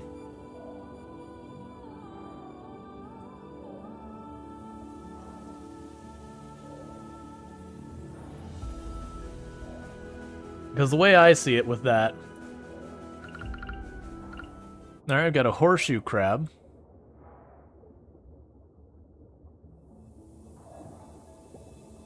Cool, that's a new one.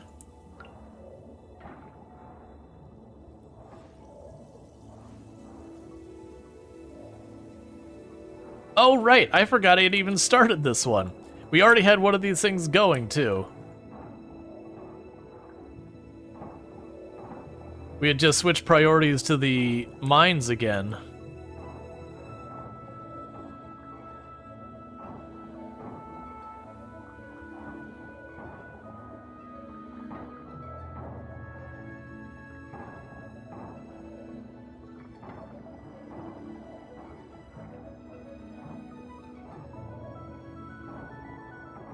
Actually, I think that might be the last one for this segment as well.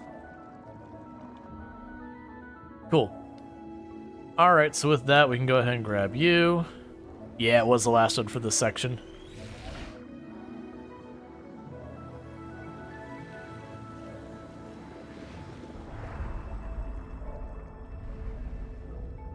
Okay. Left path open, top path did not. Oh, wait, there's two of those. Hi, another horseshoe crab. I'm down to get another thing immediately for the museum. Well, that's curious. So that had two gates. Oh, no, there's still another gate here. Okay. I was about to be like, wait a second. I need out. I didn't have both of them. That was the first one. That's okay. We mostly cleared this area, and there's the next one right there. Yeah, so there's a good chance I can get this one done in time. It really depends on how much I have to clean up its route. Because we are running out of time for the day.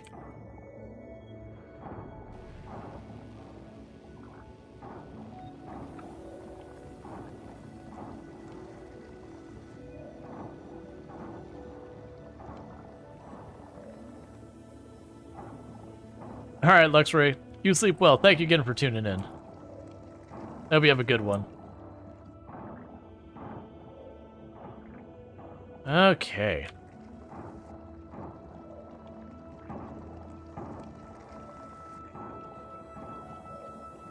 Cool. Alright, so now... Oh, wait, you're not quite done.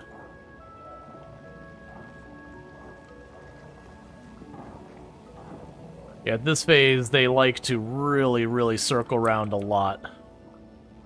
Which, like I said, is a good thing because a lot of times you'll actually reveal... When you find the first one, you'll reveal the second one just following the path of the first one.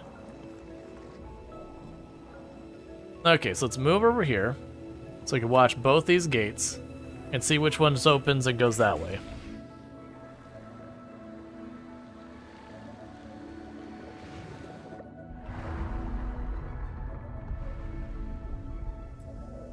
Left one.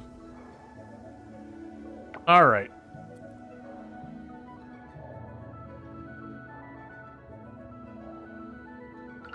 Well, that didn't help us, eh? To be fair, I couldn't see the critter through all that junk.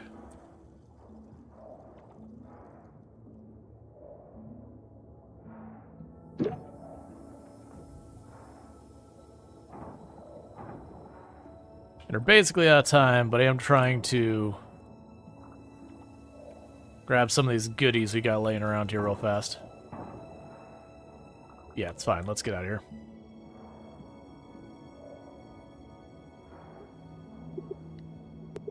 So we did find the horseshoe crab.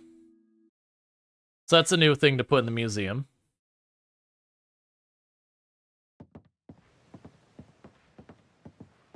That said, we don't have time to put in the museum unless I can teleport straight to it, which I can't.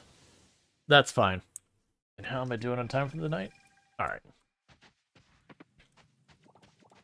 So grab you two. Cool. Let's drop off the jam. We can pop over here. Let's make sure none of these are things I need for offerings. Nope. That's fine. So drop you all off to be dehydrated. I think I actually need that plant for other stuff.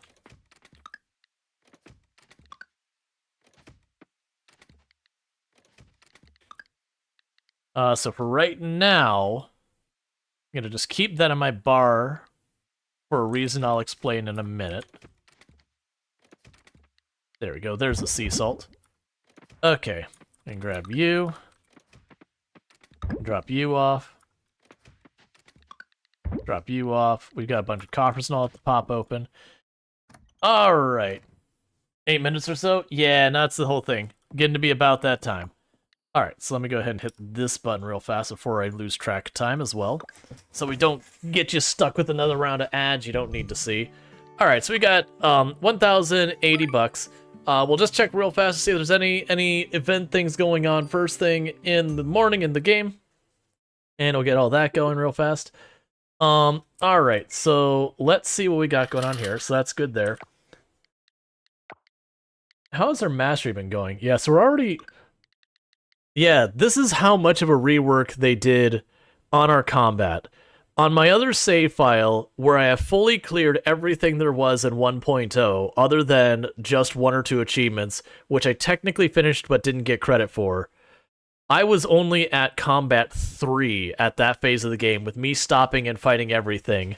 And then with grinding combat real hard, I think I got to like 6.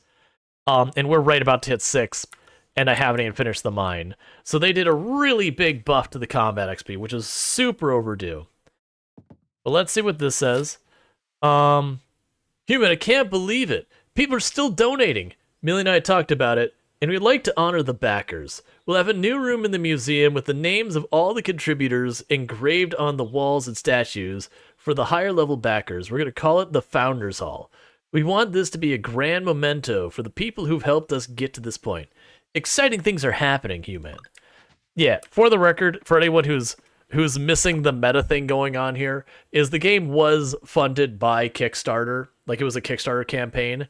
And so that Founders Hall that they're talking about here is actually the people who donated to make this game happen. That you can go into the Founders Hall in the bottom and people have, like, customized their statues and all that.